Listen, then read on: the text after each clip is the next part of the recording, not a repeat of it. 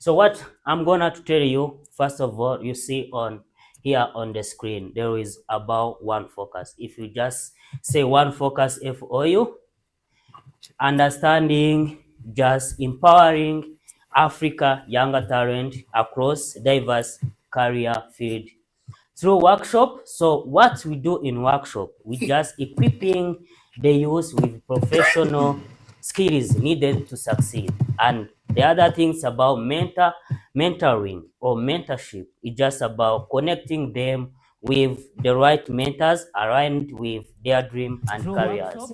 The other first or the last one, it's about Voice of Tomorrow podcast, our platform to share the inspiration, life lessons, and the challenges to keep others motivated and running. So our mission is simple. It's about to discovering, nurturing, empowering young African talent by providing platforms, mentorship, and opportunity that help them to their dream into real impact.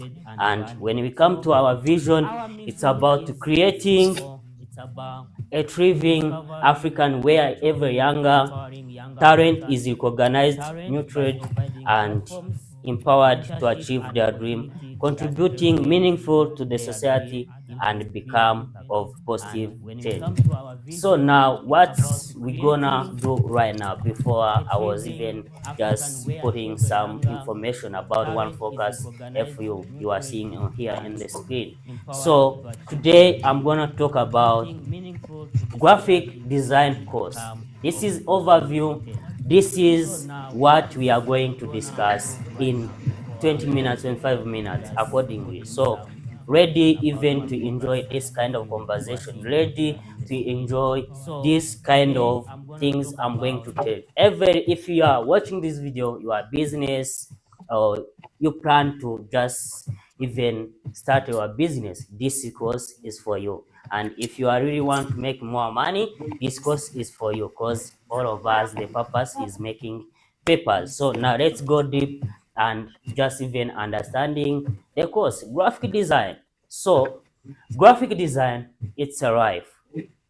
So this is the things we usually use in our daily activities.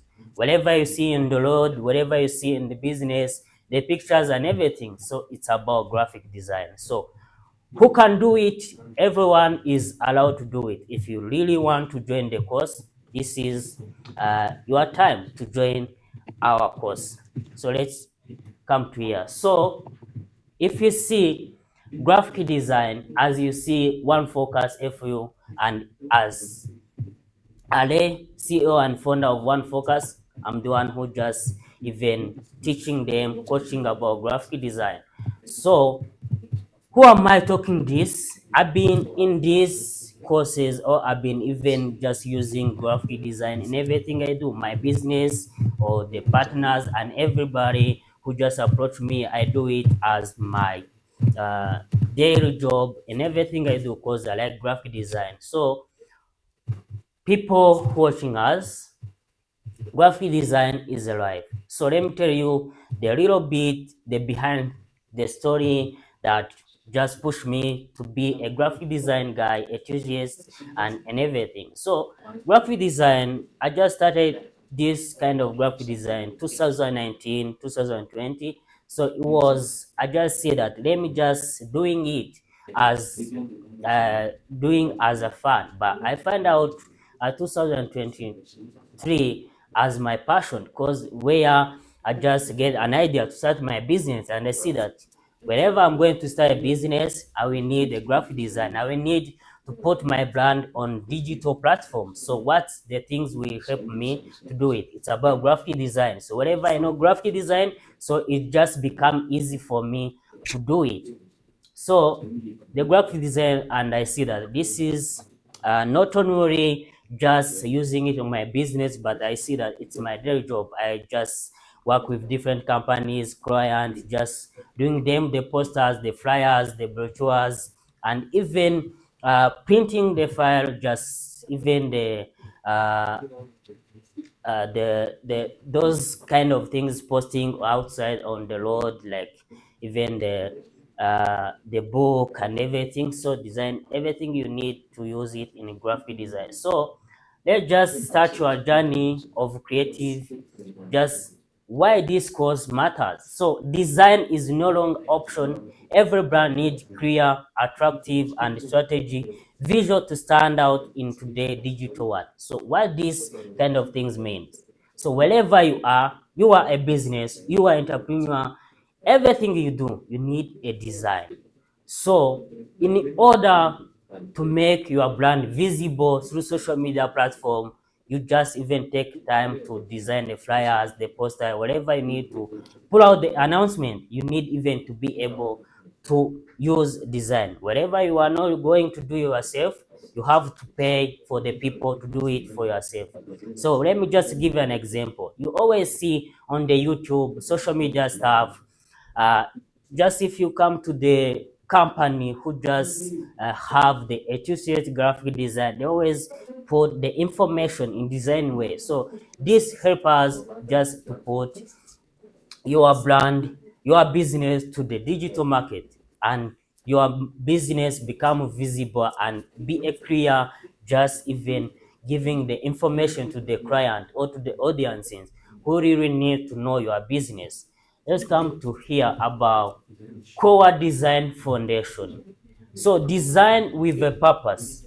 So this is the way you need to understand that. Why should I even start doing graphic design?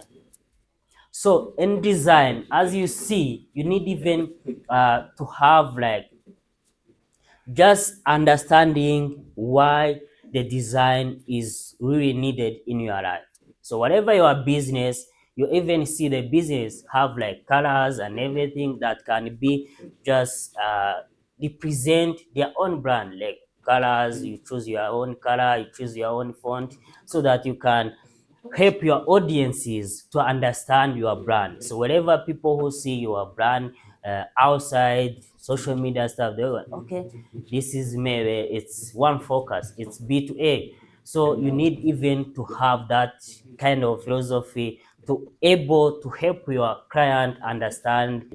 This is where you just even see the even how your brand should be uh, recognized, should be even follow up the guidelines, the way you would be presenting your brand online. So also in what you do, if you just have a mug, if you have the t-shirt, if you have the business, so you should even choose the color that align with your brand, your mission, because every color you see on the screen or everything you see the brand, like let me just say the B2A one focus, the color you see, just they have the behind scene explanation about it. They have even the way the something they're representing, uh how you will be able to build and maintaining strong brand identity. So if you just come to graphic design course, you will understand how you can build and maintain stronger brand identity. In which way? So if you come just see on the screen graphic design, so you have also see the colors we are using. This is our brand and visual identity for one focus. You have see the colors we are using. So always just representing our company. Wherever you see and you see this kind of color, you can, okay, this color is for one focus, this color is for B2A. So if you see here on the screen, there is some images that shows the brand guidelines. So you always give or design this kind of things that representing your brand or your business on business card, on the poster, and just t-shirt, so that it can be visible. This is your uniqueness in each and every business you do, so every people can even separate from others, that not like the other brand we also know. So this is all of the things you have, you see, that you can even learn how to do it through the using some software we all use as graphic design. So digital and printing design skills. This is the way you even want to know how you prepare the file.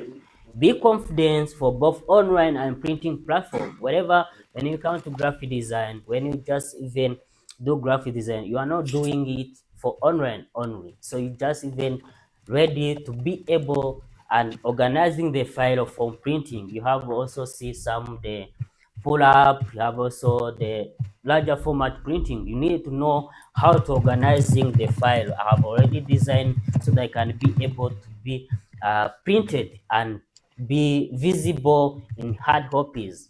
So this is the skills also you need to know. Not only know, okay, I can design this and put this, but you need even to understand how these big machines are working. What is the even the phenomenon for printing something you have already designed online, so on your machine, and be able to be printed out. We always see the some pull up stuff on an event where we attend, or just see the business card. You always need to understand the way you can design everything, and when you come to the printout, that your design could be come in a good way without mess up.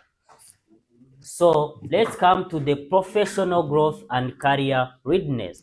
So understanding these, after understanding all of these things, we able just end up with this course with practical skills, real project and confidence to work professional. What this means is it's about you will understand the things you always see online, maybe you didn't have the knowledge about it.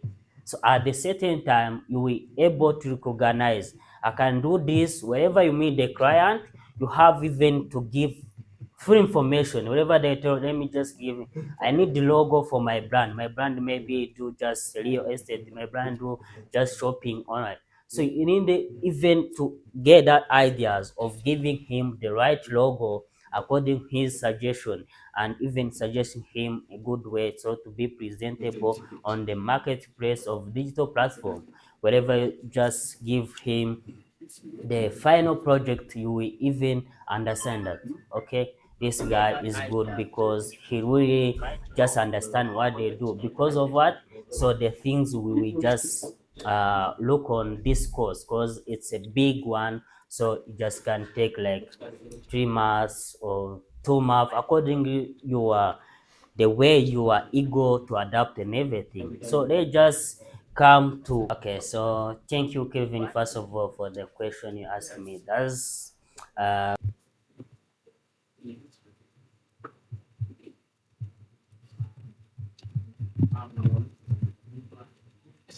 good morning, everybody just watching this video. So I wanna wish you a Merry Christmas. Just it's been a year trying to do something good. So since 2025, starting January up to now to December, so we are having Merry Christmas, and I wish everybody have a good time and happy holiday festival. So what I'm gonna to tell you, first of all, you see on here on the screen, there is about one focus. If you just say one focus FOU, understanding, just empowering Africa younger talent across diverse career field through workshop. So what we do in workshop, we just equipping the youth with professional skills needed to succeed. And the other things about mentoring or mentorship is just about connecting them with the right mentors aligned with their dream and careers. The other first or the last one, it's about Voice of Tomorrow podcast, our platform to share the inspiration, life lessons, and the challenges to keep others motivated and running. So our mission is simple. It's about to discovering, nurturing, empowering young African talent by providing platforms, mentorship, and opportunity that help them to their dream into real impact. And when we come to our vision, it's about creating a thriving African where every younger talent is recognized, nurtured, and empowered to achieve their dream, contributing meaningful to the society and become of positive change. So now what we gonna do right now, before I was even just putting some information about one focus FU you are seeing on here in the screen. So Today I'm gonna talk about graphic design course. This is overview. This is what we are going to discuss in 20 minutes and 5 minutes accordingly. So ready even to enjoy this kind of conversation, ready to enjoy this kind of things I'm going to tell. If you are watching this video, you are business or you plan to just even start your business, this course is for you. And if you are really want to make more money, this course is for you, because all of us, the purpose is making papers. So now let's go deep and just even understanding the course, graphic design. So graphic design, it's a life. So this is the things we usually use in our daily activities. Whatever you see in the road, whatever you see in the business, the pictures and everything. So it's about graphic design. So who can do it? Everyone is allowed to do it. If you really want to join the course, this is your time to join our course. So let's come to here. So if you see graphic design, as you see one focus FU, and as Ale, CEO and founder of One Focus, I'm the one who just even teaching them, coaching about graphic design. So who am I talking this? I've been in these courses, or I've been even just using graphic design in everything I do, my business or the partners and everybody who just approach me. I do it as my daily job and everything I do, because I like graphic design. So people watching us, graphic design is a life. So let me tell you the little bit, the behind the story that just pushed me to be a graphic design guy, enthusiast, and everything. So graphic design, I just started this kind of graphic design 2019, 2020. So it was, I just say that let me just doing it as doing as a fun, but I find out 2023 as my passion, because where I just get an idea to start my business, and I see that whenever I'm going to start a business, I will need a graphic design. I will need to put my brand on digital platforms. So what's the things will help me to do it? It's about graphic design. So whenever I know graphic design, so it just become easy for me to do it. So the graphic design, and I see that this is not only just using it on my business, but I see that it's my daily job. I just work with different companies, clients, just doing them the posters, the flyers, the brochures, and even printing the file, just even the those kind of things, posting outside on the road, like even the book and everything. So design everything you need to use it in a graphic design. So let's just start your journey of creative, just why this course matters. So design is no longer option. Every brand needs clear, attractive, and strategic visual to stand out in today's digital world. So what these kind of things means. So wherever you are a business, you are entrepreneur, everything you do, you need a design. So in order to make your brand visible through social media platform, you just even take time to design the flyers, the poster, whatever you need to pull out the announcement. You need even to be able to use design. Whatever you are not going to do yourself, you have to pay for the people to do it for yourself. So let me just give you an example. You always see on the YouTube social media stuff, uh, just if you come to the company who just have the associate graphic design, they always put the information in design way. So this help us just to put your brand, your business to the digital market, and your business become visible and be a clear, just even giving the information to the client or to the audiences who really need to know your business. Let's come to hear about core design foundation. So design with a purpose. So this is the way you need to understand that. Why should I even start doing graphic design? So in design, as you see, you need even to have like just understanding why the design is really needed in your life. So whatever your business, you even see the business have like colors and everything that can be just represent their own brand, like colors. You choose your own color, you choose your own font, so that you can help your audiences to understand your brand. So wherever people who see your brand outside social media stuff, they're like, okay, this is maybe it's one focus, it's B2A. So you need even to have that kind of philosophy to able to help your client understand your brand. So if you come to just even the branding and the visual identity skills, this is where you just even see the even how your brand should be recognized, should be even follow up the guidelines, the way you would be presenting your brand online. So also in what you do, if you just have a mug, if you have the t-shirt, if you have the business,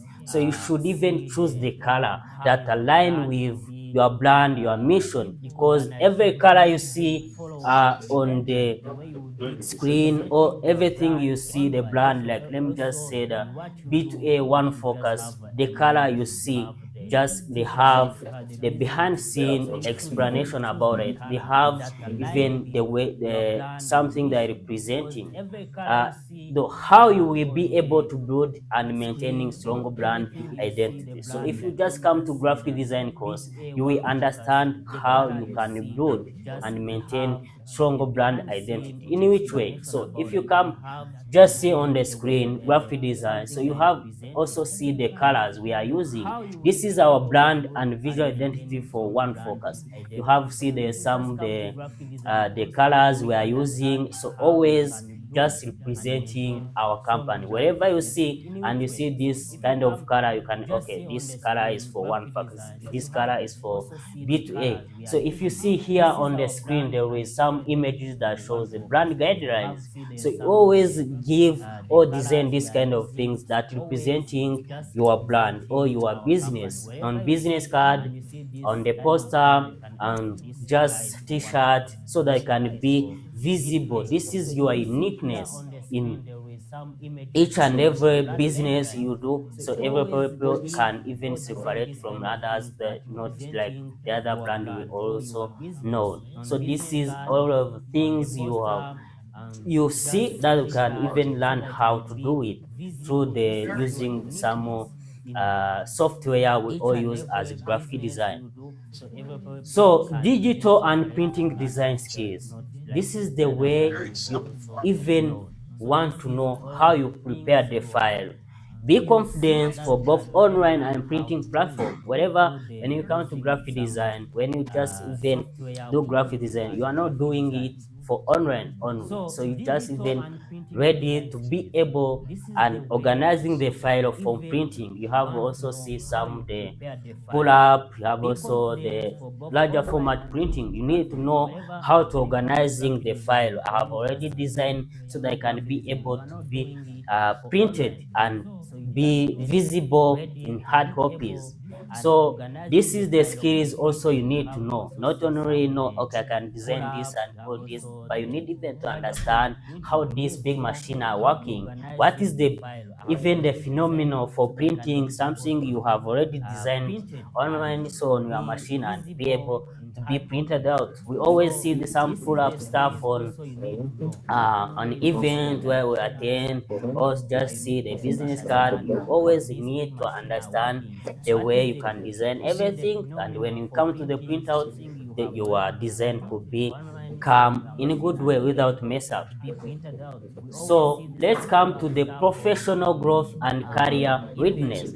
So understanding these, after understanding all of these things, we able just end up with this course with practical skills, real project and confidence to work professional. What this means, it's about you will understand the things you always see online. Maybe you didn't have the knowledge about it. So at the certain time, you will able to recognize, I can do this. Wherever you meet the client, you have even to give full information. Wherever they tell, let me just give, I need the logo for my brand. My brand maybe do just real estate. My brand do just shopping online. So you need even to get that ideas of giving him the right logo according to his suggestion, and even suggest him a good way so to be presentable on the marketplace of digital platform. Wherever you just give him the final project, you will even understand that, okay, this guy is good because he really just understand what they do. Because of what? So the things we will just look on this course, because it's a big one, so it just can take like 3 months or 2 months according to your the way you are eager to adapt and everything. So they just come to, okay, so thank you, Kevin, first of all, for the question you asked me. That's really good.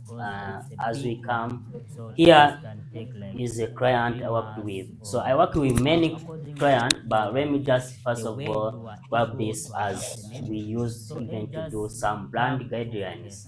So as you see here, the brand guidelines, this is the one of essential every business, wherever you are startup, wherever you are a big company, you should even follow these brand guidelines, because it shows that how you be presenting your logo at the images, how you be even presentable or just visible to the online social media, the color consistency, even the your topography. When we say topography in graphic design, it's about the font. So this is the, we're gonna even see, let me just scrolling a little bit and see what's about the brand guidelines, what's the composition of the brand guidelines.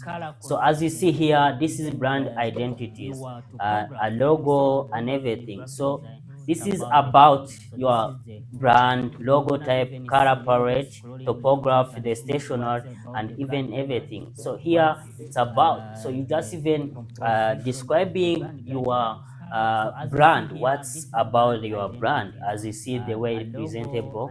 And here it's about logo type. This is the, as a graphic design, this is the construction way. Just see how we started designing this kind of logo for B2A. So this is the final one. So as we have already started the construction way, and this is the final one. So if you come here, so if you come here, we need even to just show the primary logo, which one come the first in everything we post on social media, the physical, the hard copies. So you need even to just clarifying about that. This is the primary one, this is the icon, and this is the word mark logo. So as this is the primary logo, so the wherever you see the brand of B2A, you even see this kind of logo. So you can use this kind of logo or the icon, even the word mark logo, so we see how be presentable. This is even different with different color palette. So wherever there is a background black, you even to use the orange icon. So this is the logo icon for the bit, as you see, and everything. Wherever you have the background, white background, you need even to bring the orange icon logo, and wherever you have the orange background, you need even to have the black. This is a thing every design, wherever you are working with the company, you should even focus on the way you're presenting the brand in color background.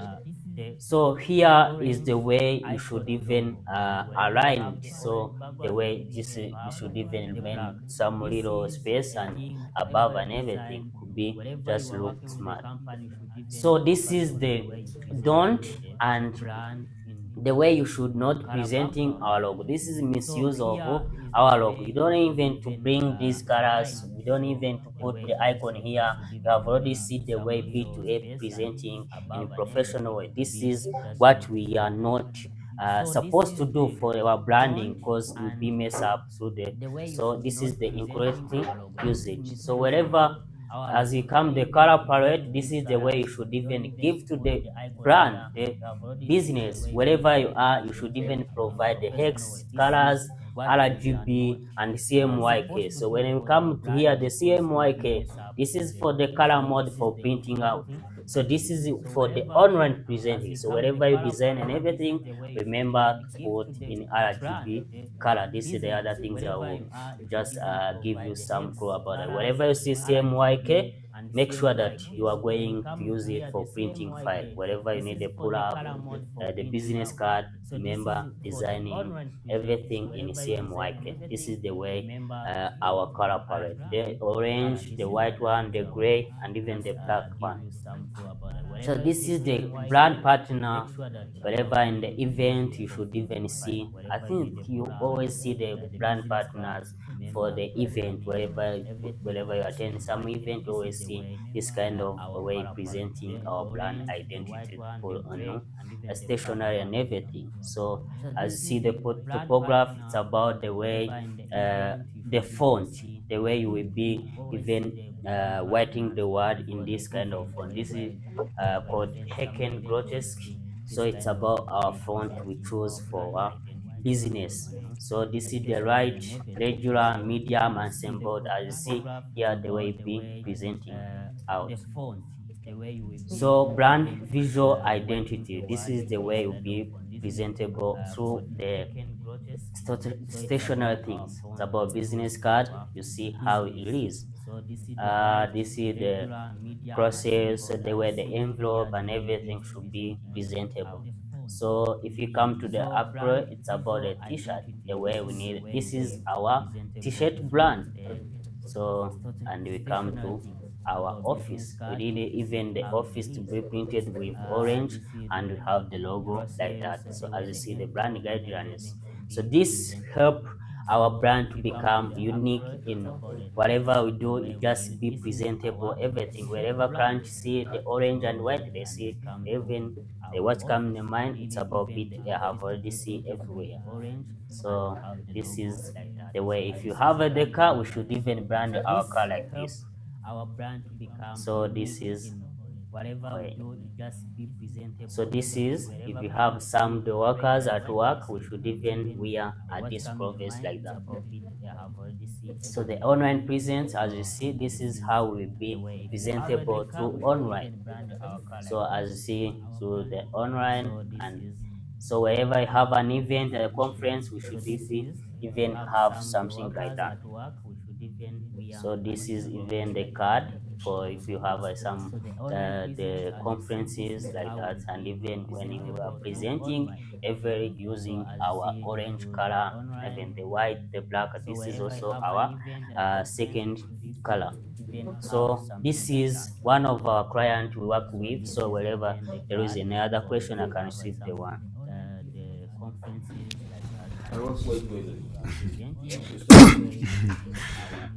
I also have a question, Hmm.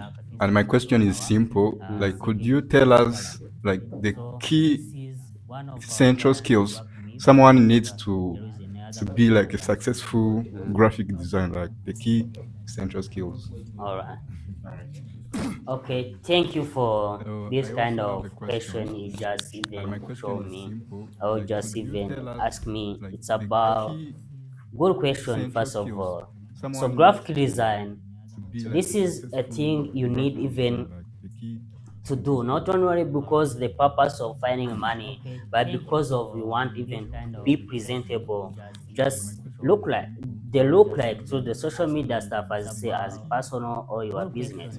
So the first of all, you need even to learn the those kind of soft skills, the software skills. We have like Photoshop, the Illustrator, the Canva, just the software that we always need to use on our graphic design. So you need even to have that kind of skills. The other things that help me most about the improvement and feedback. wherever you design something and you meet with the client and you told, okay, Alan, you should change this. Don't just mad with him because they're just telling you that you need even to correct those mistakes you made, and client give the feedback. It just help you to improve yourself. The other thing is about consistency and practice. Just sit down. The graphic design also, as the word make, as the word always make changing, keep just even be counter the trend. You need even to know the trend, what's going on as a graphic design, and do some practice. So what's right now the up trend for brochures? You need even to search and everything, always searching and find out, just practicing. And even the other thing I can tell you, just put your work through the social media stuff, because we find the people who like what you do and come to you and say, okay, I have already seen your work and this is good. So can we work with you? As well as building your portfolio.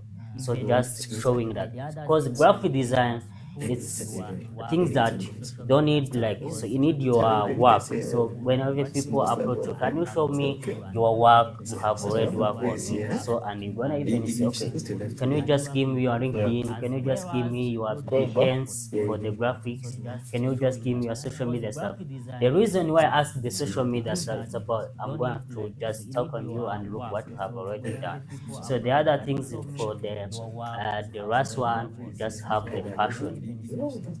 Just think that your passion and the purpose for vision. What you, how far I want to go as a graphic design. If you just understand your passion and the purpose, you will able to just make it and become a successful graphic design. Thank you. Yeah.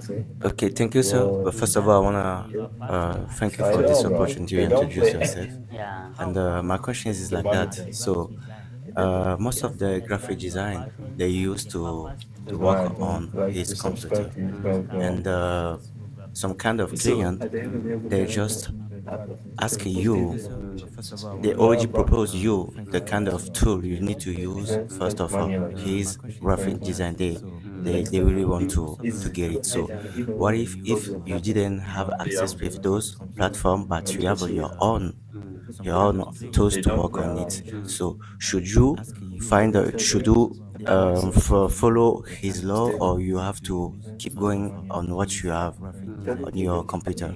Yeah.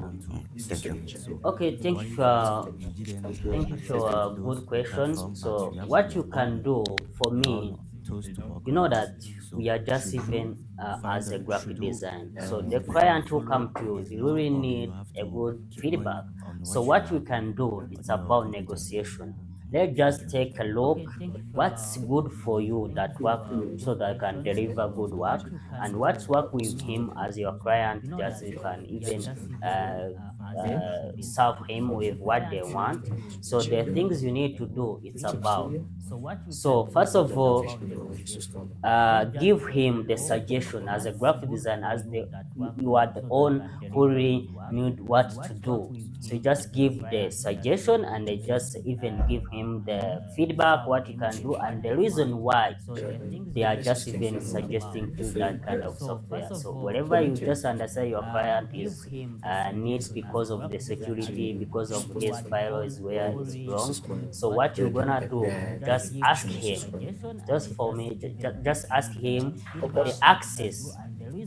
So cause they just even suggest you to those kind of software you don't have. So you just ask him the even the access to use it, and you give him the even the feedback they want, they give him the design they want, as just suggesting for in case of his private and everything they want to protect. So wherever is not working, so just give, confirm him that you can do it, even if they don't give you access to this, because you know what to do. As a graphic, you always need to be adaptive so they can deliver a good work.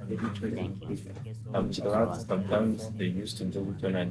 So, so as we conclude, if there is no other question, what I can tell you today, thank you for coming. So I hope you enjoyed the conversation. People who will just watching this video, so learn how to become a successful graphic design. Everything is possible. Just come to us and make comment what we can improve ourselves, and so that I can give you a best course and you can run and achieve what you want. So this is a good course you need to learn as a youth. Thank you. How to become a successful graphic design? Everything is possible. Just come to us and make comment what we can improve ourselves, and so that I can give you a best course and you can run and achieve what you want. See how much he's making. So if you want to consult that guy and you click on the one-on-one coaching, the guy will slap you. Okay, look at people that are going to mentor you. No. My brother, give us the money side. No, he doesn't want to put the money. He doesn't want to put the money. So if you want to consult that guy, hey, you see what we talked about last time? Yeah, are you able to afford a minimum? For 10,000, you remember, it's exactly what you were saying. Exactly. Now you tell me it's impossible. Do you know the guy maybe is overbooked? The guy doesn't even have time anymore. Maybe he has 10 clients a week. So he's probably making $100,000 a week just from his coaching. You have to say, this is my budget, or this is not my budget, so I won't apply. Or I want you to help me with a specific upcoming speaking engagement or a general communication skill and media training. We need to take inspiration of this guy. I'm happy this is recorded. Let's take inspiration. We will have very good ideas for what we do. All right, let's take the last one. Let's change the niche. Let's take something else, something odd, something weird. Apart from cooking, traveling, give me something weird. I just want to see the business models. Home remedies. Yeah, that's very nice. Home remedies, but there are not many Africans, unfortunately. Africa has more plants, more natural plants, but there are less Africans giving tips on home remedies. Look, white hands, white hands. These are white hands. It's unfortunate. Okay, so look at this one, for example. This is the home remedy. He's even using AI for the voice. So this one is, what's the name again? 11 Labs. Yeah. Yeah. One second, we get to there. So I have clicked on the link in bio. The link in bio, he has used tinyurl. Tinyurl is a link shortener. So if your link is very long, you go to tinyurl.com and then it will reduce your link so that people can see it very small and easy to memorize. That's the reason why people shorten links. Even all my affiliate links, they are not the original affiliate links they gave me. It's always totolohustle.com/the product. For example, if somebody wants cheap tickets, you go to totolo.world/trip, trip.com. That's where I make my money from people buying tickets from my links. If you want, for example, TESOL, how to train as an English teacher, you go to totolohustle.com/TESOL, and it will take you to the website. It's a very good strategy so that my name remains, people know me. Very important. So the guy gives tips on home remedies, as you can see here. If you want, for example, AI voice. That's it. Tips. Now, question. Do you think that guy produced those videos or he used other people's products? That's nice. We call it DFY. It's a concept that can help you boost your channel. DFY means done for you. Now, question. So if you want to boost your engagement, if you want to boost the productivity of your channel or your content, just go to any Google search and add done for you. Or add this word, PLR. PLR means private label rights. What does it mean? It means there are humans in the world who know that we are so busy to create content. What they do is they do the job we want to do and they resell us the product that we want. Let me give you an example. These are tips for home remedies. Do you know there are people who create those videos professionally? and they resell it to you at a very cheap price with a certificate that shows that you own the product. So once you take those products, you can start propagating on your website, you can start propagating on your YouTube, and people will be shocked. People will think you are a professional. It's not you who created it. It's for sale. Let's do this. Go to Etsy.com. Etsy is the biggest competitor of Amazon.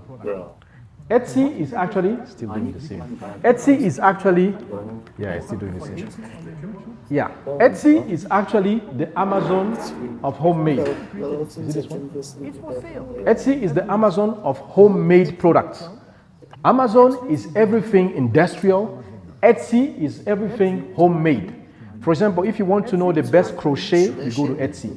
If you want to know about home remedies, you go to Etsy. If you want to know about books, you just go to Etsy. So remember that when you go to Etsy, they are very cheap. Don't worry. Don't be scared. When you go to Etsy, do this. Home remedy videos, and add this, PLR or DFY. So what will happen is this. See, what will happen is this. Okay, let's take this one for example, aesthetic videos. What will happen is somebody is going to sell us 250 faceless reels. That's exactly what we were talking about. They will sell you 250 faceless reels for how much, guys? What will happen is this. Kevin, if you were to create 250 videos, would it cost you that? You know, you will use, your battery will go down, huh? You will also have to go to find better places apart from no-scan. For example, if your content is food, you need to have an expensive kitchen. Yeah. But this one has already done it for you. Yeah. So that's why here in the description, he says this. Embrace the beauty of simple living with this 250-piece homestead video reels collection, a stunning compilation of earthy and authentic visuals showcasing the art of homesteading.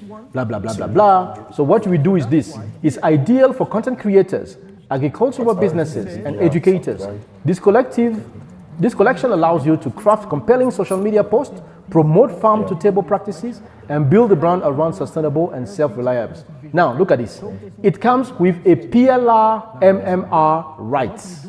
PLR private label rights. MRR master resale rights. The difference between PLR and MRR is PLR products can be edited by you, the buyer. So you can slap your name, you can change colors, you can add your voice. That's PLR, private. MRR means master resale right. It means you don't change anything. You sell it as is. So for example, those videos, don't add any voice. Don't do anything. Just post it as is. Now, when you receive a copyright claim, like the video doesn't belong to you, show them the certificate, because she said it's included. So when you show them the original certificate, nobody's going to sue you, and YouTube is not going to block your channel, because you have the right to resell. Is it not a good idea? Instead of creating from scratch. So you can rebrand, you can resell, you can make them a valuable asset for anyone looking to share, teach, profit from the homestead. Beautiful. So guys, I've given you that concept, PLR or DFY. My best shop is Etsy. So let's say, for example, you're a woman and you want to motivate other women, like boss ladies, women entrepreneurs. That's what you do. You just do women entrepreneur video PLR or DFY. Let's go. So you see those many ladies who are struggling to create content? Just tell them to go to Etsy. Look at this one. This one is going to sell you 800 business women videos for how much? 70% discount. It's crazy. And it's melanin videos, which means black business women. That's good for African ladies. So this is what you have. Look at the package. Look how beautiful it is. Look at professional it is. Instead of our sisters sleeping with big guys just to have a video, you know, most African ladies, do you know how they create content? Who can tell me how they create content? They sleep with big men. Yes, 90% of African ladies' videos that you see on YouTube, TikTok, in a 5-star hotel is after sleeping. Do you believe me what I'm saying? It's sad. You know, they can use those ones to start boosting the channel about women entrepreneurship. You don't have to sleep with somebody. And that's why people were talking about the porta potty. That's what they are doing. It's because somebody invited them in Dubai. They are broke. They can't even buy a ticket. So this is a good idea for what we call DFY. So that's what you can do with this one. Okay, so content creation is not a problem. You can boost your own content yourself. Yeah, let's do the last one. Last one was TikTok. You said TikTok about what? AI. AI what? AI in Africa. Consulting. Wait, this is a very hard niche. I don't think there's something like that. Okay, somebody say AI consulting here. Look at the guy, useless guy. What is he talking about? Oh, how I make $100,000 months in 2025. This is a very hard niche. I don't think there's something like that. Yeah, the video is not appealing. Let me click on the bio. Let me just check the bio. Look at the guy. He doesn't even have a link. Oh, he has a link. Okay. He uses Typeform. You know Typeform? Typeform, you can do it when you have a conference, if you want people to share their opinions. So he doesn't even have a website. He just uses Typeform. There we go. So let's click on it. Let's see if the brother is really making $100,000. He needs to update. Yeah. It's unfortunate. It's unfortunate. Okay. Exactly, with the content. Exactly. So now you see that it is easy for you to boost your channel. So instead of wasting your time creating from scratch, I create everything from scratch. When in the video, I am there. I do everything myself. I put it on Canva, I edit myself. I have in fact, I have 3 channels. The first channel is called Gemini Multimedia. This is about media online job. Second channel is about conference interpreting. The third channel that I've not started yet is for English teachers because it's a big niche, English teaching. Okay, now the step 2 was the tools. So the segmentations, the durations, the audiovisual tools, you already know the tools. Guys, don't try to get something that is so sophisticated. Just get your phone. Everybody's saying, yeah, you need a DSLR. What's the difference? If the content in the phone recorded video is more important than the content in the DSLR. That's the problem. There's a Nigerian couple here. They have a podcast on YouTube. I forgot the name. They talk about relationships, family. It's fine. It's fine. But the guy is smart. In the description, he adds his book. Yeah, he has a PDF book of $15. Do you know how much he's making a month? $10,000. Do you know he's in Kigali here? $10,000 from just that book. So, in fact, the podcast is just a teaser. And people are like, oh, this guy is nice, with a wife, so it catches people with emotions, and they buy the ebook. So the audiovisual tools, I won't stress on that. It's good to have a good microphone if you are distant from the camera, but you really don't need that. You can just get close to your camera and then you record from your voice. And then we also have leveraging with AI. You know, we have multiple usage of AI in your content. Give you an example. Multiple usage of AI in your content. For example, I can create graphics with AI for my video. What else can you do with AI for your content? Yes. So you can clone your voice with AI for your content. Give me another usage for content. Absolutely, yeah. Caption is a very good idea. Why is caption important in content creation? Who can tell me? My long form videos don't have captions, but my short forms have captions. I will tell you why. But why caption is important? Yeah, that's good. Yeah, another one. It gives more context about the video. Exactly. But there's one thing you have not told me yet. I was the same with him. I had the same idea as him, as in captivating the hook. That's where I believe the hook is. Yeah, it's the hook, right? Yeah. But if I'm public transport, why is caption important for somebody who is watching my channel? In public transport. It gives more context about the video. Exactly. Yes. Exactly. Because in public transport, you hardly can hear the sound. So the caption is going to indicate you what the content is about. And then from there, you can now go to the channel and you do whatever you want. Caption is very, very important. And remember, there are also people who are called hard of hearing. Or there are also people who can't hear your accent. Exactly. So the caption helps them understand exactly what you do. I've seen YouTube videos where when Americans explain, and Indians are like, you are too fast. Or something like that. He's I've now also seen becoming an expert YouTube contents of doing Indians, interpreters. when they explain, Americans are like, Visibility. bro, can you use another Digging language? into a niche. You see why it's important. So clarity is very important in your content. So that's the leveraging with AI. Comes with the delegation. Now, let's talk about your reward. I've segmented it into two parts. The natural reward is your views and your subscribers. The You know the instructions rules with YouTube. for the clipping. 4,000 watch Make it, hours, you know, 1,000 it's a highlight. subscribers. It's But me, I don't have any of that, Pick but a I'm still subject. making money.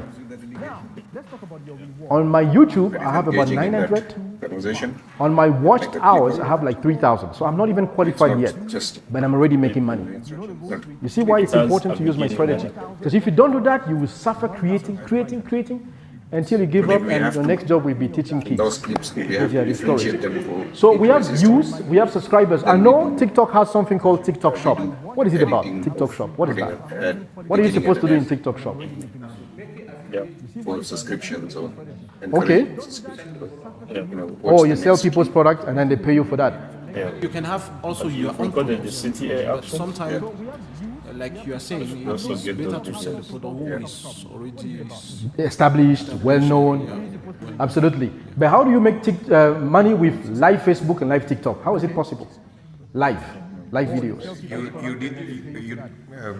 There is live shopping nowadays. yeah, live where, shopping. You know, where Like what is happening in China? yeah. So people talk about the product, Yeah. how it was made, how you can use it, and you know, people buy through that. Yeah, they buy into that. Do you have another idea? I was thinking the gifting. What is that? Yeah, this is a concept I don't know about. People talk about that. What is gifting? It's like maybe like while you're doing a live talking Yes. about something, some people can gift you like flowers and they have monetary like exchanges. So you for can that gift. convert it into money. Yeah. I've heard people say, give me hearts. What is that? Give me hearts. Yeah, like exactly. Oh, Yeah, like exactly. okay. So when they, okay, so those ones are money. Yeah. Yeah. Yes. Yeah. But I don't like that business model. It makes you look like a beggar. If you check my YouTube videos from video 1 to the most recent video, any of my video in my life, I have never said like and subscribe. I hate that. I hate that. Exactly. There is one platform where people can make money teaching a language. It's called preply.com. If you want to teach on that platform, you are going to make a video of yourself. You tell people what you want to teach. But guess what? If you dare say, please get to my class, they'll block you. They say they don't want beggars. Why? They say they already have a name. It's like Nike telling people, please buy Nike. Do you think Nike has time to do that? They'll just show you the Nike, and they know people like it. So avoid begging. I've seen even videos on YouTube. It's like, before I start, for those who don't know me yet, please subscribe and like. No. It's not good.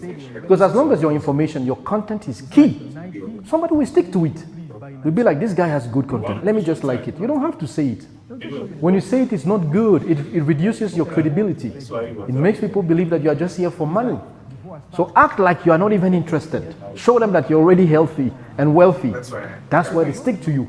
Remember that, okay? So don't do those likes, don't do that. You can say contact us for more details. Me, I always say description below. Description below. For booking, description below. But I never say like. But let me tell you, my Conference Interpreting in Africa channel is boosting more than my normal YouTube channel. Why? Because I'm targeting students, and they are like, they contact me. I can show you the message. This morning, somebody say, hey, I saw your video on YouTube. Please help me. Because you change people's lives. And those guys, any moment I post a video, the next 1 hour, 500 views. I'm like, what is that? So this is how you're supposed to be. Okay, next, trust and legitimacy. That's exactly what I was talking about. Trust and legitimacy. Make sure you are an authority. Don't come and gossip, because gossip is speculations. Gossip is not truth. Gossip is what people are saying. And that's the big problem in Rwanda and many African countries. You talk about somebody else's life. Oh, Chris Brown has slept with Keisha Cole. Who cares? Who cares? You see the problem with gossip news channels? They fade quick. Because whatever happened, the accident, the sleeping with somebody, it's just for a week. It's just like news. Then the following week, people forget. You know it. Yeah, they forget. They go about something else. But if you show the secret on how to create PayPal in Rwanda, do you think it will fade? People will still need it, even after 10 years. Yeah. Put something that is factual and lifetime, that never changes. Next, active and passive revenues. Okay, who can tell me the difference between active revenue and passive revenue? What's the difference? Active revenue.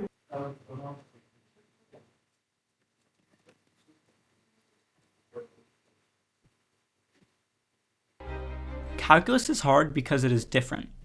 It introduces completely new concepts, such as the limit, the derivative, and the integral.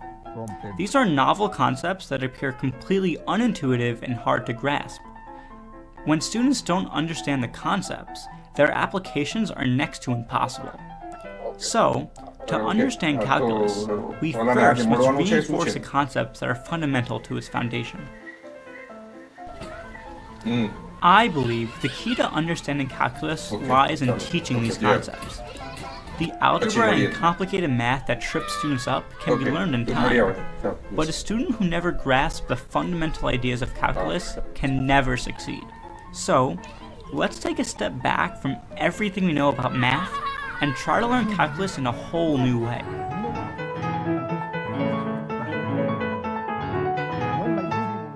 So Infinity is really cool because it allows us to talk about things that are either really big or really small. The moment my kids hear Coco Melon, wow. Just go on YouTube and put kids niche is huge. Do you know why? Because parents want to get rid of them. When my baby was less than a year old, he could stick to the screen the whole day. And we were busy doing something. I'm telling you, it's not easy to raise kids. The moment my kids hear Coco Melon, wow. Just go on YouTube and put Coco Melon kids reaction. You will just laugh. And these guys are making a lot of money, the Coco Melons. I want somebody to do an investigation. Please check Coco Melon YouTube channel and go to the link description. Let's see if there is a store. Because I know they have millions, billions of kids. But check if there is an added product, because that's what we are here for monetization. So check Coco Melons for me and see if they have a store, they have merch, they have videos for sale, they have a course to offer to kids that look at that added value. So you check it out whilst I'm moving to the next one. So that was about the niche. Number two, your tools. Very important. Very, very important. Your tools. The number one I was talking about is written. And this is the case of my brother here. He's so good at writing. So for his case, specifically, he doesn't need a video content. He can just use a blog. That's still content creation. Just that a lot of people, me for example, I'm so lazy in writing. He can do that. So he can use his blog for content writing. Now, the big challenge that the brother has is how to generate traffic to come to his blog. That's why in his website, in his blog post, he has to bombard it with affiliate links. Very important. Either affiliate links or products that he's selling. And that's exactly what he's doing. He's selling courses, so he has links to buy courses. But I told him last time, you need to bombard more affiliates. Because affiliation is good because somebody has already produced the product. Somebody has already done the whole marketing, the sales page, the landing page. Your role is just to pick up the link and slap it on your website. So you make more money. Let's go. Yeah. You see, number one, there's cocomelon.com. That's the official website. Number two, there's Facebook. 3, Instagram. 4, TikTok. Next, music service. What is music service? Click on music service. They have music service, they have iOS learning, and they have Android learning. What do you think the learning is about? Do you think it's free? No, they will ask parents to pay. And those parents are desperate. They are ready to pay. This is the music. Look at those music. This is the music they play on Coco Melon. Is it free of charge? Just check it out. It's not free. People pay for it. And guess what? Parents play that music 24/7 for the kids. To sleep, to play, or YouTube when they doesn't have a are highlights agitated, they play that music and it soothes the kids, because the It kids only has remember shorts and longs. that it's from Coco Melon. So this It is how doesn't they are differentiate. monetizing. So don't look at the views, the subscribers. That's Differentiation. not the problem. The Highlights. problem is here. Exactly. think it will So come you can play, but this is just the a next sample. version. If you want more, you go to Spotify and you have They to buy. don't really need it that much. So that's how they are making money. So now they also have an think the Android only and they reason have an they did it iOS. That's is extra doing a money lot because of those vibes, apps, and they have the beginning they will give you a free version and then they will tell you values subscribe if you required want your between, kids like, the to second take part in our stuff. That's it. Okay, let's come to tools now, guys. So the tools. And Yeah, I I'm also telling you got a passwords. lot of feedback Yeah, from they should Latif have today. made it without passwords. Anyway. He's been watching our videos and we saw Yeah, this need your video help. about The this tools guy, that the you Buddha need guy to use that he wanted to do for fabrication. content creation, number one, he has the written tool. He's So given me lots of his feedback tool is the writing. Positive That's his tool. Yeah. But my A lot tool of people are is the consuming. video. Yeah. I like the video. Why? Because I believe nowadays people are so lazy to learn. So I Very think lazy. People are we'll not be ready ready to to read. launch In fact, next people month. prefer to listen to a book than to read a book nowadays. Paid program. Why? Because we are busy. And number two, if you ask somebody to want read a book of us to do a 100 video pages, on mentorship. if a person is a Need for corporate, mentorship. it might take a month. Yeah. But if you turn that 100 page Dedicated into an just video. audio book, it can take 30 minutes and the guy is done with the book. Use it as Why? a- Because as a he can way listen to it when he drives, he business can talks. listen to it when he's at home, he can listen to it when he's, I don't know, sleeping, talks he can business. listen to it when he's on break. That's the initiative power there. of audiobooks. And Amazon understood it. That's why they As created well as clips for it. audible.com. Scripted. That's why they created acx.com. ACX Before we is go to Audiobook Creation market, Exchange. people need- ACX is the back office of Audible. Even Bill Clinton created a book. Even Obama created a book. Even Michelle Obama created an an audiobook because they understood that people don't have time now. Time is a big problem now. But if you listen to a book, you can consume it very quickly. So that's why I was talking about the importance of having that tool. So I think there's something like you should go somewhere, yeah, something like that, and then pick. I remember there was something like that. Yeah, I believe Siaka can help us with that. But anyway, so whilst he's trying to do it, let's go. Now let's go to segmentation. This is one of the most important part. I call it segmentations versus durations. Question: your videos, what is the normal duration for each videos that you produce? What's the duration? Let's take YouTube. Do you have a YouTube channel? Recently, but give me the duration of your video. That's your strategy. Okay. Do you have any content? Yeah. Where? Let's start from YouTube. On YouTube. Yeah. What was the duration? Yeah, that's still good. I like it. Do you have any content? Not yet. Okay. Any content for you? Yeah, we have long form. Yeah, around 27 minutes. And then you have short form. Under 2 minutes, and then reels. The 60 seconds. Yeah. So let's get there. Do you have your own YouTube? What's the duration? Most videos are 13 minutes. Yes, 13. Okay, and then you also have shorts. Then you guys are professionals. Never do any content that is more than 30 minutes. I'm telling you, it doesn't work. It works only if it's an official TV station. If it's, for example, BBC, fine. You can see a BBC documentary for an hour. It's different. These guys already have a big name. You can't compete with them.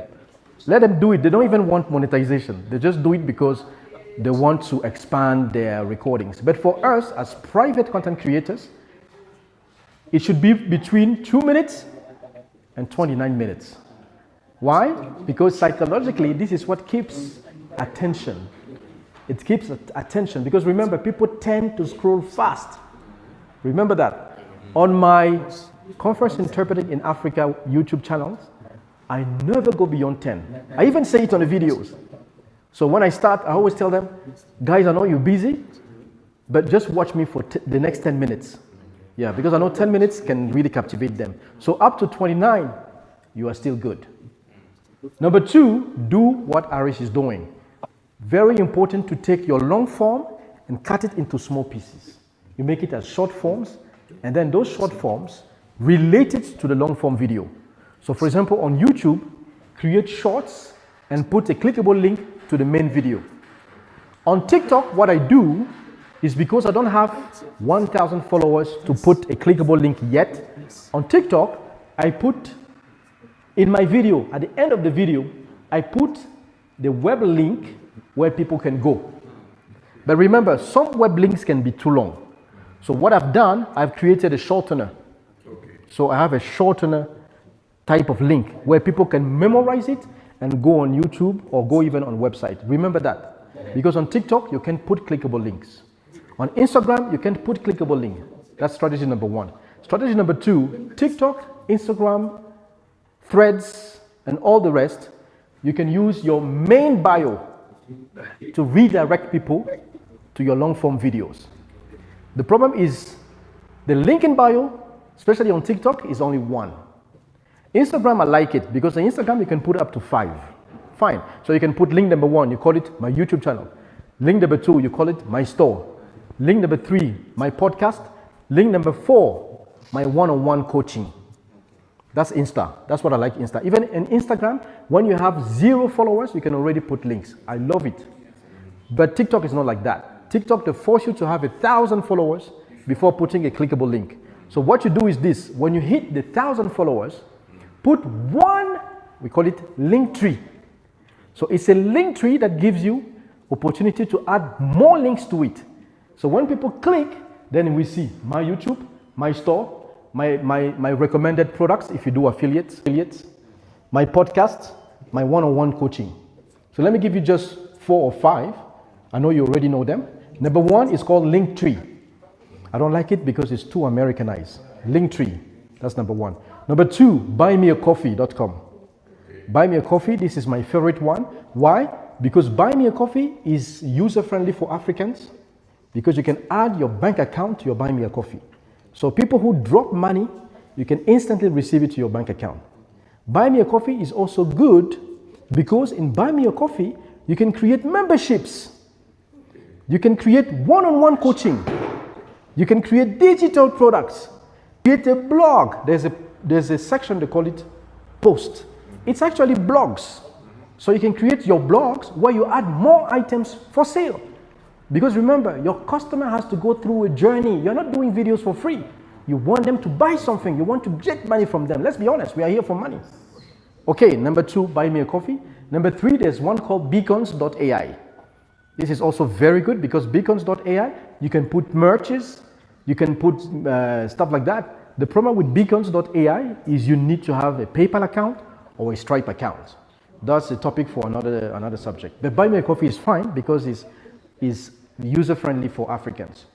There's another one called LTK. LTK. These are people who specialize in fashion. If your content is about fashion, designing, put it on LTK.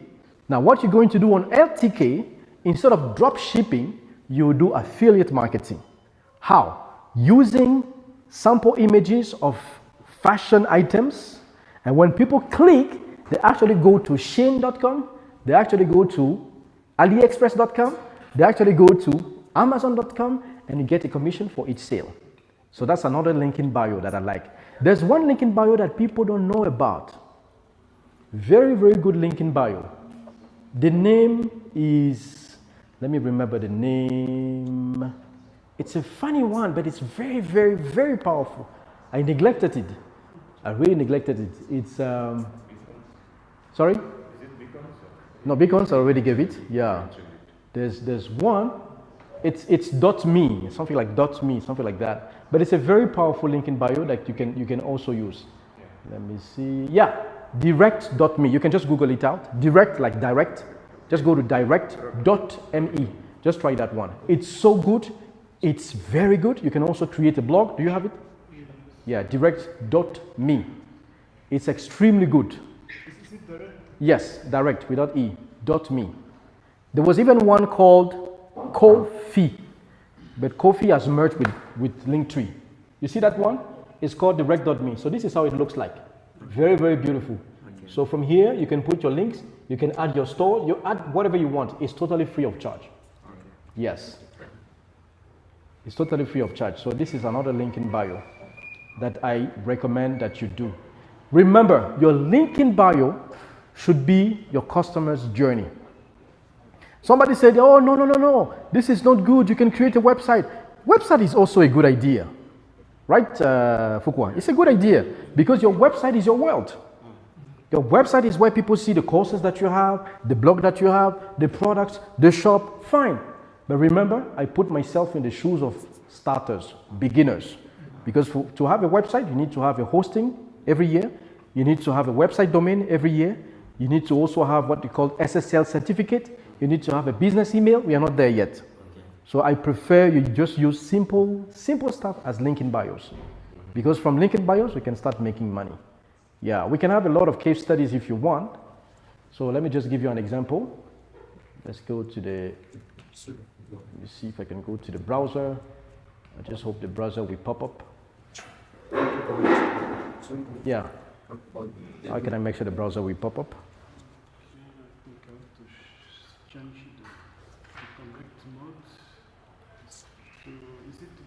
Yes, I think it's duplicate. Okay, so hey, thank you very much. So let's just do this trick. Let's go to tiktok.com. We'll just see a case in point. Okay, let's go to tiktok.com. Give me just one topic, guys. Just one topic. Yeah, let's go to TikTok. Give me one topic. Business mentoring. Business? Mentoring. Yes, that's a very good topic. You know what they do in business mentoring? They use what we call motivational videos. 90%, I guarantee you, 90% is motivational. Yeah, see, you see what I told you? It's motivational. You see? Motivational. See? Motivational. Okay, who can tell me why they use motivational? Okay, who can tell me why? We are in business, right? Yeah. But they always put motivational videos as content. Who can tell me why?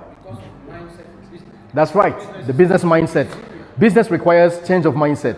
Excellent. Another reason. Why motivational? Because many people are broken. They have psychological issues of not having that motivation. That's right, the confidence. I agree with you. Another item. Why do they use celebrities? Big guy. This guy is probably a big guy. Why them? Why not an ordinary person from Nyabugogo? Why these guys? Yes, they are role models. Excellent.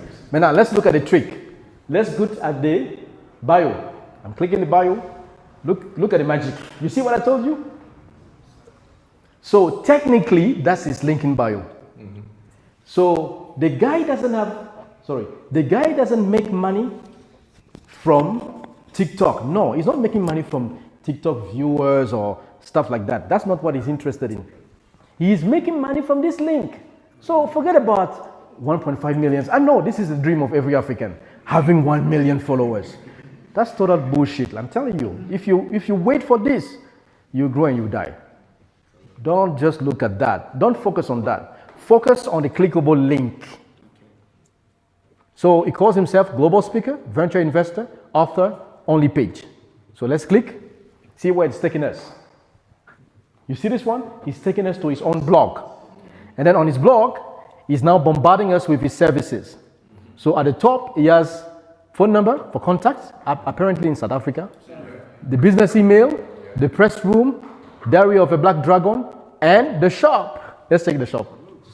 He even has he even has bookers. You see the bookers? Yeah. Yes. So here's the shop. Check out the shop. The guy is making money. He's selling motivational content. Do you see the strategy? So your link should be where you make money. That's your link. Okay. Now, let's come back to the YouTube channel. The guy has so much. Look at that. He even has something called public speaking. So if you want to invite him for public speaking mastery course, he has not put the price here. He will slap you. This guy is very smart. You see, the Magna Carta of Exponentiality, $24. Business and life lessons from a black dragon, $19. This guy is terrible, huh? Masterclass with Vusi, 6th of November 2025. This is crazy. Let's check out the price. My God. He's making money, yeah. He's making money. But he has integrated Stripe because he doesn't do PayPal. So this is a Stripe. Stripe is a partner to Link.com. Link.com belongs to Stripe. So once you put it on your back office, you can collect money from people's bank cards. Now let's come to him. You see that? Motivational, motivational, motivational, motivational, motivational. Okay, some videos are his, other videos are not his. Let's take another motivator. I want to take a motivator. Yes, yes. Let's take public speaking.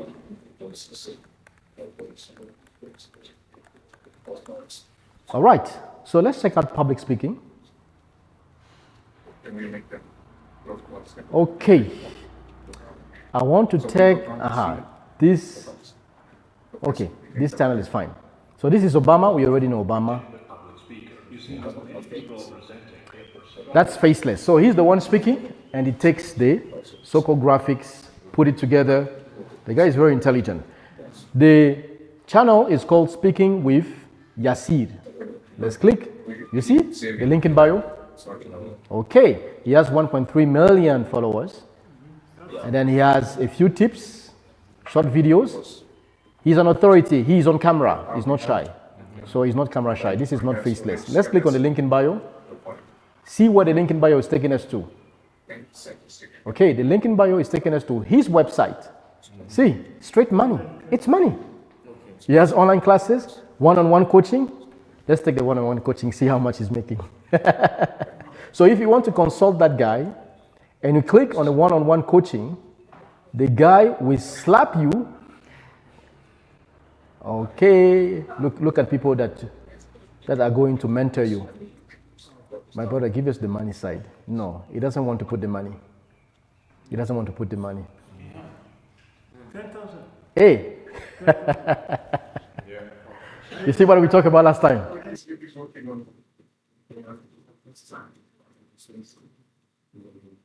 Writing comments, descriptions. All right. Good morning once again. My name is Stevie Dayenjada from Gemini Multimedia Limited. So today we're going to talk about monetizing content creation, and there's a bonus for the role of your voice for your content, but also how you can create a different streams of revenue just with your voice.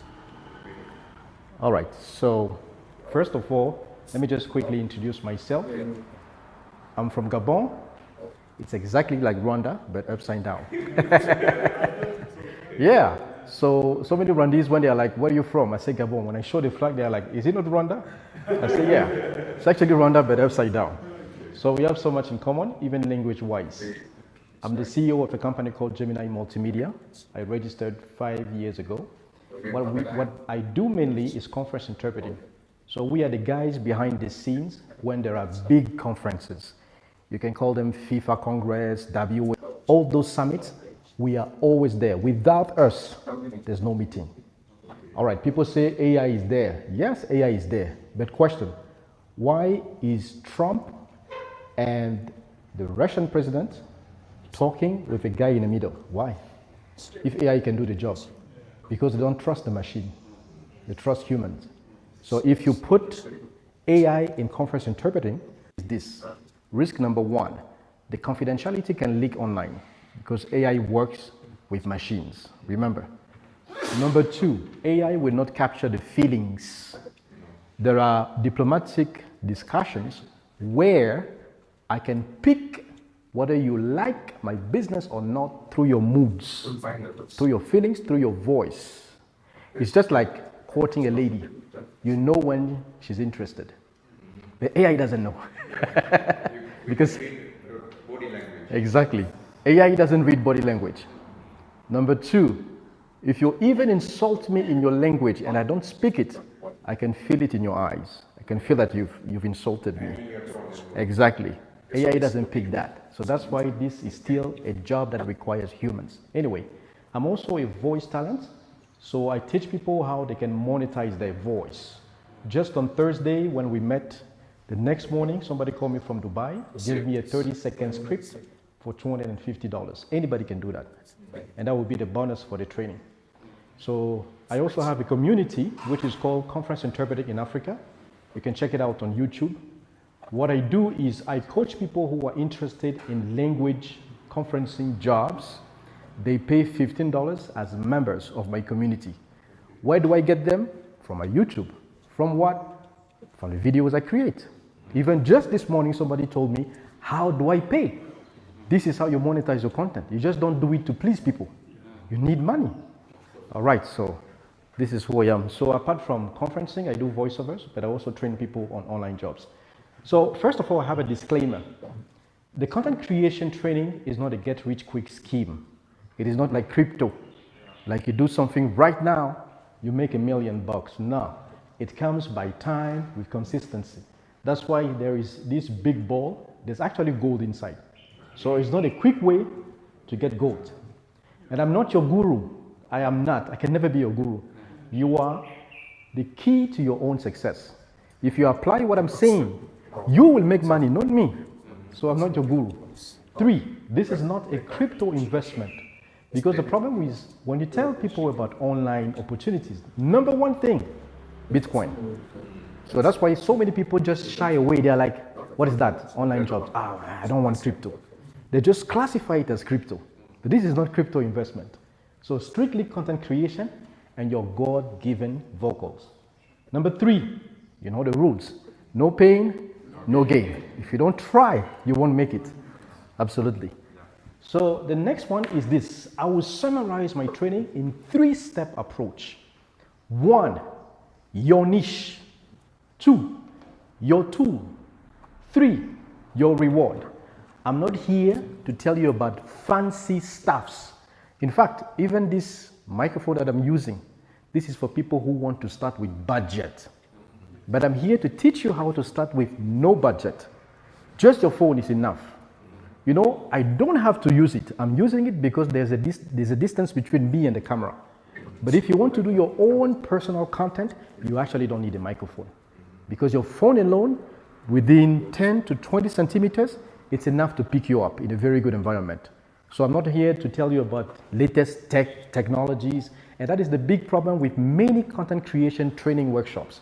They give people the desire to go for sophisticated devices before you start. That's not my philosophy. I believe in simplicity. So remember the 3 steps approach. Remember it very well. Now let's go to step 1, your niche. A lot of people always say you need to find your niche. The problem is we as content creation sometimes don't even know our niche. We don't know. Today you create a content about a recipe you've cooked. Tomorrow you create a content about the birthday of your mom. After tomorrow you create a content of a party you took part in. The problem is people following you. How can you define the niche? How would you make people be faithful to what you create? That is the biggest problem in Africa. People don't identify your niche. Now let me give you ways to identify your niche. 1, you can know your niche by yourself, or you can ask people to tell you what your niche is. Asking people to tell you what your niche is asking people, what do you think I'm good at? Always ask that question. What do you think I'm good at? Sometimes people tell you, oh, you know what? You are very good at talking to ladies. Any lady, no lady can resist you. That's a big niche for content because you know the secret, to get a lady. Do you know there are millionaires who are so shy? They believe all ladies can be conquered just with money. But you know the secret how to use your voice. Even if you are broke, you can get any lady. That's a niche. Norbert can be good at cooking and nobody has ever told him that he's so good at cooking. You understand? Or maybe somebody told him one day, Norbert, why don't you create your restaurant? Your food is so delicious. That is your content. That is your niche. So it's very important to identify your niche. The niche identification, you can do it yourself. You can look at the successes you've had in your life. Even if you're a student, what are you good at? Even if at school, you are the best in mathematics, that could be your niche. You can create the YouTube channels just for mathematics, equations, resolutions, tips. This is what Indians are doing. They are the best in mathematics, equations online. If you go on YouTube right now, you can try. Just go on YouTube and you are like mathematics for grade 1, grade 2, grade 3. I bet you 90% are Indians. They're not even Americans. And that is their big niche because they help millions of students who are desperate to find solutions to their problems. So it's very important for you to identify your niche. Now, once you identify your niche, remember you have knowledgeable about the niche that you want to create. Make sure you are knowledgeable. Make sure you have knowledge about that, very good knowledge about that. Another big problem is once you have the knowledge, a lot of people don't know how to organize. For example, 2 or 3 of your videos talk about the same topics. It's boring. It makes the algorithm switch to another person. So it's very important to have targeted, specific topic. Okay, let me give you just an exercise. Let's suppose my niche is recipe cooking. That's my niche. All right. Each of you is going to give me 1 episode with 1 specific idea. Okay. Prepare your episode 1, prepare the episode 2, prepare episode 3. So I take you like my team. The niche is recipe cooking or food cooking. So give me a specific topic for 1, 2, 3, 4, 5, 6, 7, 8 videos. Let's go. Video number 1 will be you. So what will be the title? Remember, my niche is food cooking, whatever. So give me 1 topic for 1 video. Yeah. Steam cooking. That's right. Steam cooking. Give me some examples of steam cooking. Like Vegetables. that's right. Vegetables. Very good. Steam cooking. That's a very one topic that a lot of people want. Give me the second one. The best African rice dish. Yeah, rice dish. Very good. Let's go. Idea number 3. So number 3, I'm gonna talk about how to make the dessert. Yeah. With a different kind of way to make the dessert. Absolutely. That's desserts. Okay, let's go. Next one. Number 4 can be the how to make my fast lunch in the morning. Exactly, because so many people are so busy, they just want something quick. Very good topic. Let's go. Next topic. Salads. How to make healthy salads. Absolutely. That you can eat as lunch. Exactly, yeah. What salads you can eat at lunch. Let's go. Next episode. Next episode, I'll say baking for beginners. Yeah, baking for beginners. You guys are great. That's a beautiful channel. Do you know that? If we can create those ideas every week, I guarantee you, your algorithm will increase, your views will increase. But remember, our target is not to increase views. That's not our target. Our target is to change people, is to add value, is to educate, is to build trust, is to let people trust me because I am an expert in cooking. All right. So that's why I say it's very important for you to be organized. Now, in terms of organization, you can also use AI if you run out of ideas. For example, there are niches where if you don't take care, ideas will just fade because you don't know what to talk about anymore. So be very careful. Ask ChatGPT to help you. What I do is this. Let's come back to food. Okay. Food, number 1, I will classify it in categories. That's number 1. And for each category, I'm going to ask AI to give me 365 topics if I want to post a video a day, or 100 topics if I want to post a video a week. Remember, categories, number 1, and then topics for each category. Do you understand? So let's come back to food. Food, category number 1, dessert. Category number 2, cakes or pastry. Category number 3, salads, because salads is still huge. Category number 4, fasts or fast food, quick food, whatever, something like that. Category number 6, like meat food, meat recipes. So I have already classified categories. Remember, for each category, I can create 365 dishes, asking AI, you don't have to use your brain, or asking AI to give you 100 topics. And once you have the 100 topics, each topic is going to be your content. So I'll leave it up to you to organize yourself to do that. Okay? Then we will talk about technical aspect later on. So it's very important for you to be organized. Number 4, that is the key religion, and that's what I like when you said you've understood that you have to be consistent. Let me tell you, consistency is key, but there is a confusion in consistency. People believe consistency is regularity. No, consistency doesn't mean you have to bombard the algorithm with 6 videos per day. And that's why so many people's channels just run out, because they've used so much energy. Remember, you have to pay your bills. You have to go and look for life. You have to take care of your family. So you don't have to be a prisoner of digital content. You just have to be organized. For example, I post once a week. If it is too much, twice. It's enough for me. It's enough. Because what I give to my audience, it's so loaded, it's bombarded with knowledge that people hardly consume it. Sometimes they need time. Even just a minute content, for me, it's too much for them. So I can't do it every day. That would be too much. It will explode them. Remember, nowadays people have information overload. Information is just too much. So being consistent doesn't mean post every day. If you can post every day, fine. The problem is this. If you used to post every day, and now you start posting once, twice a week, you might have a problem with your algorithm. So if you are a daily poster, keep it up. If you're a weekly poster, keep it up. If you're a monthly poster, keep it up. I know one guy from Haiti. His content is about geopolitics worldwide, or African American diaspora geopolitics. He posts once a month, but I'm telling you, the guy is making a lot of money. We will talk about money. He doesn't have 1 million subscribers, but he's making a lot of money. I will tell you how he's making a lot of money with a few viewers. All right.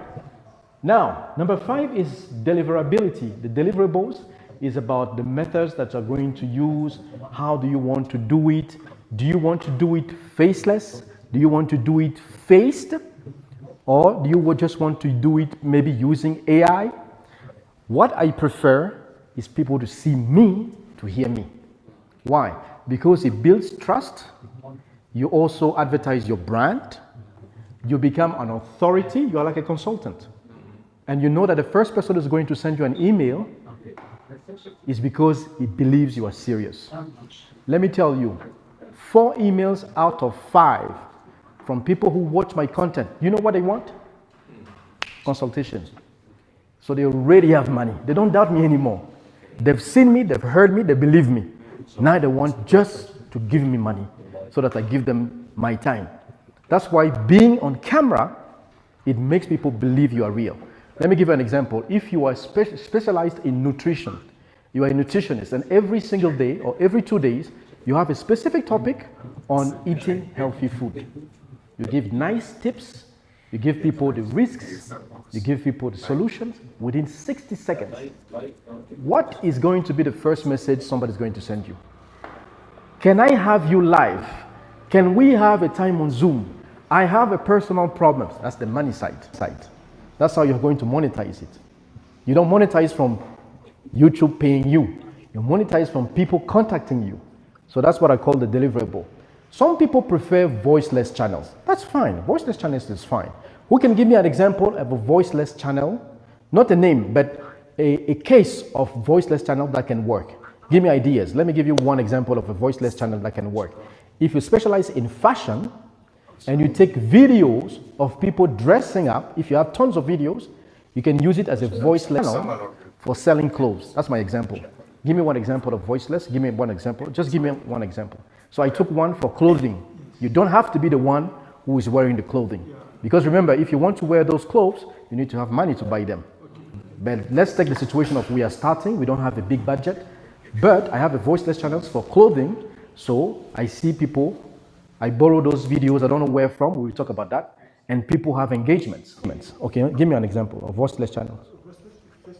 Yeah, faceless, sorry. Faceless. So, for example, we can find the infographics. Yes.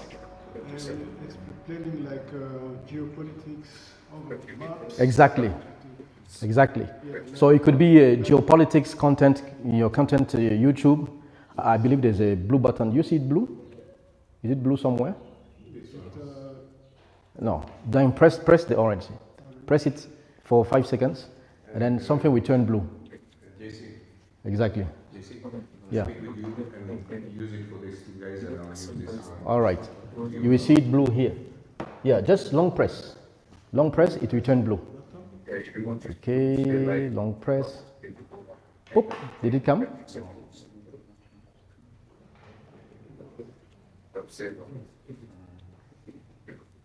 All right, it has to turn blue. Once it's blue, Then it means he's recording. So for the meantime, give it to him. Yeah. Yes, let me go back to that. All right, go ahead. Put it back in the charging port and then open it later. Yeah. An example of a first list that I saw, it was basically infographics. Yeah, infographics on geopolitics. So what you do is what? You take maps of countries, flags. And they do it with Canva, I think. Exactly, you can do it with Canva, you create something like that, and then you narrate a specific topic on geopolitics. Excellent. Faceless channel, give me another one. Faceless channel, I would say, like if you want to make a video where you're showing something graphical. Yes. Graphical pictures. Yeah, but be specific on what? Food, what is it about? Give me an example. He was talking about politics. What could you be using graphics for? What domain? Exactly. It could be, for example, construction. So you do graphics on construction. Very nice. Another faceless? For another faceless I can talk about is people who want to show the new place is like for here. The people want to show how can find a beautiful place. All right. Yeah. Tips on places to enjoy in Kigali, for example. Totally faceless. You just put your voice and then there's a camera, showing. You don't have to be there. Excellent. Another faceless? Another faceless can be the writer. Yeah. Can be a writer. Yes. And you know how to make the stories. That's right. You can create a story for kids or for... Yes, like kids' stories. Absolutely. Excellent. Another one faceless? Infographics. So somebody talking about business using carousels. Yes. Image carousels. Exactly. Giving business tips. Yeah. Excellent. And the last one? Yeah. Absolutely. This one works like, I'm telling you. This is one of the best. That's why you see when you post a video on YouTube, question number one, is it for kids or not for kids? Have you seen it? It's not about The kids, man, I don't think the kids' niche is huge. Do you know why? Because parents want to get rid of them. When my baby was less than a year old, he could stick to the screen the whole day. And we were busy doing something. I'm telling you, it's not easy to raise kids. The moment my kids hear Coco Melon, wow. Just go on YouTube and put Coco Melon kids reaction. You will just laugh. And these guys are making a lot of money, the Coco Melons. I want somebody. One computer will be, the first thing is to know the description of that tender. And also, if, for example, it's about tender of 15 computers. You know what? Many businesses struggle to grow, In your prompt, and they reach a certain stage, and then they don't know what to do. They've reached maybe 100,000 USD, and they want to get to 1 million. Whatever they're doing isn't working, so they need to come. They come to people like us, and we help them. We go online and check the statements. If it's operate not on a working on different the phone, then it requires to operating go system. like to the What do you do? MTN, any You are also center, in sales then and they marketing. print it out for Sales you. and marketing. I am the marketing and sales Okay. manager So for a yours, company here in London. you got your called receipt. Vook. Yeah, for mine, I So just we got it from provide tech that solutions, request. web dev and software Right. development, app Again. development to clients and countries all around Rwanda and hopefully across Africa. Yeah. You look less Rwandese. I'm not Rwandan. Yeah, I'm not Rwandan.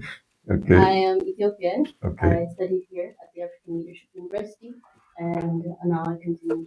So I'm working Okay. How did you approach us? for my line of work. I usually refer to YouTube videos, TikTok videos on like how I can, enhance my career or my sales and marketing skills. And I came across your video where you were talking about how like sales is part of, growing in companies and everything like that. And then I was like, oh, okay. I started watching more of these videos. I started relating so much more, taking notes on how I can actually improve my skills. And from there, I reached out to you on TikTok and we exchanged contacts. And you ended, okay. Honestly, we're a very small team. I am the marketing manager, and then we have, for marketing, since we have like the graphic designer, we have that. And then we have a consultant. Okay. And where are you based? Here in London. You're based in Northern. Yes. Okay, we are neighbors. Yeah. Okay, what are the challenges you're facing in terms of sales and marketing? Because software is much harder to sell. It is. And internationally, prices are set in dollar terms, not Rwanda francs. Yes. So how are you able to sell your services? I mean, it depends on, like, okay, not depends, but it requires consistency. You would have to press a lot of people. Like, you have to keep communicating with these clients, trying to close the deal. It's not a one-time thing because here sales is pretty hard in Rwanda. Like, sales Why? is a pretty tough job. Why is it hard? It's hard to convince someone to buy your product or to sell your service to someone easily. So you have to go up to maybe 5 to 10 back-to-back meetings, and then you have to, convince them properly. So with that, I have made some kind of progress, but at the same time, there's like some struggle that gets into sales and marketing in Rwanda. Okay, I also hear that in Rwanda, people are very price conscious. What is your experience on it? Okay, from my experience, they are a bit price conscious. Like, because what they like haggling, they like discounts. What is it? They like haggling. They would prefer discounts and price ranges. So how do you manage that? Well, in sales, you have to convince and you have to, Okay, you mentioned that you have to meet them 5 or 6 times. Through Coursera and why 5 or 6 meetings? Just for us simple software or simple web or app solution.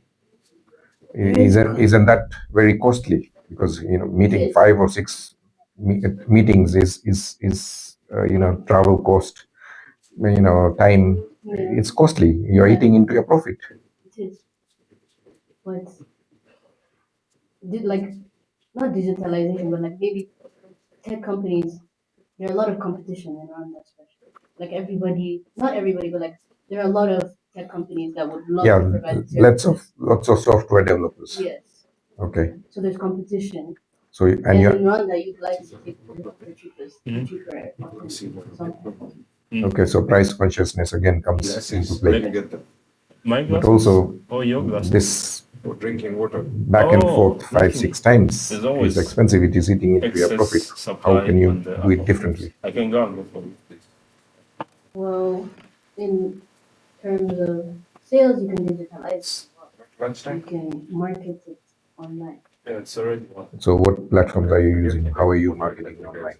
We use Instagram, LinkedIn, X. So that will generate leads. Yes. How do you convert your leads into sales? From now we have leads, right? So once you have the leads, you reach out to them. You basically market your product. You talk more about it. You basically boast about your product. Give them a reason to have that meeting with you. From there is when you start building that relationship with someone and convincing them to be. Okay, let's do a role play. Or you're trying to sell me your software. So in the first instant, I'll be the seller and you're going to be the customer. Then we'll change roles, where you will be the seller and I'll be the customer. Okay, so this time round you're going to be the customer and I'm going to be the service provider. What's your company's name? Sorry. So I'm VTG, and you've asked me to price for app development for your business, and I've done. Yeah. So you've done the marketing. You've done this. He's ready to buy. A quotation has been exchanged, and he's come to your office, or you've gone to their office. How will you close that deal? Show me. Do it as you would do without my input today. So your normal pitch would be, what and how would you try to close it? I would go, if I would go or they come to us, I would give them, first it's a technical proposal of how we're going to build the software for them or the app, and then why, like every phase or every, like, everything that's provided on the document or on the technical proposal is needed. From there, I tell them everything, and then I provide Okay, them did you with send the proposal by email? Yes. And he's seen the proposal and come Yes. to you. Why are you still explaining the proposal? Well, not explaining per se, but maybe just bringing up a few points that obviously, a client would have questions. Of course. Regardless. They'd And have mostly they'll be based around price, Yes, price, time. yes, the timeline and everything. So Yeah. you now bring up those prices, not everything. You don't have to discuss everything because that's just repetitive. So you now bring up small points, and then after that you provide the quote. Say, okay, this is what we're going to do. This is how much it's going to cost. Are you ready? Okay, let's put an arbitrary price on it. 750 is the price that you've quoted to me. Now, try and sell it to me. So I'd say, okay, so after after we've concluded everything, here is the quotes. For the basically for our services, I will quote you with $750.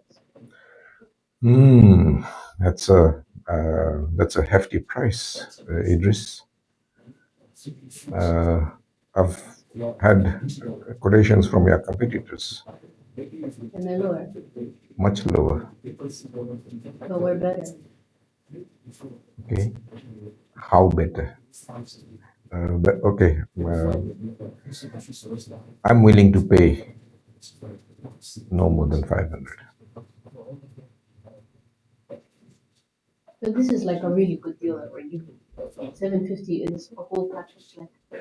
Plus, we would even have after we've delivered the services to you or the app to you, we can still keep communication. If there's any fault, we will come back to you. You will never lose us. As I told you, my baseline is 500. This argument is going nowhere. How about I tell you, this is a really good deal. You've said that 3 times now. That doesn't make it a good deal.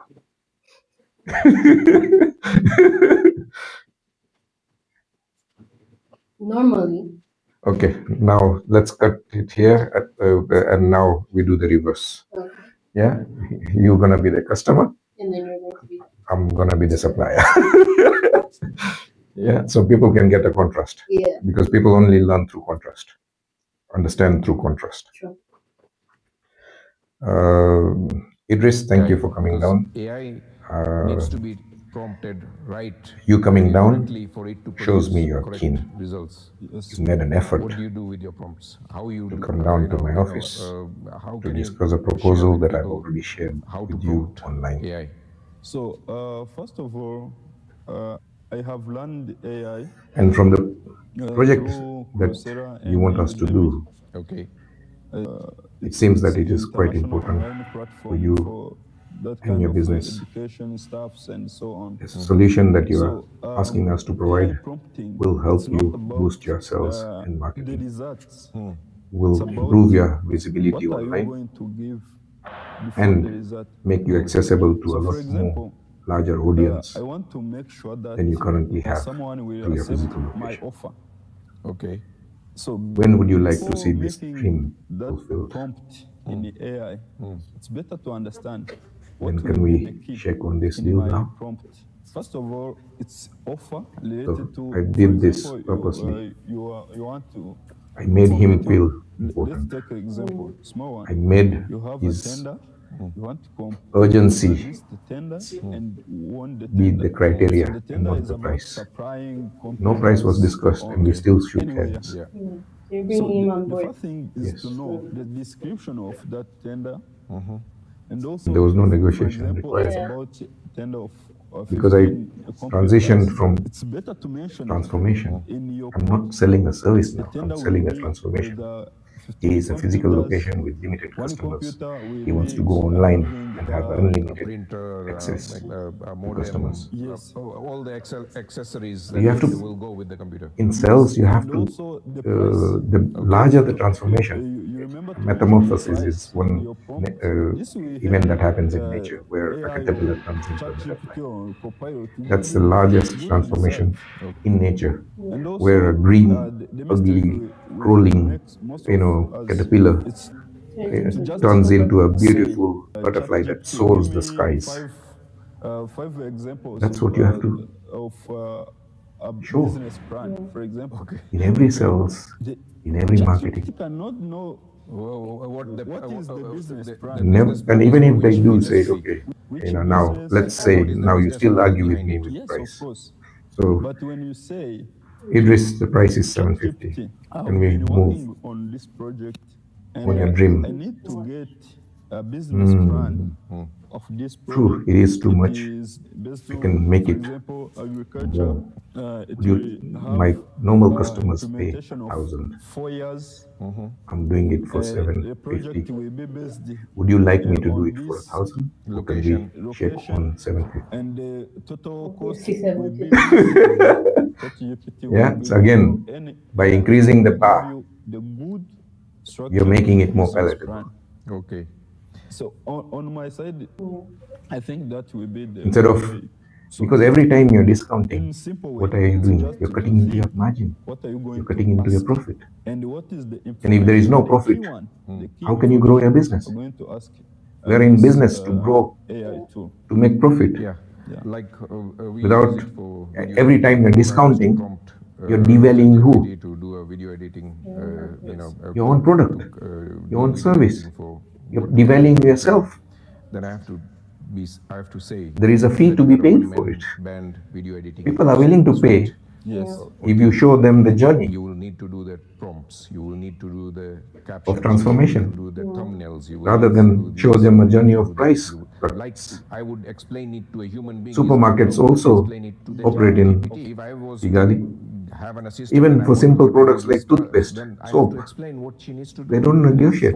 For me to receive the results that Yeah, there is clarity of price, Yes, of course. clarity of And display. also, I think the way of You know, prompting, they provide it amenities, can be the when car you are parking sitting with space. your They colleague, provide as you trolleys said, for you to you first not have to need carry to the goods. explain. But the difference with And that's why ChatGPT, how they're are able you going to explain to this? charge the price that they're Or charging, and they're other not AI expecting tools? Is this you to haggle with them. very good? If On this supermarkets can part, do it, why when you not a software provide company bad prompt, or any other product Rubbish company result. yes, Rubbish output. or service yes, of company? course. Good example. The reason why Example. people are If expecting you discounts, don't know how to prompt stop entertaining AI, it. then the results will not Show the be effective. transformation. They'll not be good. Yes, of course. And also Make it, about this when AI would you tools, like this I transformation can to even happen? mention Bring that urgency, we have a company which is that need, providing and the sale stock will happen management automatically. software. And you want to It's use not AI that in complicated. that? Yes. Okay. We have But, already implemented AI in that. Okay. Very few people As you know, use this kind of it's like a techniques POS. That software, in it's Africa. like POS. Okay. So the It software is can rampant, suggest the you, culture of discounts and okay, haggling, you have and this stock. For and also what example, you 5 described, iPhone that 13 back your and stock, forth 5 or and 6 you have times. another You're eating into your iPhone profit even before you 15, started, or before you you have sold. Samsung, Because what while in you're your doing all stock. this up and down, So no money is exchanged. this Money is AI being lost. Money is being will lost. suggest you, basing on the We need to sales stop that drain. you have. In my construction company, I 50% used to force my remaining customers in your to, stock of iPhone come to my 13. office Because it for the has price previous deliberately. data. Like last month you I would sold send a 50 proposal units, without Yes, of the and course. now price, you only have 5 in stock, so you need to and they'll order call more. me and say, Yes. Harish, you send me a It proposal, will it doesn't give have you a a price. notification. Yes. To give Okay. you in a Community service. notification Yes. for this product. I'm glad that you use my words. Remaining in the stock. I'm This learning. is I'm the learning. favorite or trending Yeah. product. This has So, this is what and And also, if like you, I used to be like a headless chicken. you can even track In the early days when I went to London in '95, I used to, get phone calls. Oh, Harish, Mr. Kotecha gave me your number. Hey, can you come and give us a price for, doing my house, doing extension, doing my kitchen, doing my bathroom, blah, blah, blah. And I would, do a hard day's work, go home, eat, not eat, and run to prepare do a survey and prepare a proposal. And I would send it out with, payment schedules, work schedules, everything. And 5 days later, Ramesh, I sent you a quotation. What's happened? Can we go ahead with it? Oh no, Harish, your price is too much, too expensive. Oh, we have got another builder. Oh, we are not going ahead with it. It's too expensive. So they'll come up with bullshit excuses. And 2-3 months later, I'm passing nearby. I see the site, and some Eastern European is working on it. And when I talk to him, he shows me my paperwork with just different prices. My descriptions, my paperwork, Just the price. prices are different. I said, this is abuse. People are abusing my work. I stopped doing that. So the next system, I created a filter for time wasters. So out of 10 calls, I'll get phone calls like this. Oh, Harish, we've been given your number by so-and-so. Can you come and do this? I would love to come and do a survey and give you a price. But before that, is it possible for you to come and see the job I'm working on at this moment so you can judge the workmanship for yourself and meet one of my clients that we have finished their work with before we can discuss anything more? And 8 people will filter themselves out. Oh no, I don't have time. Oh no, I just wanted a price. Oh no, blah, blah, blah. 2 people that end up coming to see my site and meeting the client, and client saying, Harish did this job 2 months early. He did this extra window. He did not charge me, blah, blah, blah. That is more valuable to me than any other marketing that I could do for myself. My customer beating my drum speaks 1,000 times louder than me beating my own drum. Me beating my own drum is boasting. Yeah. But you have to if you're But my customer beating my drum is more effective. And of the 2 people that made an effort, I did friction in this transaction. I deliberately made them make an effort to show their intent. One person is ready to, he says, Mr. Dabasia, the lady that you introduced us to, she talks very highly of you. We would like you to be our builder. When can you start? No price, nothing. They're committed. The one that then says, okay, we've done all the things that you've asked. Now, can you come and do a survey? So I would go and do a survey, then send a proposal without the price, and then force him to come on site to my office. And I would get another 50% conversion that way.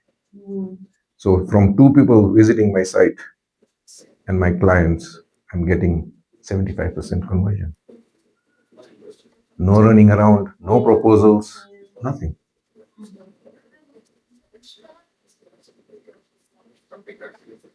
It's called adding friction. Yeah. Your leads need to be turned into hot leads. And this is how you do it. You make them also make an effort. Yeah.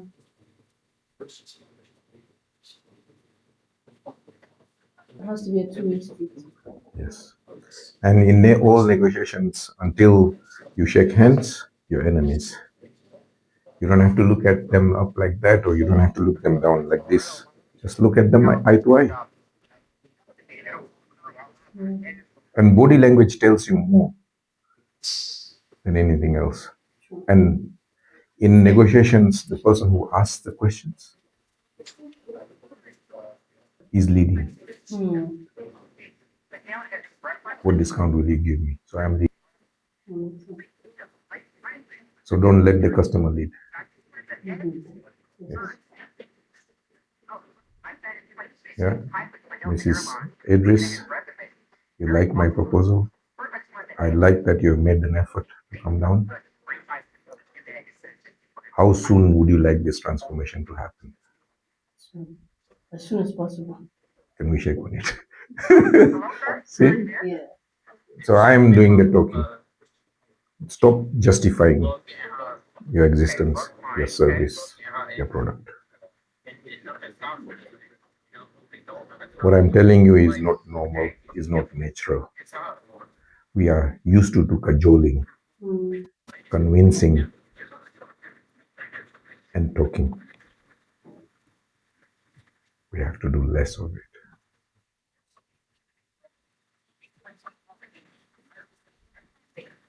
It makes no sense to, especially female marketeers. But it is a tried and trusted method. It has worked for me in my construction, it has worked for me in my property business, it has worked for me in my renewables business. And it is now I working have for me in learned my AI marketing business. through Coursera and Udemy. Okay. You have to understand It's international people's online psychology. platform for that You kind know, of your solution education. is delivering a transformation. If you see it as that, And then stuffs and and you so make on. your customer see it that way, So then the sale is done.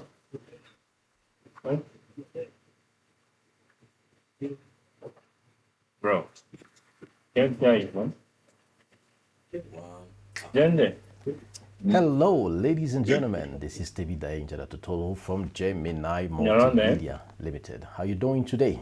I hope the day is beautiful for you because it is for me. All right. Today we're going to talk about content creation and monetization in a very short while, just to give you the basics. I know the pain you guys are going through, you know. I know the difficulties that you have in creating your content. I understand. I empathize. There's a lot of things that really block you from succeeding in your industry, that is creating content in order to make sales, to increase your revenue, to have a better ROI. Yeah, that is true. But then again, in anything in life, there's always what we call fundamentals. If you don't go through the fundamentals, you definitely hurt yourself more and over and over and over again. That's why when you want to start creating content, there are basic steps that you definitely have to never undermine. Before we start, I would like to know, for example, what contents are you interested in? Let me know the type of content you are interested in. Is that fashion? Is that, I don't know, relationships? Is that beauty product? Is it real estate, psychology, mental health, nutrition, video editing, politics, customs clearance, business, teaching a language, and so on and so forth? Let me know the one that you are interested in. Just make a comment or say something so I can appreciate. So that is to tell you that creating content doesn't have any specifications. It's for everybody. Anything you want. Anything you want. Any industry you are in.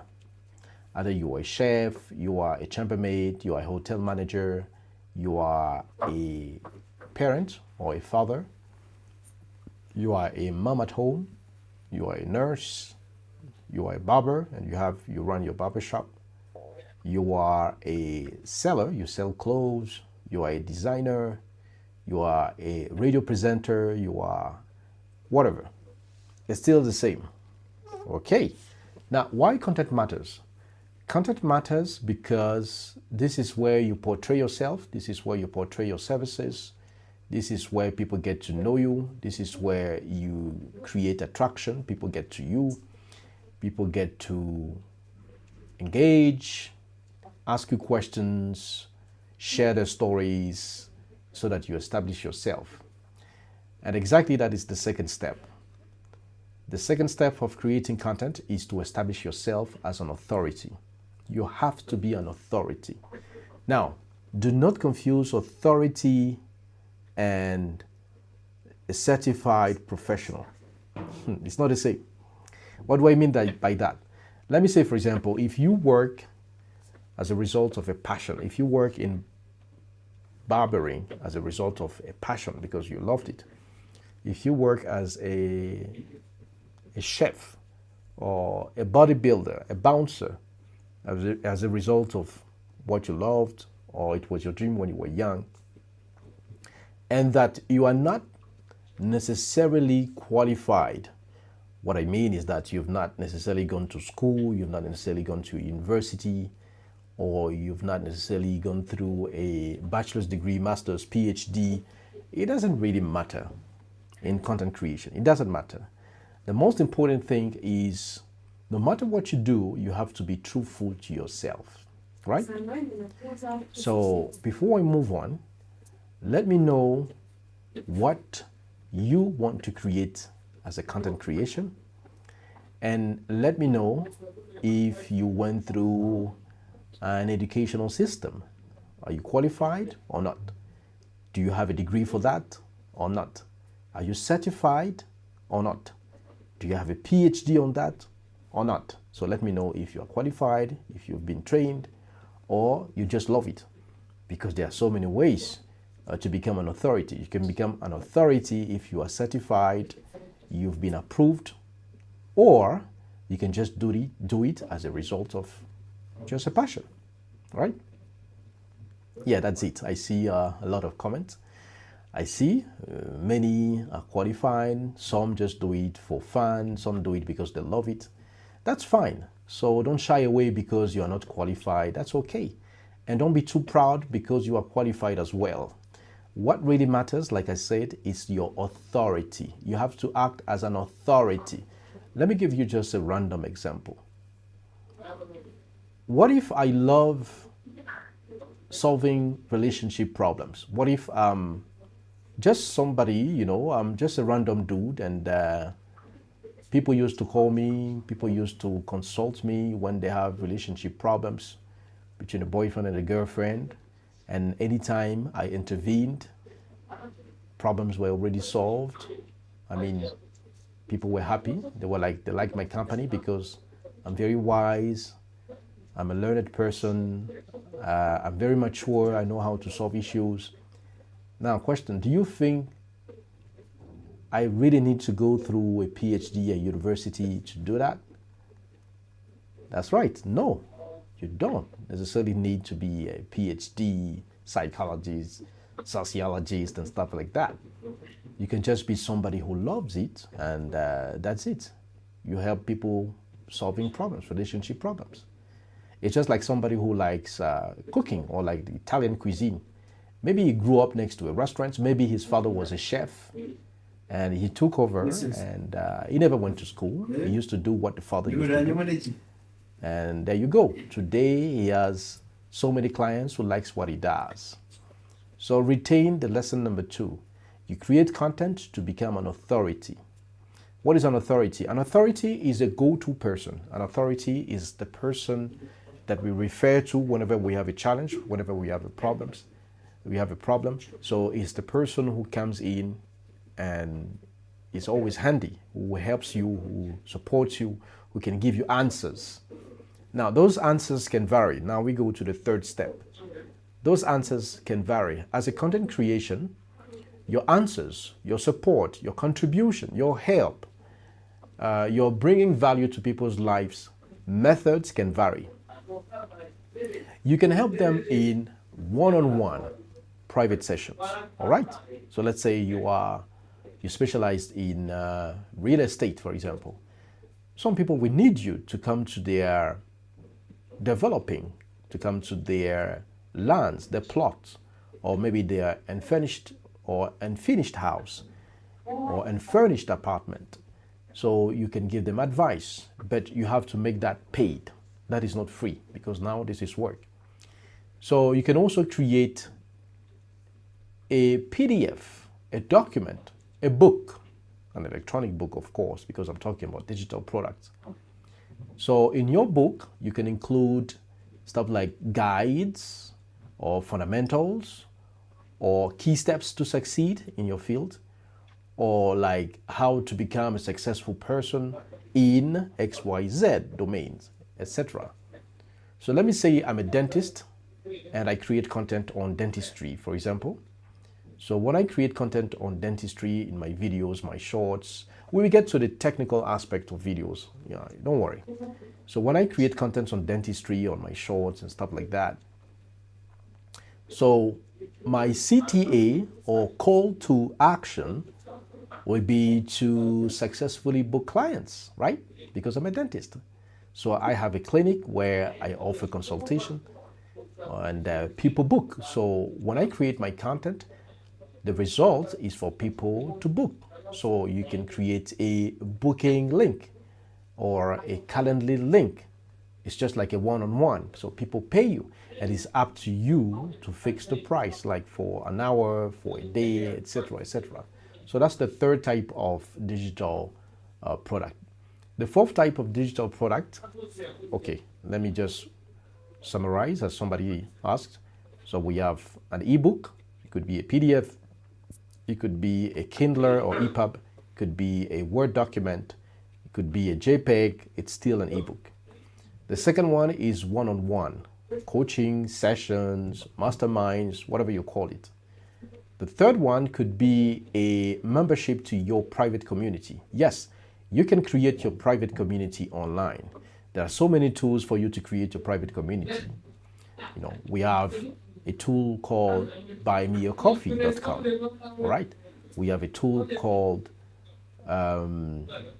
beacons.ai. You can also create your memberships on beacons.ai. We have another tool called school.com, school with K, school, SKOOL.com. You also have another tool like patreon.com. So patreon.com is also a place where you can create your community. All right. So some are free, some are paid. If I take, for example, one that is free, yeah, Buy Me a Coffee. That is my most preferred community type of membership. So on Buy Me a Coffee, you can create just an exclusive community for people who really want to engage with you on a private note. You know, not online, not on streams, not on YouTube, not on Instagram. Instagram is just to engage generally, to ask a few questions. But if you want to go deep into the subject, you definitely have to create your memberships and stuff like that. So that is the third digital product. The fourth digital product could be maybe you manage to create an app based on what you offer in terms of services. So that is your fourth digital product. I know you are not always techie. You know, some people say they cannot create an app. But guess what? Today with AI, it's possible to create an app, you know, based on what you give AI, the types of instructions that you give to AI. And AI can come up with an Android app or maybe an iPhone compatible type of app. So let me say, for example, you are a nutritionist or you are a well-being professional or you are a weight loss advisor or consultant. And then you can create a very nice app, you know, an app for, I don't know, meal planning, an app for weight loss, an app for, how do we call it, intermittent fasting. So an app that can remind people when to eat, not when to eat, or when to take, I don't know, fruits and stuff like that. You can also create an app for, let me say, for example, your weight control, an app for your heartbeat control, an app for your BP, your blood pressure, you know, measuring stress, and stuff like that.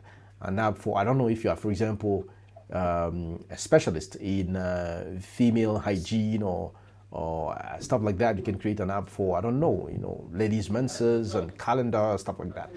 But you get my point. You need an app. So an app is going to help people, you know, do that. And that app, you can monetize that app. You can put it on platforms like Google Play Store or App Store, and then you can make it at a very cheap price. You can even create a membership based on the app. So this is also another one. Now the fifth product that I recommend, which I like most, is courses. Yes, courses. We know that the course industry online is one of the biggest. It's worth billions of dollars. So you can create a course based on what you know. If you are, for example, a sports trader, you can create short courses on different types of exercises. For example, if you want to reduce your abs, so you can create courses on that, maybe worth an hour. If you want your client maybe to increase the muscles, you can also create a course based on that, what type of machines, exercises, diet, and so on and so forth. And those courses, you create them in video forms. So you have multiple video forms. And guess what? You can even host them for free. You can put them on udemy.com. You can also put them on Payhip. That's what I prefer, payhip.com. You can create your courses and host them on gumroad.com. You can create your courses and host them on direct.me and many more platforms, even on Buy Me a Coffee as well. All right, so this is courses. Courses is really is something that is great, something that is great that you can create and people can take advantage of. All right, so this is the fifth type of digital product. But remember, the list is long. I won't get into details, but at least this is what it is. Now you have a clear understanding that first of all, you have to define your niche. Secondly, you have to create your content. Thirdly, your content should lead to what we call the CTA, that is the call to action, because you don't just create content for fun. I've seen so many people, especially Africans, creating content just for the sake of creating content. It doesn't work like that, because you have to get your bundles. You're a human being. You need to live. I don't know. You need to get married. You need to rent a house, or you need to buy a house, or to I don't know, to build, or projects to travel. So you definitely have to consider it as a business. It is a business. Content creation is a business. It is not just fun. All right. Now let's come back to the very first one, that is your domain or your field. So that should be your niche. In terms of niche, there's many, but it is very important for you to understand the segmentation of your niche.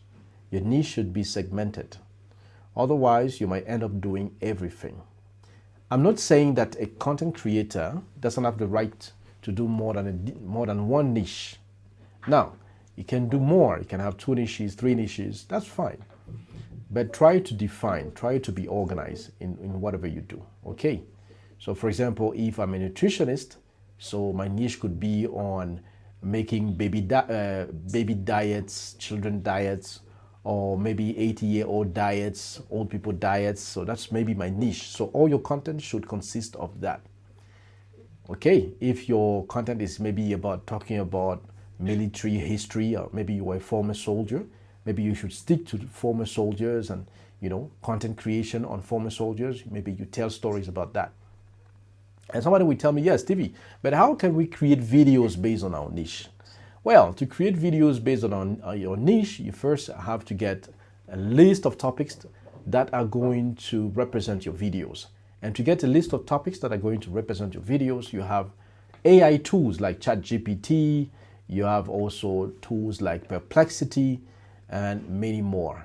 So you can go to Perplexity, ChatGPT, Copilot, and you can give instructions like, hey, I am a content creator in the field of, I don't know, maybe light weapon training. It's an example. Or horse riding. And then you tell your AI, I want you to help me create topics for my videos. And I wanted to create 365 topics. That's in case you want to create a video per day. Okay, so give me catchy, interesting, relevant topics as per today's date and beyond. And then the AI is going to give you the 365 topics. This is what is going to help you not repeat yourself in your titles. Because I've seen people who create 2 videos for the same topic, same content. It's irrelevant and it can diminish your views. So that's how you create it. The second step is consistency. It is good to have it on paper, but it's also very important for you to implement, whatever you decided, the steps that or the objective, the purpose that you've given to yourself. So you need to have those objectives ready. So for consistency, I don't have any other lesson than to be serious and to avoid procrastinating. In my daily life, sometimes when I take my child to school, on the way back, I create videos. So what I do is that in my videos, I can create 10-minute videos, 15-minute videos, 5-minute videos, and I add different topics. And each topic is subject to a day posting my video. And this is exactly what you can do. You can create a 10-minute video and then you cut it into shorts. So you have to be consistent. You have to take it like a religion. You have to take it like a second habit.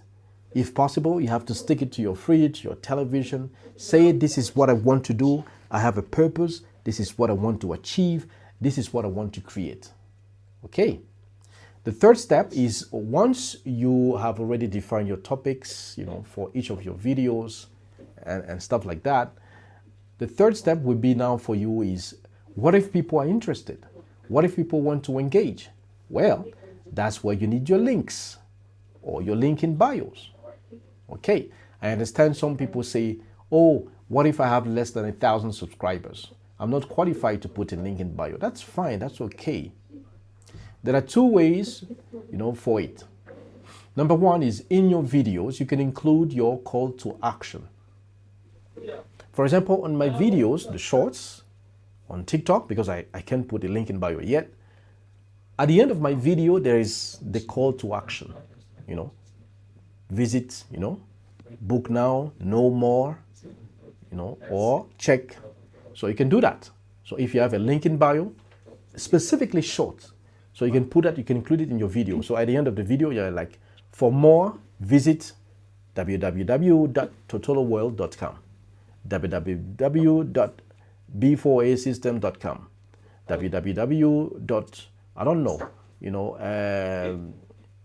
franciscoaching.com. So put that on a video because it is easy for people to type, all right? But you need a short one so people can memorize. That's the first method. The second method is, even if you can't have, enough views yet, people can still DM you. So somebody can say, hey, I'm interested in your videos. You are saying a lot of things that are true, and please, I need your help. What can I do? And you're just like, hey, book a call, or book your time, or get more information through this link. All right, so that's what you can do. So you can retain your viewers and so on and so forth. That's very, very, very, very important for you. So these are the major steps. And of course, there is now where you host your one-on-one coaching, where you host your PDF, where you host your courses. That's where you can now do the back end, payment system, either PayPal, debit card, and so on and so forth. And that's how you have a very smooth business that runs very, very well. That's really for beginners. When you reach a certain level, when you mature in your content creation business, now you can add what we call automated email or email list system or email marketing systems. This is now for grown-ups, people who have already, gained some sort of experience. And the type of email marketing system that I recommend, there's one called system.io, which is one of the best. It helps you automate people who click on your links, who click on your booking, who buy your books, so you can put them together in a specific type of categories. And you can always advertise further or more. If you have new products, they can always be your buyers for life. Because remember what people say, money is in the list. Remember what I say, money is in the list. Why am I saying that? Why do you need that? Okay, the first one was system.io. The second one could be aweber.com. Third one could be kit.com or convertkit.com. Third one could be mailerlite.com. And another one could also be MailChimp.com. There are many.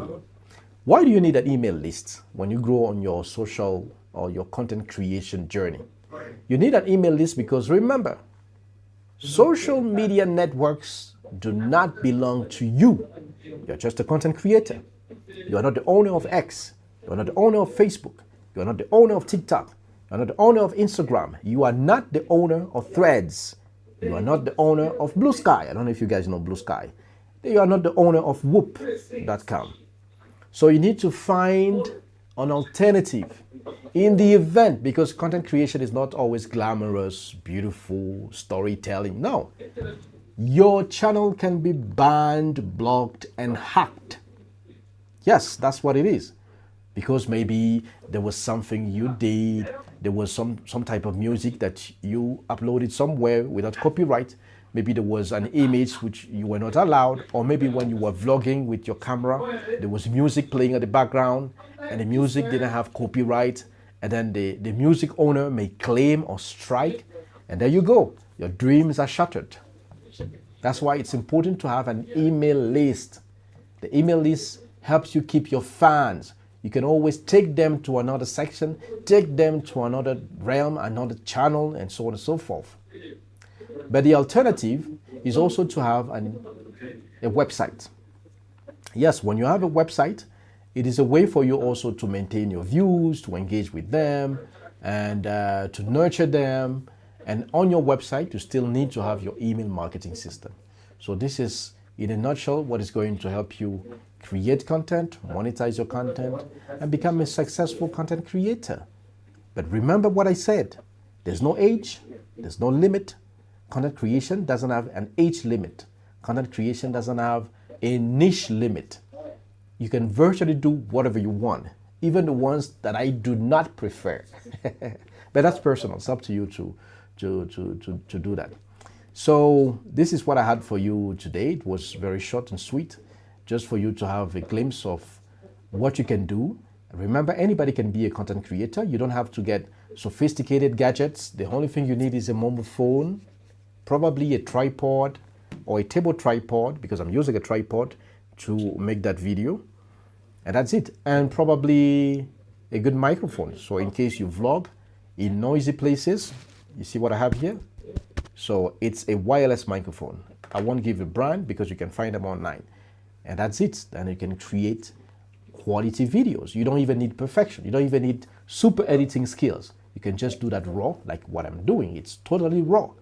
And that's it. The most important is the value, what you bring, what you educate. Anything. Remember, anybody can be a content creator, a dancer, a sketcher, a comedian, anybody.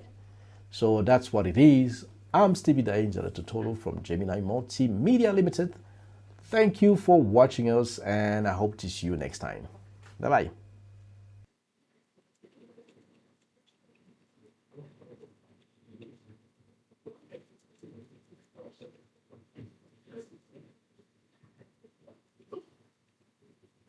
Differentiate ourselves. Yeah. And you can only differentiate yourself by behaving differently. Yeah. There was a time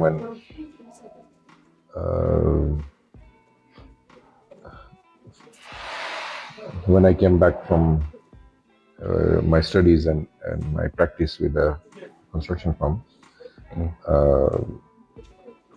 In Nairobi, my father tells me, can you do this tender for our family business? Yeah. And I said, I'll only do it in one condition. That not only do I do the tender, but also go to the negotiations, to the tender opening. Yeah. And my father said, what do you know about this? You know nothing about it. You know, and brushed it off. Yeah. He tried looking for a QS or somebody to do the tender, but it didn't work out. Yeah. Then reluctantly he says, do it now. Yeah. And I did it, and I went to the tender opening ceremony. It's where all the the architect, the client, and all the builders, contractors, bring their tenders and put it on the table, and it is opened, and the figures shared. Yeah. And I went there, but I didn't put my tender on the table. Yeah. So the other builders are laughing at me. Look at this young dude. Yeah. He doesn't know what he needs to do. Yeah. And nobody is telling me what I need to do. Yeah. But they're all laughing and making fun of me. Yeah. I ignored that. Yeah. And so the tender opening happened, and once all the builders went away, and the architect, the client told the architect to leave also. And he then approached me and said, "Young boy, don't you know you are supposed to put your document on the table?" Yeah. And I said, "I know." Yeah.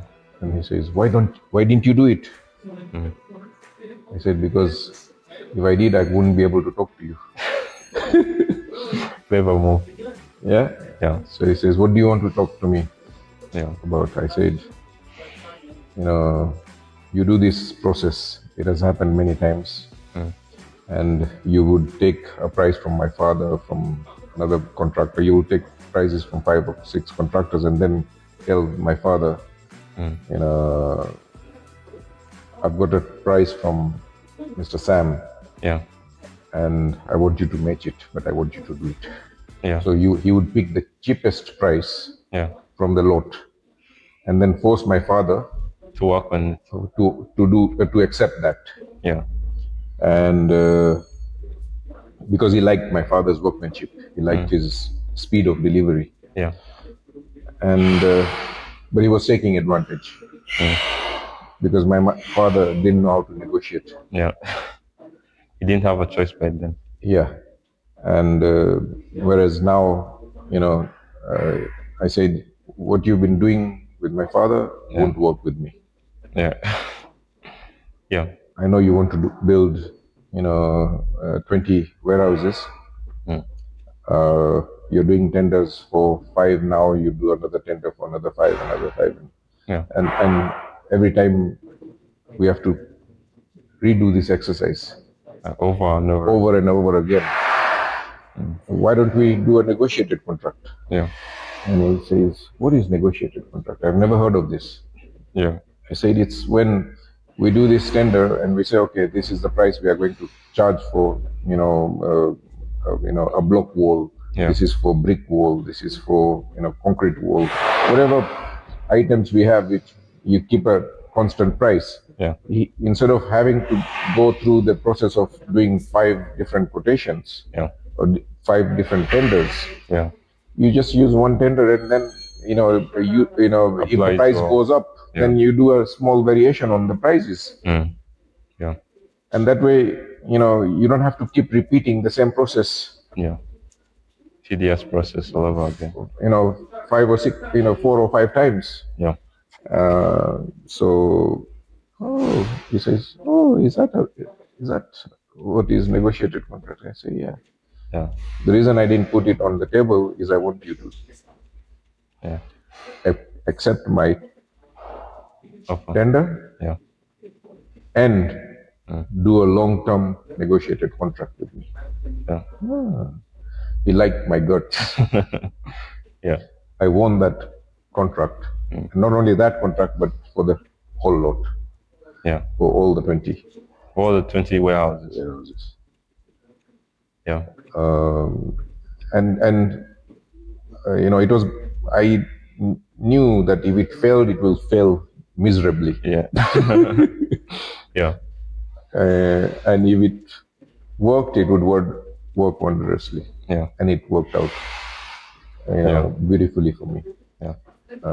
You gave him a low price as he used No. to? No. Look, it was much higher than any of the tenders that he had received. Yeah. Everyone who had put the tender, they had a lower price. No, I was not the highest, but I was in the middle. Not the lowest, and I was not the highest, but I was in the middle somewhere. Yeah. He liked my attitude. He liked my, my boldness and my, you know, so and nobody had challenged him this way. Yeah.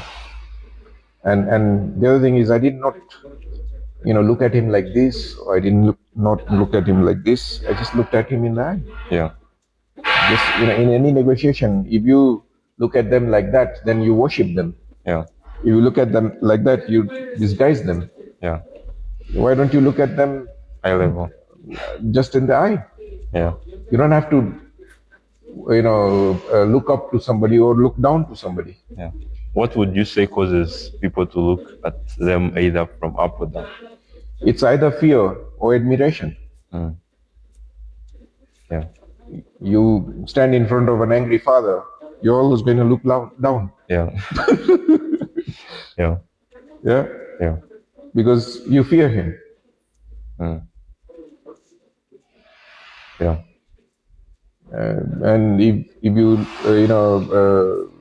if you think he's a great entrepreneur or he's something big, and then you look up to him like that. Yeah. And because you worship him, you're not gonna do a deal that is beneficial to you. You do a deal that is beneficial to the other person. Yeah. You work on their own terms. Yeah, they will negotiate. They will control the negotiations. Yeah. And in any negotiation, the person who asks the questions is the one in negotiation. Is in control. Yeah. If you're the one answering all the questions, you're not in control. No. If the customer says, "Oh, what discount am I gonna get?" Yeah. "Oh, what are you going to put in for a car salesman?" Yeah. Will I have the bumper included? Yeah. Will I have the alloy wheels included? Yeah. Will I have this? Will I have that? Yeah. The salesman has lost the plot. Yeah. Because even if you sell the car, the extra features that they ask for are going to be covering all your margins. Yeah. Yeah. So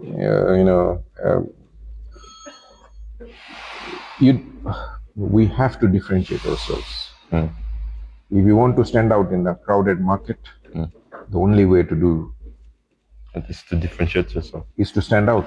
Yeah. We are all made to stand out. There is no other Kevin Karamera. Yeah.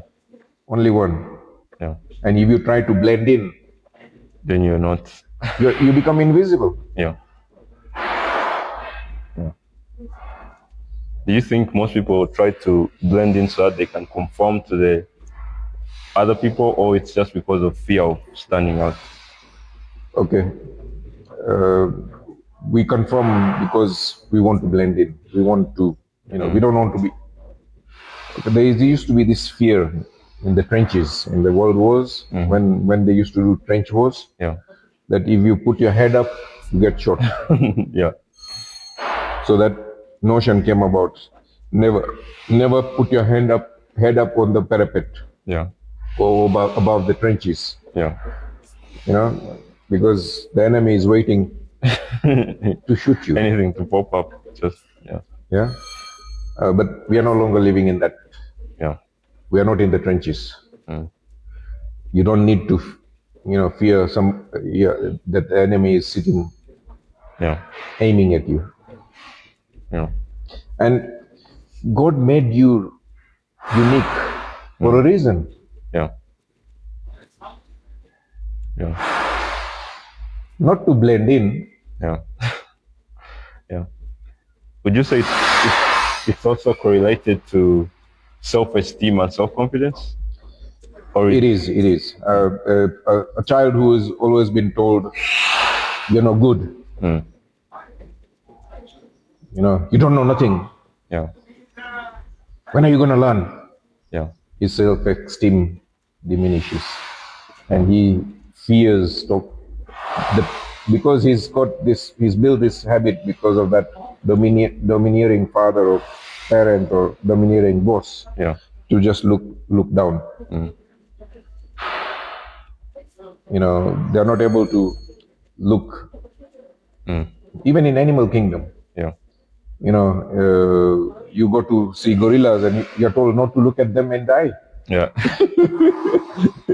Yeah. Yeah. Yeah. Because by doing that, you're telling him that you're up for a fight. Yeah. Yeah. Yeah. Yeah. So and the gorilla is 400 kgs. Yeah. No one is going to go against it. Yeah. Have you heard of this notion? One gorilla versus 100 men. Which one would win?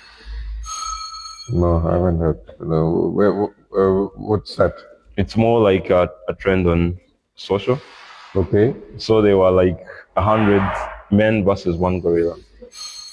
Okay. So this was in reality, or it just it's a debate. Just an argument. Yeah, an argument. Okay. Yeah. Okay. Which one do you think would win? Because okay, the gorilla may be very strong. Yeah. Very powerful. Yeah. Very heavy. Yeah. But the human will win every time. Yeah. Because humans, as an instinct, as a species, yeah, we can't run fast. We can't jump high. We can't climb high, or we can't dig deeper. Yeah. Physiologically, we are bad. Physically, we are bad. Yeah. But intellectually, we are the supreme being. Yeah. The gorilla may be strong. Yeah. But a man with a very small tool. Yeah. Will always win. Will kill it. Yeah. Yeah. Yeah, and that has been going on for thousands of years. Yeah. It's nothing new. Yeah. It's only now that we have become conscious. Yeah. That we need to preserve them. We need to protect them. Yeah. Which also has come by because we have been literally at the top of the food chain for so long that we just remove everything in our way. Yeah. The biggest animal in the animal kingdom, the whale. Yeah. Men used to hunt it and kill it with dinghy boats. Yeah. With not metal, steel vessels. This were, wooden or semi-steel vessels. Yeah. They used to, harpoon them. Yeah. And it was only done because we didn't have petrol. Yeah. We didn't have crude oil. That used to be the oil that used to fuel and light everybody's homes in the West. Yeah. In New York, London, they all used to use whale oil. Yeah. So they burnt them, or they? Yeah, instead of candles, they used to make candles out of them. They used to make, lamps out of them. And as soon as we discovered crude, that industry collapsed. Yeah. Overnight. Yeah. So would we also consider it the same that's happening to the oil and gas industry? Yes. We are going through that transition that we went from, from animal fat to crude oil, and now from crude oil to electric mobility, electric transportation, and the electric car is far superior technology than the ICE engine vehicle. So the ICE engine vehicle has over 2,000 moving parts. So every moving parts means a failure, point of failure. Yeah. Needs more repairs, more mechanics, more servicing, more filters, more everything. Yeah. An electric car has only 20 moving parts. Yeah. And the motor is so robust that it, Tesla offers a 1,000,000-mile warranty. Yeah. Yeah. On average, a car, an ICE engine car, only travels 150,000 miles. It's True. lifetime. And this guy is offering 7x that. Yeah. Why? Because he knows it's not gonna fail. Yeah. If it only fails, it's either the battery. Yeah, battery needs replacement, but the motor, the other, parts, they'll not, they use very robust motors that never fail. Yeah. Or hardly fail. Mm. So that's the reason. And the other thing is people are not realizing electric mobility is just the beginning. It's not the end all be all. Electric revolution is just the beginning. It is electric revolution with autonomous mobility. Robo-taxis. At the moment, the average cost of an Uber, per mile is £2, $2 a mile. They are saying, even Elon Musk has announced that his robo-taxis will cost only 28 pence per mile. So it's a 10x reduction in cost. So from $2 to 20 cents. Wow. Is it because electricity will be cheaper, or? Electricity is far cheaper than crude oil. Yeah. Not only that, but in your combustion engine car, the conversion of fuel to mobility is only 20%. 80% goes into heat, noise, and fumes. Yeah. Whereas an electric motor, an electric battery, is over 95% efficient. Yeah. It's 4 times more efficient than the ICE engine. Yeah. So even with the same fuel prices, it will give you 4 times the mileage. Yeah. So do you think the reason why most people are conscious of buying an electric vehicle is because they are Luddites, or it's because they have range anxiety? I think the electric mobility did a big mistake of giving range in terms of only 20% left, only 10% left. The ICE engine realized this, and they put this fuel gauge, 15 full, then 3/4, half, quarter, and then yellow light, and then beep. Yeah. Yeah. Whereas these guys are doing the opposite. Yeah. They're putting percentage. Yeah. You never should be so precise. You should just give an indication, not granular. Yeah. If they did, full tank, quarter, full battery, half battery, quarter battery, or what we do it in our phones. Yeah. 2 bar, 1 bar. Yeah. Yeah. That would be a much better way. This range anxiety has been, it is because they put on the percentage. Yeah, they went granularly, but those things are things of the past. When we moved from hose and cart to cars. There were no roads for cars. Yeah. There were no highways. There were no petrol pumps. Yeah. Yeah. And the horses would only feed once and we transitioned from hose and cart in between the First World War. Yeah. When everything was in a mess. Yeah. But even then, because the first car was a 10 horsepower car. Yeah. Even an emperor could not imagine a chariot with 10 horsepower, 10 hoses. Yeah. And this was the simplest and the most rudimental. Today, you and I drive 300 horsepower vehicles. Yeah. It's crazy. Yeah? Yeah. And we don't even blink. And that cheap as dirt. Yeah. I mean, once you put it that way, it blows my mind, because 100 horses going at the speed 80. Yeah. No, again, it's limited. The hoses, the top limit is around, when it is carrying, when it's carrying a load, it's no more than 20 or 30 miles. Yeah. Whereas your 300 horsepower could go up to 150 miles an hour. Yeah. While carrying load. Yeah. Yeah. It's a far superior technology. far more efficient.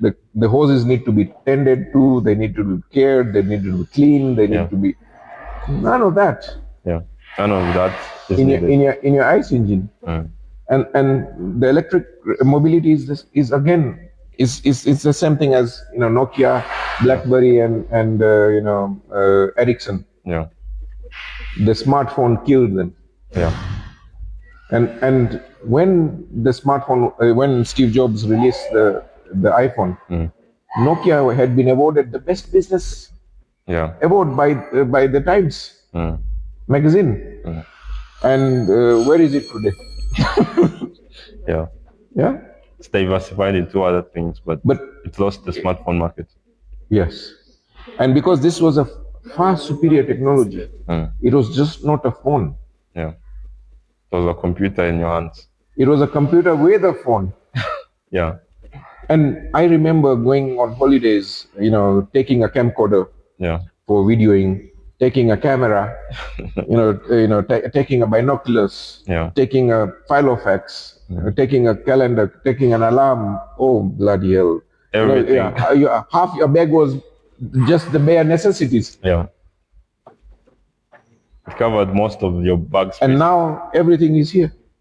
The torch is here, the camera is here, the video is here, the TV is here, the calendar is here, everything is here. Yeah. My laptop is here. Yeah. Even the fact that it fits in your phone, in your pocket. Yeah. It's that convenient. Yeah. Yeah.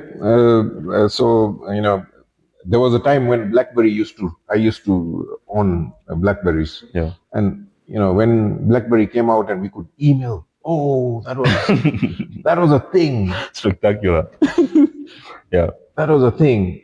And BlackBerry and the smartphones tried and compete against each other, but BlackBerry insisted that our keypad is our biggest feature. Yeah. They laughed at Steve Jobs, a touch screen. Yeah. They are nowhere to be seen today. Yeah. And I think because of that, they also tried to make theirs with a bigger screen, which is touch screen, and another one, which is like a keyboard at the bottom. Yeah. And it still failed. Yeah. Yeah. Because, also Steve Jobs was a great marketeer. The guy is a superb. Yeah. He was a brilliant storyteller. Before the iPhone, he came up with this iPod. iPod. Yeah, iPod. It's a music thing where he showed this jeans pocket. The jeans pocket, the small pocket in the jeans. You have the small pocket. Yeah. He says, "Hey, I always wondered what this pocket is for." Yeah. And then took out his small iPad, iPod or something. So I don't know what it is. It's an iPod. iPod. Yeah. And then said, this small device can hold 1,000 music, 1,000, songs. Yeah. And then came up with this concept of, earplugs and a phone, and everything else was in color. This was the only thing that was in white or something like that. Yeah. Superb marketing. Yeah. And, but he was a very good storyteller. And that, revolutionized, the mobile and internet. And okay, what do you think is the importance of storytelling in creating iconic products? Yeah, good question. Storytelling is one of the oldest forms of human arts. We've been gathering around people who knew how to tell stories. Yeah. Through Stone Age. Even in Stone Age days, the leaders used to be the ones who used to be able to tell the stories. They used to be the chiefs. They used to be the head of the tribes. They used to be the head of the cities. They used to be the kings. Yeah. And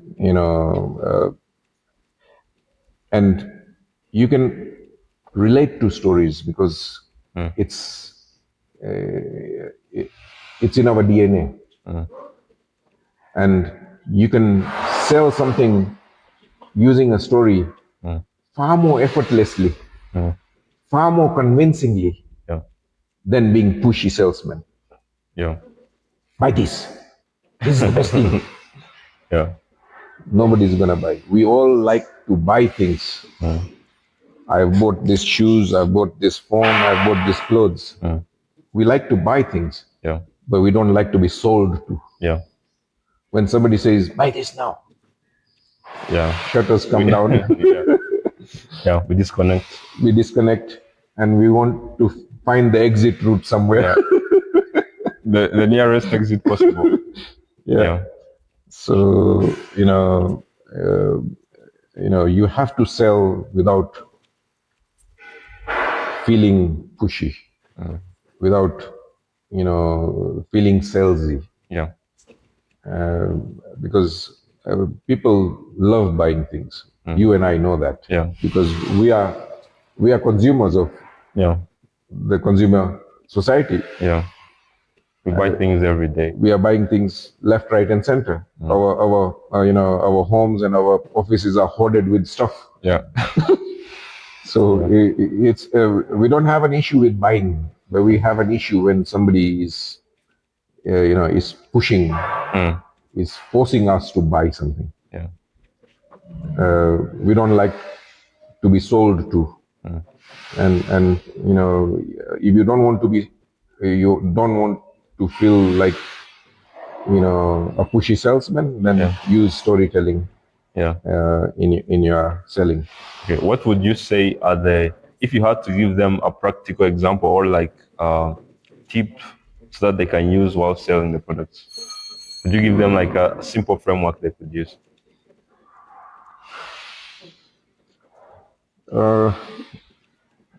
Okay, when I used to sell my construction services in London, I used to build, luxury homes for wealthy people.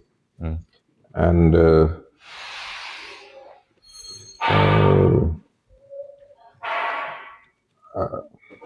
let's say let's do a role play. You're my client and I'm the builder. You and your wife are seated and you are interviewing, several builders. And I happen to be the third one or second one or whatever that you interview. So, I would come and say, Mr. Kamara, thank you for inviting me to tender for to work on your dream house.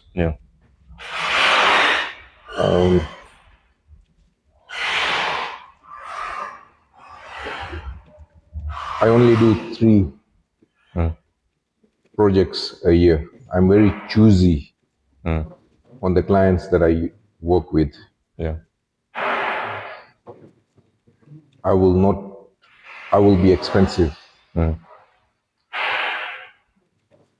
will take longer to build your dream house, but I'll do it right.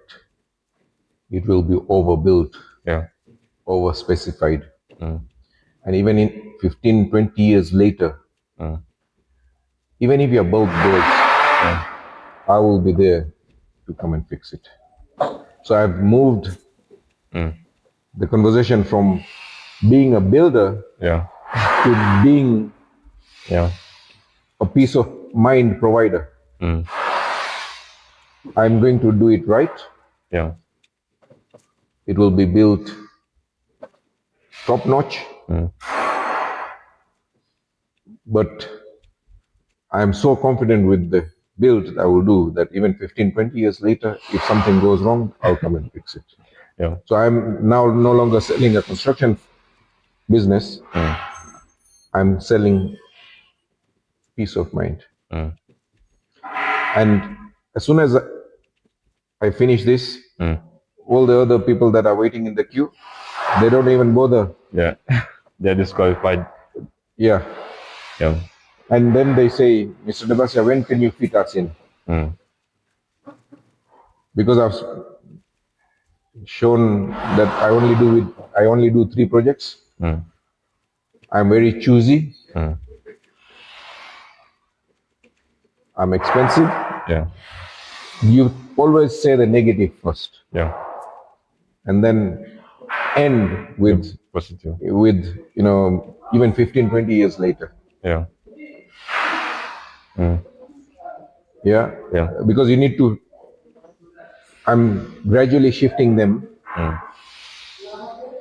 from just buying a construction, engaging with a contractor, to engaging with somebody who is going to give them peace of mind. Yeah.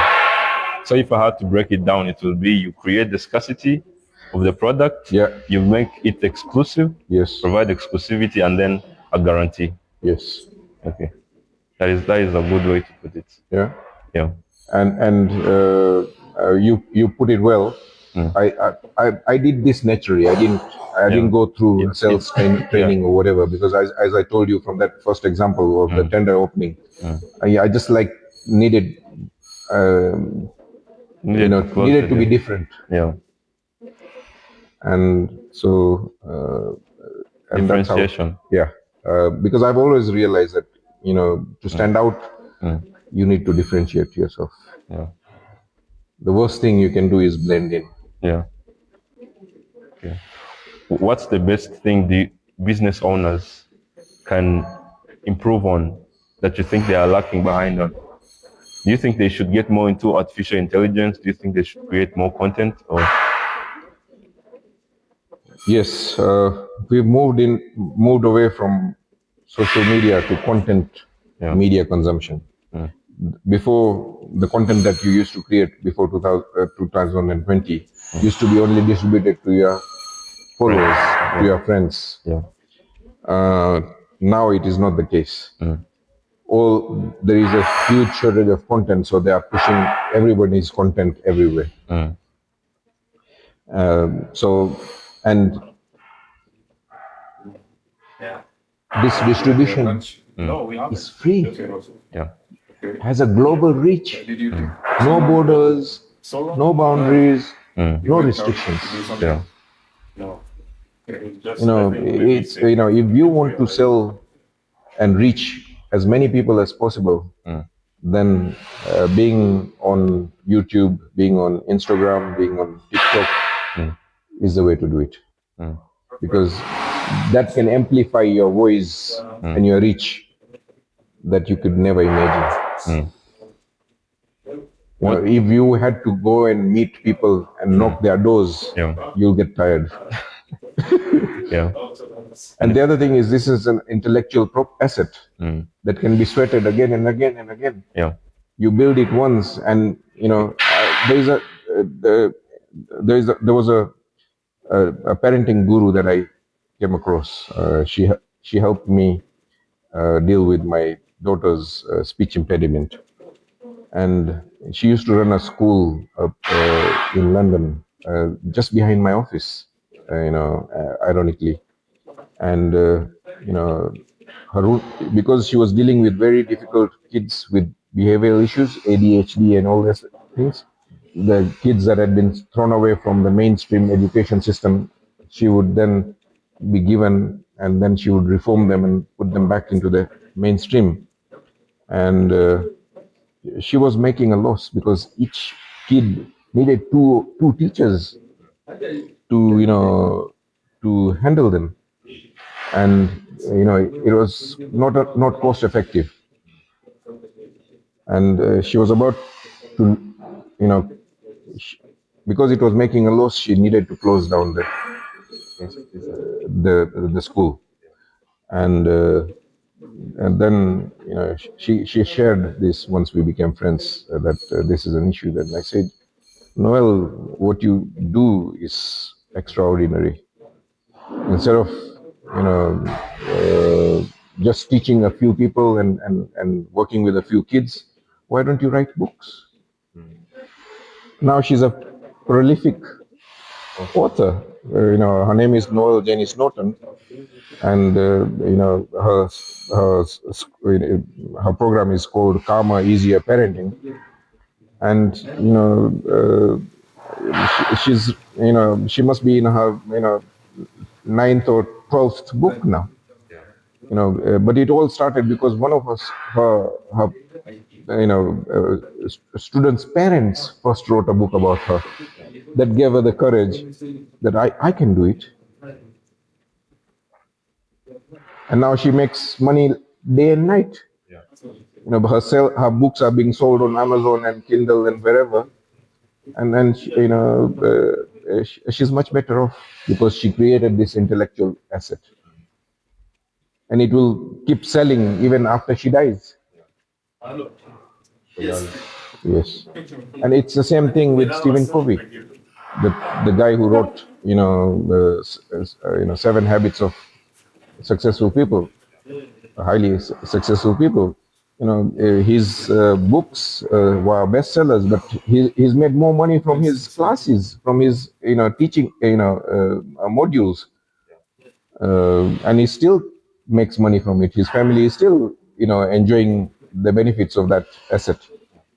So we have to create assets that can be distributed for free of charge through social media and all these things, internet and all that. And then so because whatever knowledge you have up here, I've had several multi-million businesses throughout my life. While I was doing it, I was too busy. I could not document it. I was too busy with the family. I was too busy with the kids. I was too busy with the temple. I was too busy with the business. But this time round, I want to document it. I want to document my success and the team's success, so that we can turn it into an intellectual asset that can outlive me. Yeah.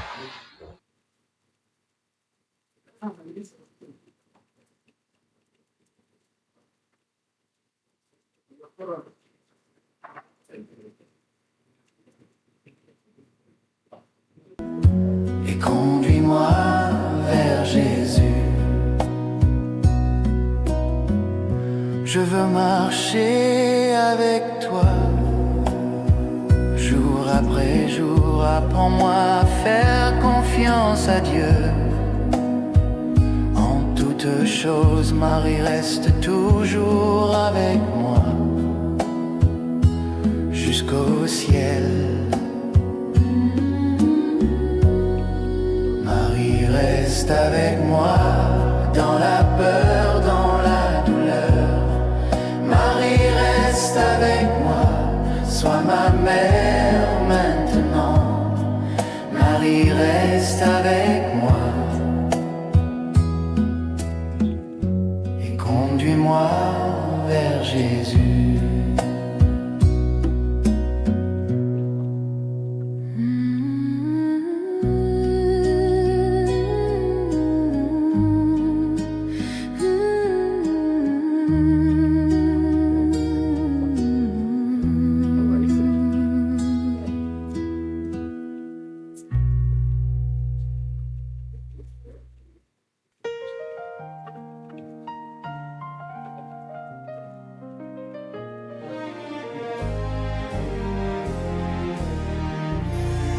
Marie, je te confie mes nœuds.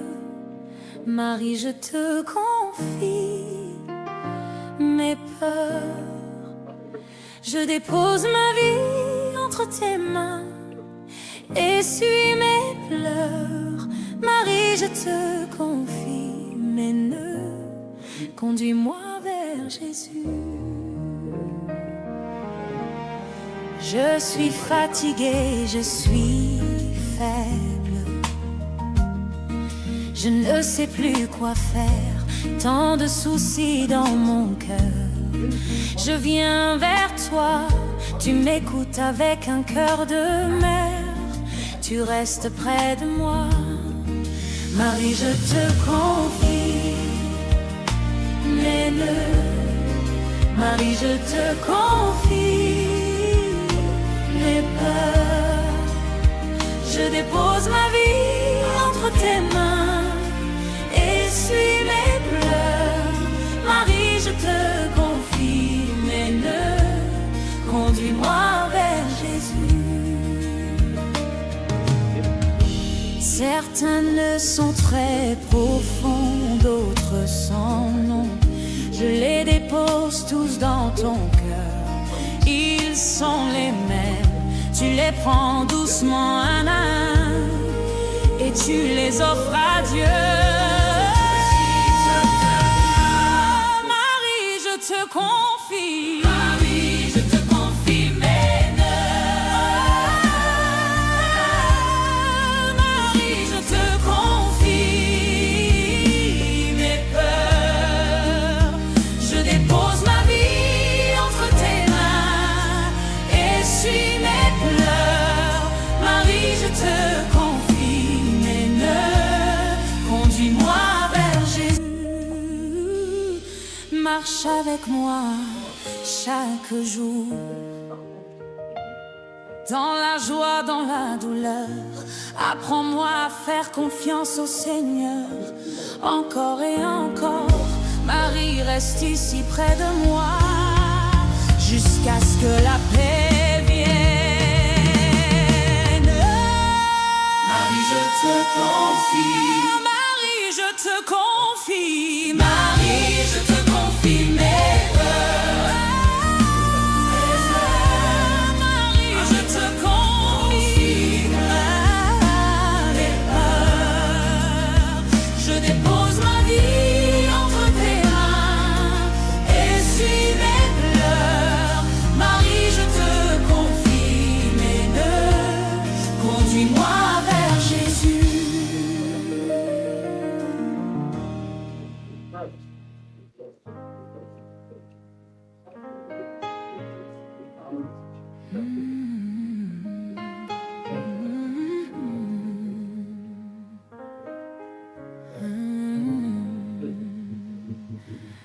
Dénoue mon cœur, Sainte Mère, dénoue mon cœur aujourd'hui. Je te confie tous mes soucis, enlève-les d'ici. Dénoue mon cœur, Sainte Mère, redonne-moi la paix. Mon cœur est lourd et inquiet, plein de doutes et de peur. Je murmure ton nom doucement. Je sais que tu entends, tu comprends mes larmes silencieuses. Tu ne me rejettes pas.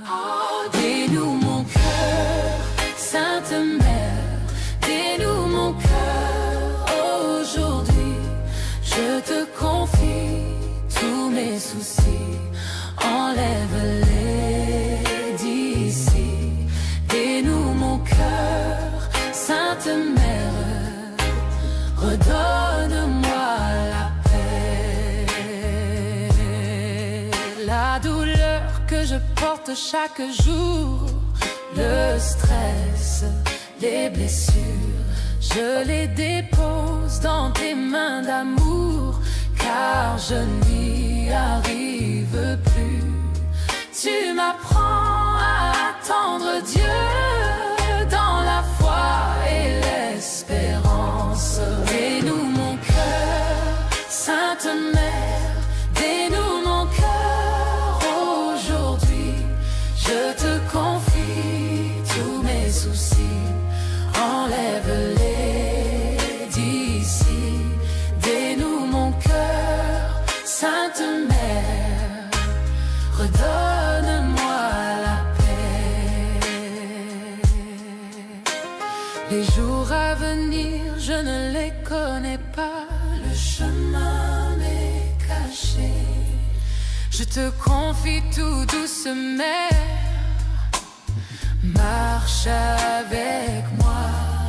Prends ma main et conduis-moi vers Jésus, Prince de paix. Dénoue mon cœur, Sainte Mère, dénoue mon cœur aujourd'hui.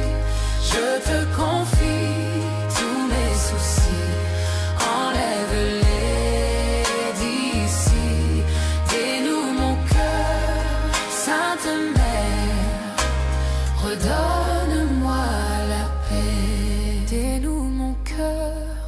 Sainte Mère, dénoue mon cœur aujourd'hui. Je te confie tous mes soucis, enlève-les d'ici. Dénoue mon cœur, Sainte Mère, redonne-moi la paix.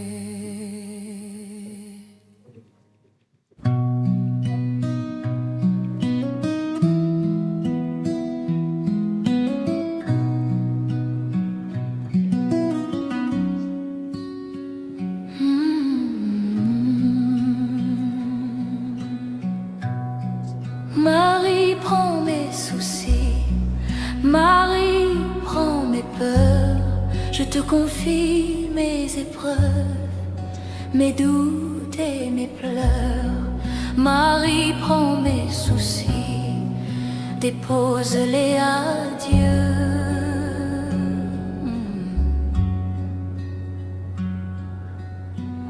Je pense trop, je perds la paix. Mon cœur est agité, tant de questions dans mon esprit. Je suis épuisé, je viens vers toi tel que je suis. Tu m'accueilles. Marie, prends mes soucis, Marie, prends mes peurs. Je te confie mes épreuves, mes doutes et mes pleurs. Marie, prends mes soucis, dépose-les à Dieu.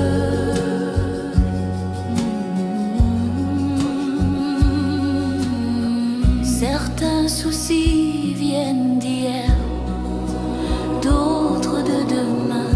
Je ne sais pas ce qui va changer. Je me sens perdu. Tu me rappelles que Dieu est bon et jamais loin. Marie, prends mes soucis, Marie, prends mes peurs. Je te confie mes épreuves, mes doutes et mes pleurs. Marie, prends mes soucis, dépose-les à Dieu.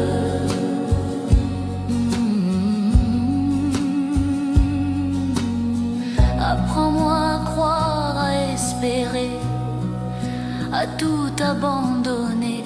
Apprends-moi à dire oui comme toi et à avancer. Marie, guide-moi pas à pas vers le cœur de Jésus. Marie, prends mes soucis, Marie, prends mes peurs. Je te confie mes épreuves, mes doutes et mes pleurs. Marie, prends mes soucis, dépose-les à Dieu.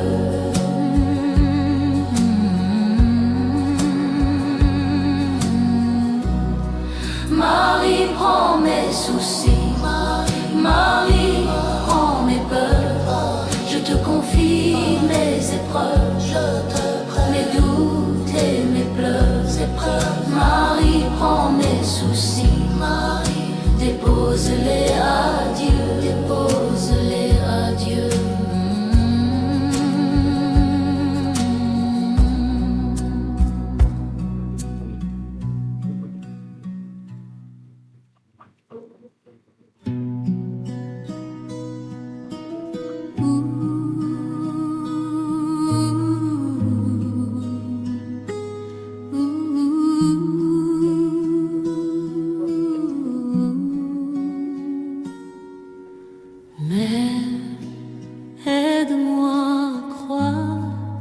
J'ai peur, mais aide-moi à croire quand ma foi est faible. Mère, aide-moi à croire ton Fils. Quand rien ne semble marcher, quand tout se ferme, je me sens seul et perdu. Tu connais ma peine. rester fidèle au pied de la croix. Tu m'apprends à tenir. Mère, aide-moi à croire quand j'ai peur. Mère, aide-moi à croire quand ma foi est faible. Mère, aide-moi à croire, conduis-moi vers ton Fils. Quand je ne comprends pas le plan de Dieu, quand je veux fuir, tu murmures doucement dans mon cœur. Fais confiance à mon Fils, tu m'apprends à attendre dans l'espérance, sans jamais abandonner. Mère, aide-moi à croire quand j'ai peur. Mère, aide-moi à croire quand ma foi est faible. Mère, aide-moi à croire, conduis-moi vers ton Fils. Reste avec moi, douce mère, dans chaque épreuve. Apprends-moi à me reposer en Dieu et trouver sa paix. Je confie toute ma vie entre tes mains, aujourd'hui et toujours. Mère, aide-moi à croire quand j'ai peur. Mère, aide-moi à croire quand ma foi est faible. Mère, aide-moi à croire, conduis-moi vers ton Fils.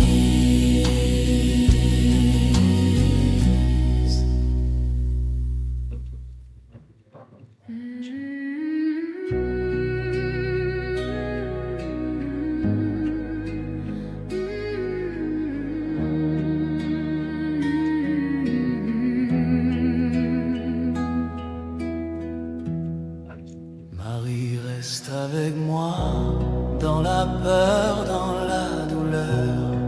Marie, reste avec moi, sois ma mère maintenant. Marie, reste avec moi et conduis-moi vers Jésus.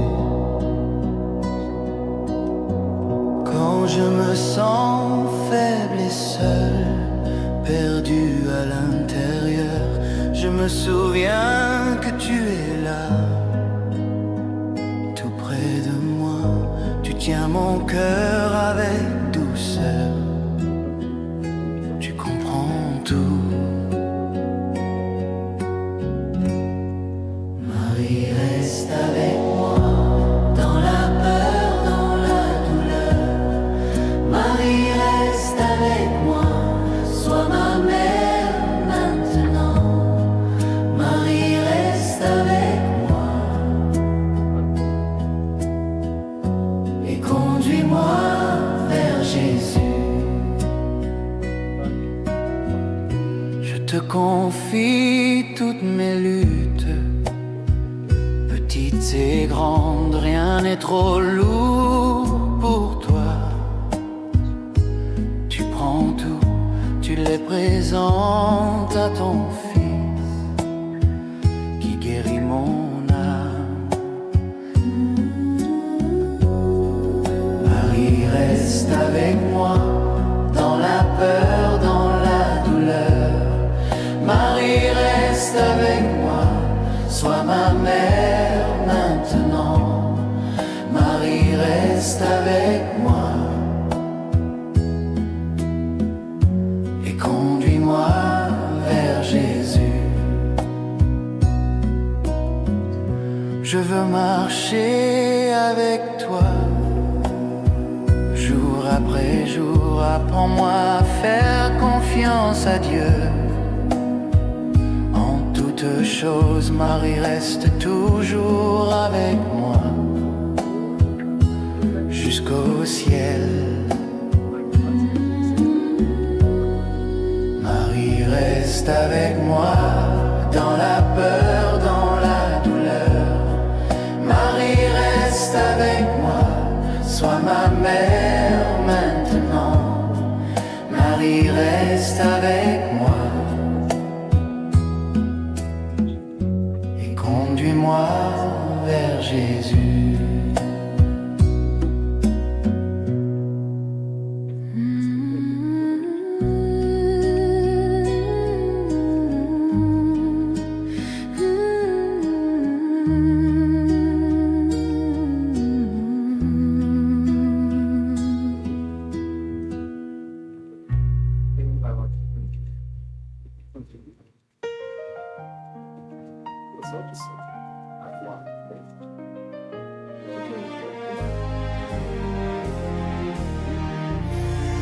Marie, je te confie mes nœuds. Marie, je te confie mes peurs. Je dépose ma vie entre tes mains, essuie mes pleurs. Marie, je te confie mes nœuds. Conduis-moi vers Jésus. Je suis fatiguée, je suis faible. Je ne sais plus quoi faire, tant de soucis dans mon cœur. Je viens vers toi, tu m'écoutes avec un cœur de mère. Tu restes près de moi. Marie, je te confie mes nœuds. Marie, je te confie mes peurs. Je dépose ma vie entre tes mains, essuie mes pleurs. Marie, je te confie mes nœuds. Conduis-moi vers Jésus. Certains nœuds sont très profonds, d'autres sans nom.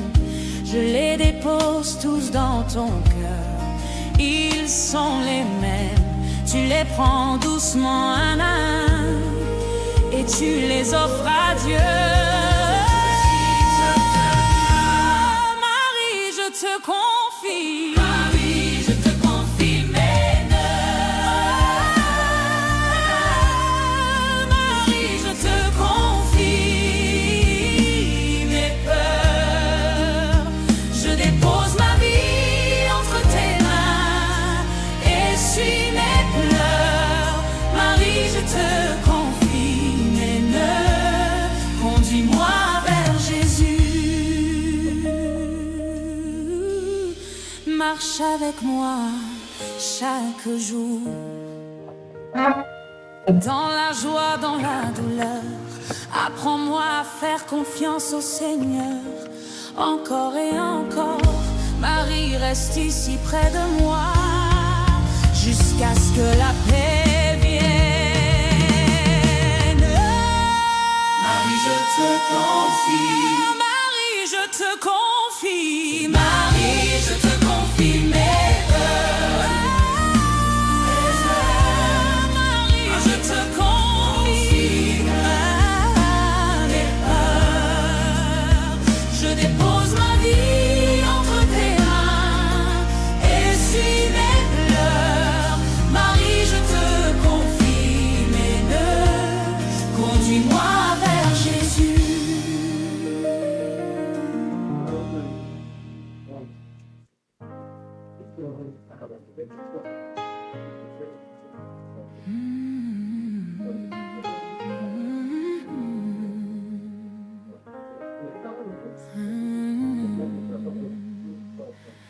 Dénoue mon cœur, Sainte Mère, dénoue mon cœur aujourd'hui. Je te confie tous mes soucis, enlève-les d'ici. Dénoue mon cœur, Sainte Mère, redonne-moi la paix. Mon cœur est lourd et inquiet, plein de doutes et de peur. Je murmure ton nom doucement. Je sais que tu entends, tu comprends mes larmes silencieuses. Tu ne me rejettes pas. Dénoue mon cœur, Sainte Mère, dénoue mon cœur. Aujourd'hui, je te confie tous mes soucis. Enlève-les d'ici. Dénoue mon cœur, Sainte Mère, redonne-moi la paix. La douleur que je porte chaque jour, le stress, les blessures, je les dépose dans tes mains d'amour, car je n'y arrive plus. Tu m'apprends à attendre Dieu dans la foi et l'espérance. Dénoue mon cœur, Sainte Mère, dénoue mon cœur. Aujourd'hui, je te confie tous mes soucis. Enlève-les d'ici. Dénoue mon cœur, Sainte Mère, redonne-moi la paix. Les jours à venir, je ne les connais pas. Le chemin m'est caché. Je te confie tout, douce mère. Marche avec moi. Prends ma main et conduis-moi vers Jésus, Prince de paix. Dénoue mon cœur, Sainte Mère, dénoue mon cœur. Aujourd'hui, je te confie tous mes soucis. Enlève-les d'ici. Dénoue mon cœur, Sainte Mère, redonne-moi la paix. Dénoue mon cœur, Sainte Mère, dénoue mon cœur. Aujourd'hui, je te confie tous mes soucis. Enlève-les d'ici.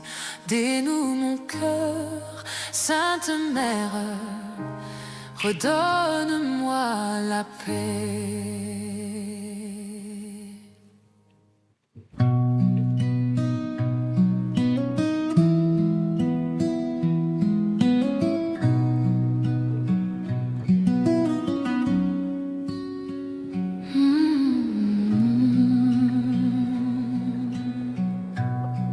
Marie prend mes soucis, Marie prend mes peurs, je te confie mes épreuves, mes doutes et mes pleurs.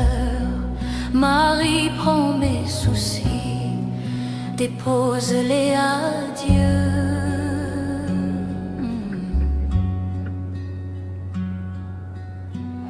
Je pense trop, je perds la paix. Mon cœur est agité, tant de questions dans mon esprit. Je suis épuisé, je viens vers toi tel que je suis. Tu m'accueilles. Marie prend mes soucis, Marie prend mes peurs. Je te confie mes épreuves, mes doutes et mes pleurs. Marie prend mes soucis, dépose-les à Dieu.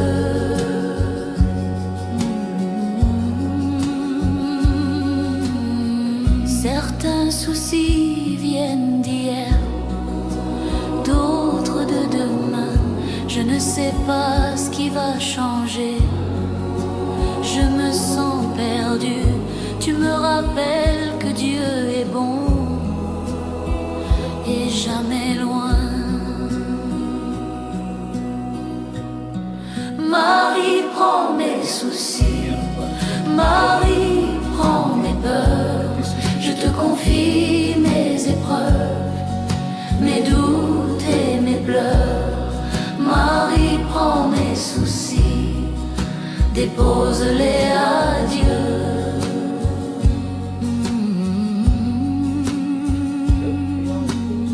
Apprends-moi à croire, à espérer, à tout abandonner. Apprends-moi à dire oui comme toi et à avancer. Marie, guide-moi pas à pas vers le cœur de Jésus.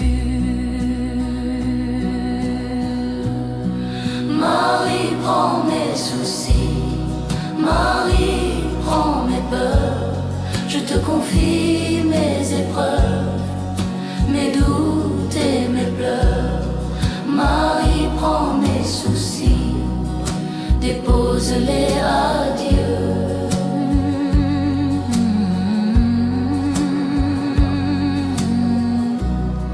Marie, prends mes soucis, Marie, prends mes peurs. Je te confie mes épreuves, mes doutes et mes pleurs.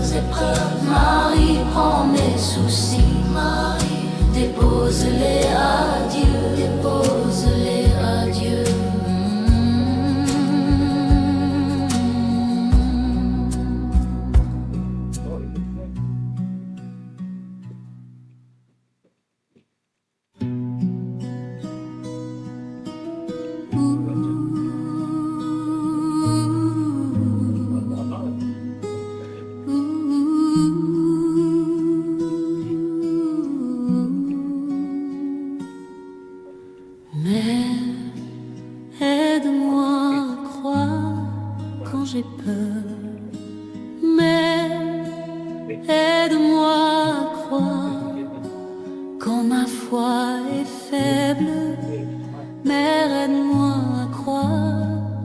Conduis-moi vers ton Fils.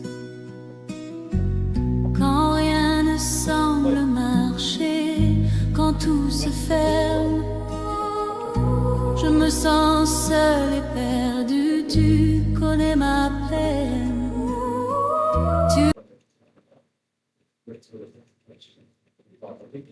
Tu es resté fidèle à la croix. Tu m'apprends à tenir. Mère, aide-moi à croire quand j'ai peur. Mère, aide-moi à croire quand ma foi est faible. Mère, aide-moi à croire. Conduis-moi vers ton Fils. Quand je ne comprends pas le plan de Dieu, quand je veux fuir, tu murmures doucement dans mon cœur. Fais confiance à mon Fils, tu m'apprends à attendre dans l'espérance, sans jamais abandonner. Mère, aide-moi à croire quand j'ai peur. Mère, aide-moi à croire quand ma foi est faible. Mère, Okay. Let me see.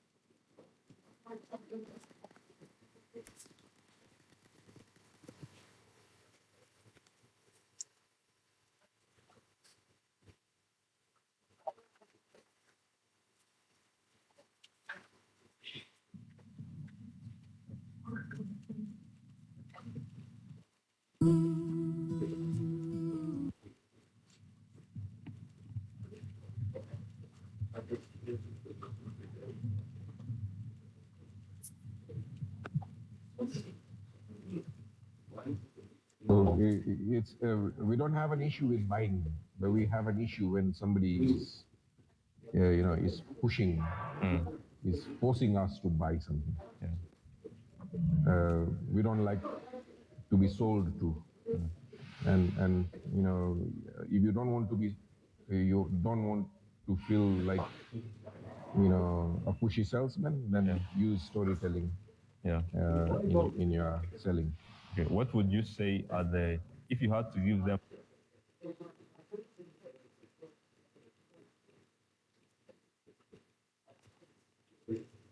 differentiate yourselves? And you can only differentiate yourself by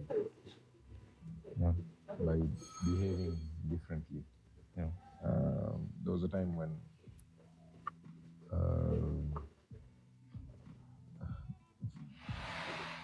I came back from my studies and my practice with a construction firm. In Nairobi, my father tells me, can you do this tender for the family by behaving differently? There was a time when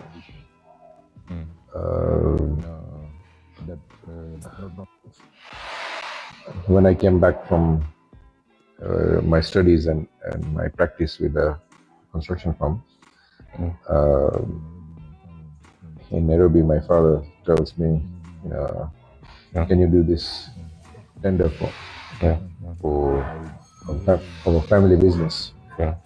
And I said, I'll only do it in one condition. that not only do I do the tender, but also go to the negotiations, to the tender opening. And my father said, "What do you know about this?" You know nothing about it. You know, and brushed it off. He tried looking for a QS or somebody to do the tender, but it didn't work out. Then reluctantly he says, and I did it, and I went to the tender opening ceremony. It's where all the architect, the client, and all the builders, contractors, bring their tenders and put it on the table, and it is opened, and the figures shared. And I went there, but I didn't put my tender on the table. So the other builders are laughing at me. Look at this young dude. He doesn't know what he needs to do. And nobody is telling me what I need to do. But they're all laughing and making fun of me. I ignored that. And so the tender opening happened, and once all the builders went away, and the architect, the client told the architect to leave also, and he then approached me and said, "Young boy, don't you know you are supposed to put your document on the table?" And I said, "I know." And he says, "Why didn't you do it?" He said, "Because if I did, I wouldn't be able to talk to you." Clever move. So he says, "What do you want to talk to me about?" I said, "You do this process. It has happened many times. And you would take a price from my father, from another contractor. You would take prices from 5 or 6 contractors to accept that." And because he liked my father's workmanship, he liked his speed of delivery. And but he was taking advantage because my father didn't know how to negotiate. He didn't have a choice back then. And whereas now, I said, what you've been doing with my father won't work with me. I know you want to build 20 warehouses. You're doing tenders for 5 now, you do another tender for another 5, another 5. And every time we have to redo this exercise over and over again. Why don't we do a negotiated contract?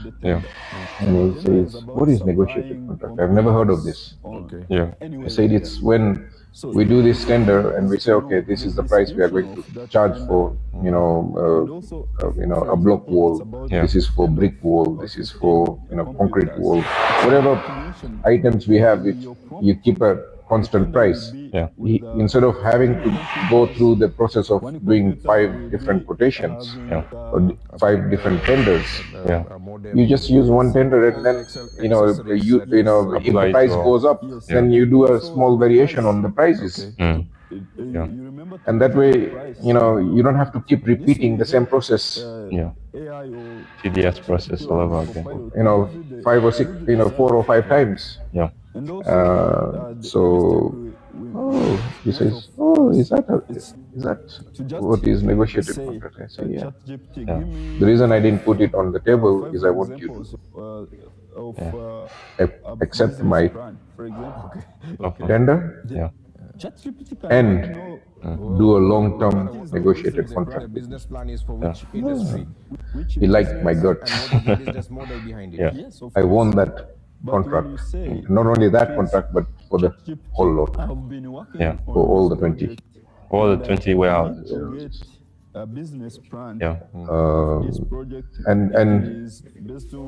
It was. I knew that if it failed, it will fail miserably. And if it worked, it would work wondrously. And it worked out. beautifully for me. Yeah. You gave him a low price as he used to? Or? No. Look, it was much higher than any of the tenders that he had received. Yeah.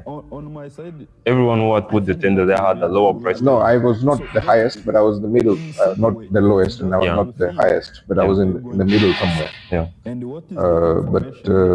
You know, he liked my attitude. He liked my, my boldness and my, so and nobody had challenged him this way. Yeah. And the other thing is, I did not, look at him like this, or I didn't not look at him like this. I just looked at him in the eye. Yeah. Just in any negotiation, if you look at them like that, then you worship them. Yeah. If you look at them like that, you disguise them. Yeah. Why don't you look at them eye level, just in the eye? Yeah. You don't have to, look up to somebody or look down to somebody. Yeah. What would you say causes people to look at them either from up or down? It's either fear or admiration. Yeah. You stand in front of an angry father, you're always going to look down. Yeah. Yeah. Yeah. Yeah. Because you fear him. Yeah. And if you if you think he's a great entrepreneur or he's something big, and then you look up to him like that. Yeah. And because you worship him, you're not gonna do a deal that is beneficial to you. You'll do a deal that is beneficial to the other person. Yeah. You work on their own terms. Yeah, they will negotiate. They will control the negotiations. Yeah. And in any negotiation, the person who asks the questions is the one in negotiation. Is in control. Yeah. If you're the one answering all the questions, you're not in control. No. If the customer says, "Oh, what discount am I going to get?" Yeah. "Oh, what are you going to put in for a car salesman?" Yeah. Will I have the bumper included? Yeah. Will I have the the alloy wheels included? Yeah. Will I have this? Will I have that? Yeah. The salesman has lost the plot. Yeah. Because even if you sell the car, the extra features that they ask for are going to be covering all your margins. Yeah. Yeah. So when you provide bad we have to differentiate ourselves. If you want to stand out in a crowded market, the only way to do is to differentiate yourself. Is to stand out. Yeah. Very good. We are all made when you provide bad prompt to stand out. Yes. There is no other Kevin Karamera. Yeah. Only one. Yeah. And if you try to blend in, then you're not. You become invisible. Yeah. Yes. All the Do you think most people try to blend in so that they can conform to the other people, or it's just because of fear of standing out? Okay. Yeah.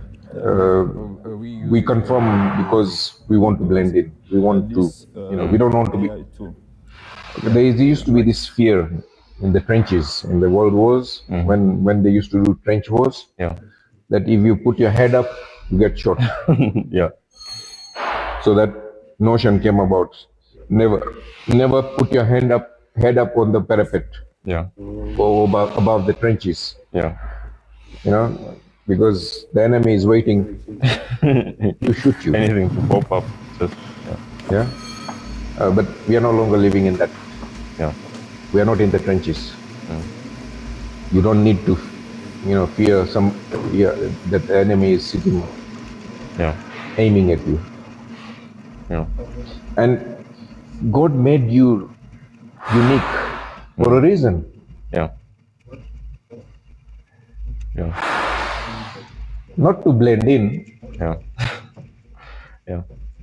Would you say it's also correlated to self-esteem and self-confidence? Or It is. A child who has always been told, "You're no good. You don't know nothing." Yeah. When are you going to learn? Yeah. His self-esteem diminishes, and he fears because he's built this habit because of that domineering father or parent or domineering boss. Yeah. To just look down. They're not able to look. Even in animal kingdom. Yeah. You go to see gorillas and you're told not to look at them and die. Yeah. Yeah. Yeah. Yeah. Because by doing that, you're telling him that you're up for a fight. Yeah. Yeah. Yeah. Yeah. So and the gorilla is 400 kgs. Yeah. No one is going to go against it.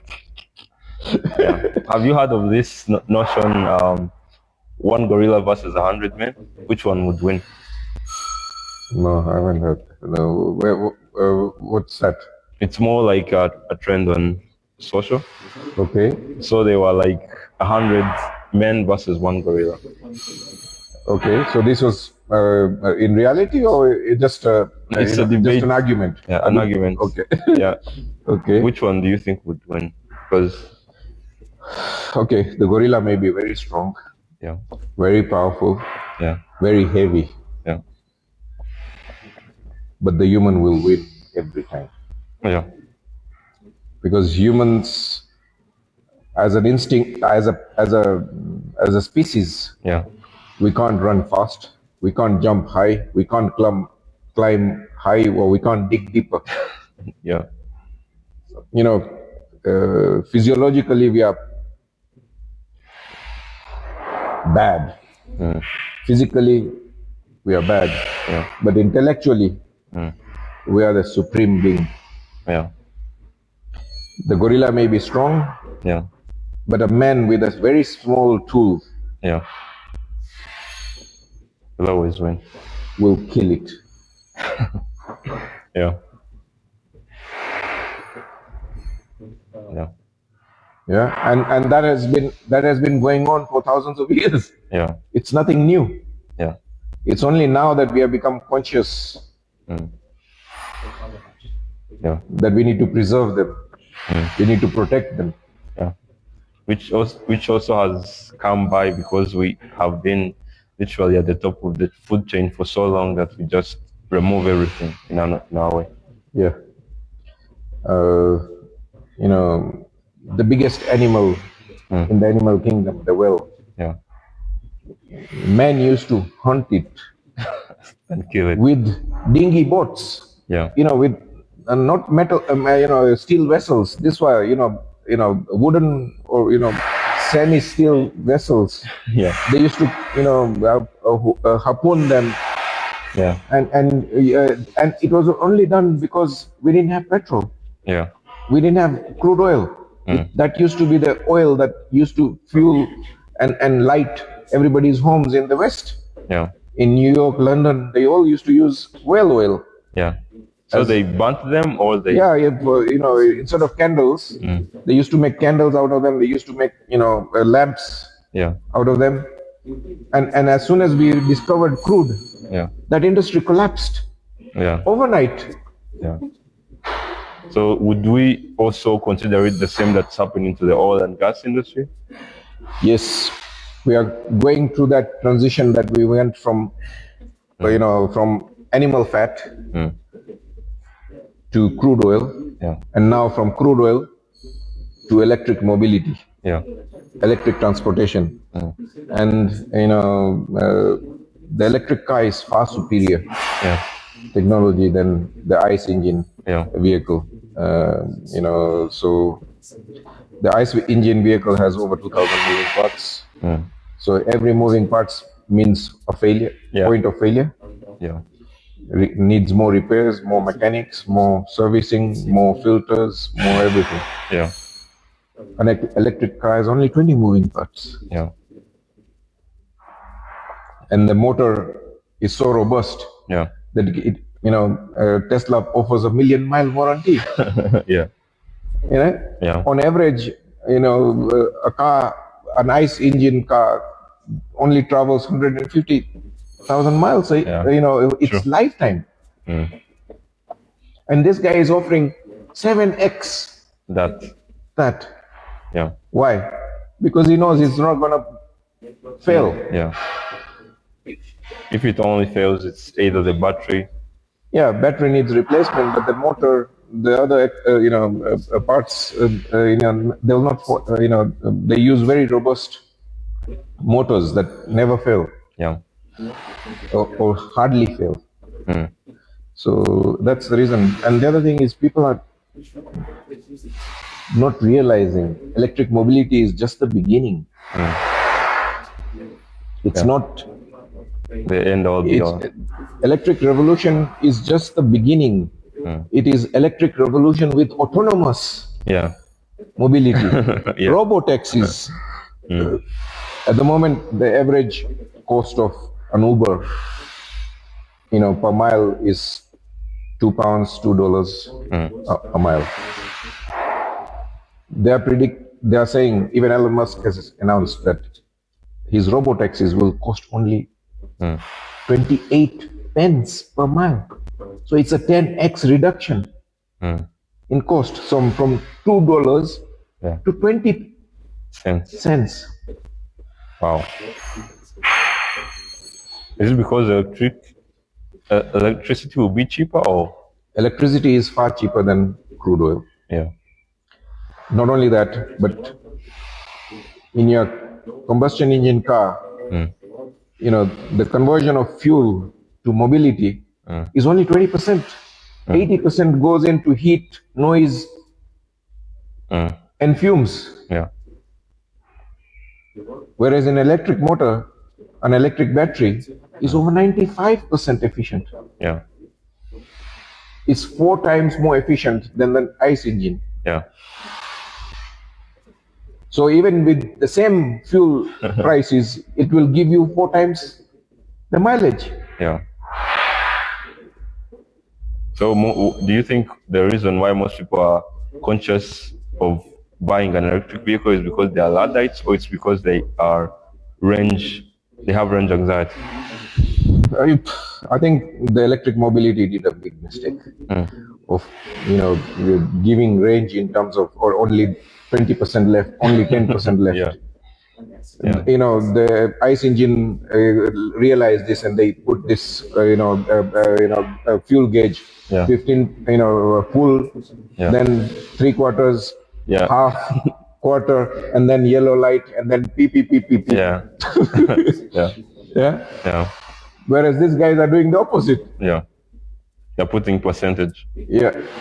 You never should be so precise. You should just give an indication, not granular. Yeah.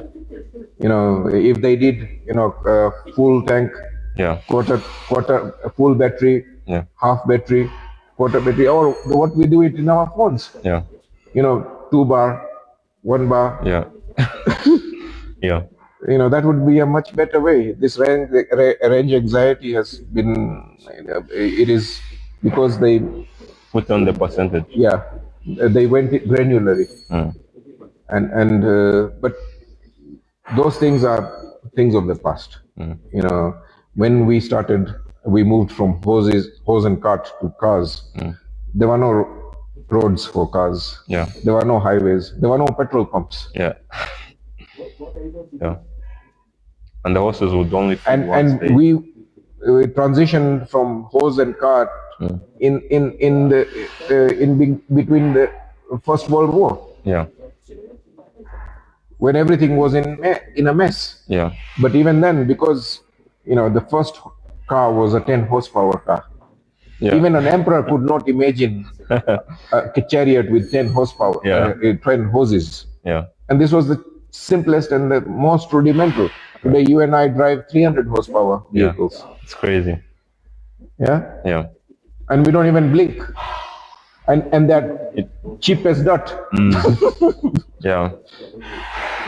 I mean, once you put it that way, it blows my mind, because 100 horses going at the speed 80, Yeah. No, again, it's limited. The hose is, the top limit is around, when it is carrying, when it's carrying a load, it's no more than 20 or 30 miles. Yeah. Whereas your 300 horsepower could go up to 150 miles an hour. Yeah. While carrying load. Yeah. Yeah, it's a far superior technology, far more efficient. The hoses need to be tended to, they need to be cared, they need to be cleaned, they need to be, none of that. Yeah, none of that is in your ICE engine. And the electric mobility is the same thing as Nokia, BlackBerry, and Ericsson. Yeah. The smartphone killed them. Yeah. And when the smartphone, when Steve Jobs released the iPhone, Nokia had been awarded the best business award by the Times magazine. And where is it today? Yeah. Yeah. It's diversified into other things, but it lost the smartphone market. Yes. And because this was a far superior technology, it was just not a phone. Yeah. It was a computer in your hands. It was a computer with a phone. Yeah. And I remember going on holidays, taking a camcorder for videoing, taking a camera, taking a binoculars, taking a filofax, taking a calendar, taking an alarm. Oh, bloody hell. Everything. Half your bag was just the bare necessities. Yeah. It covered most of your bags. And now everything is here. The torch is here, the camera is here, the video is here, the TV is here, the calendar is here, everything is here. Yeah. My laptop is here. Yeah. Even the fact that it fits in your phone, in your pocket. Yeah. It's that convenient. Yeah. Yeah. So, there was a time when I used to own Blackberries. Yeah. And, when Blackberry came out and we could email, that was a thing. Spectacular. Yeah. That was a thing. And BlackBerry and the smartphones tried and compete against each other, but BlackBerry insisted that our keypad is our biggest feature. Yeah. They laughed at Steve Jobs, a touch screen. Yeah. They are nowhere to be seen today. Yeah. And I think because of that, they also tried to make theirs with a bigger screen, which is touch screen, and another one, which is like a keyboard at the bottom. Yeah. And it still failed. Yeah. Yeah. Because, also Steve Jobs was a great marketeer. The guy is a superb. Yeah. He was a brilliant storyteller. Before the iPhone, he came up with this iPod or iPod. Yeah, iPod. It's a music thing where he showed this jeans pocket. The jeans pocket, the small pocket in the jeans. You have the small pocket. Yeah. He says, I always wondered what this pocket is for. Yeah. And then took out his small iPad, iPod or something. So I don't know what it is. It's an iPod. iPod. Yeah. And then said, this small device can hold 1,000 music. 1,000, songs. Yeah. And then came up with this concept of, earplugs and a phone, and everything else was in color. This was the only thing that was in white or something like that. Yeah. Superb marketing. Yeah. And, but he was a very good storyteller. And that, revolutionized, the mobile and internet. And okay, what do you think is the importance of storytelling in creating iconic products? Yeah, good question. Storytelling is one of the oldest forms of human arts. We've been gathering around people who knew how to tell stories. Yeah. Through Stone Age. even in Stone Age days, the leaders used to be the ones who used to be able to tell the stories. Tell stories. You know, they used to be the chiefs. They used to be the head of the tribes. They used to be the head of the cities. They used to be the head, the kings. Yeah. And and you can relate to stories because it's in our DNA. And you can sell something using a story far more effortlessly, far more convincingly than being pushy salesman. Yeah. Buy this. This is the best thing. Yeah. Nobody's gonna buy. We all like to buy things. I bought these shoes, I bought this phone, I bought these clothes. We like to buy things, but we don't like to be sold to. Yeah. When somebody says, buy this now, shutters come down. Yeah, we disconnect. We disconnect and we want to find the exit route somewhere. The nearest exit possible. Yeah. So, you have to sell without feeling pushy, without, feeling salesy. Yeah. Because people love buying things. You and I know that. Yeah. Because we are consumers of the consumer society. Yeah. We buy things every day. We are buying things left, right, and center. Our homes and our offices are hoarded with stuff. Yeah. So it's we don't have an issue with buying, but we have an issue when somebody is pushing, is forcing us to buy something. Yeah. We don't like to be sold to, and if you don't want to be, you don't want to feel like a pushy salesman, then use storytelling. In your selling.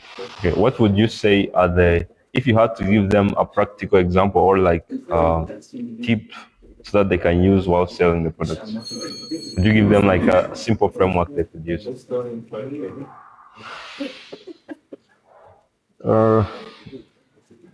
Okay, when I used to sell my construction services in London, I used to build, luxury homes for wealthy people. And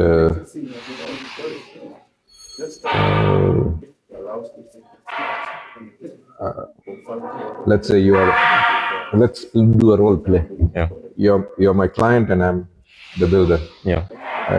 You and your wife are seated and you are interviewing, several builders. And I happen to be the third one or second one or whatever that you interview. So, I would come and say, Mr. Kamara, thank you for inviting me to tender for to work on your dream house. Yeah.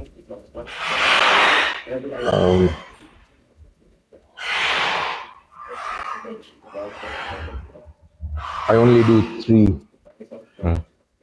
projects a year. I'm very choosy on the clients that I work with.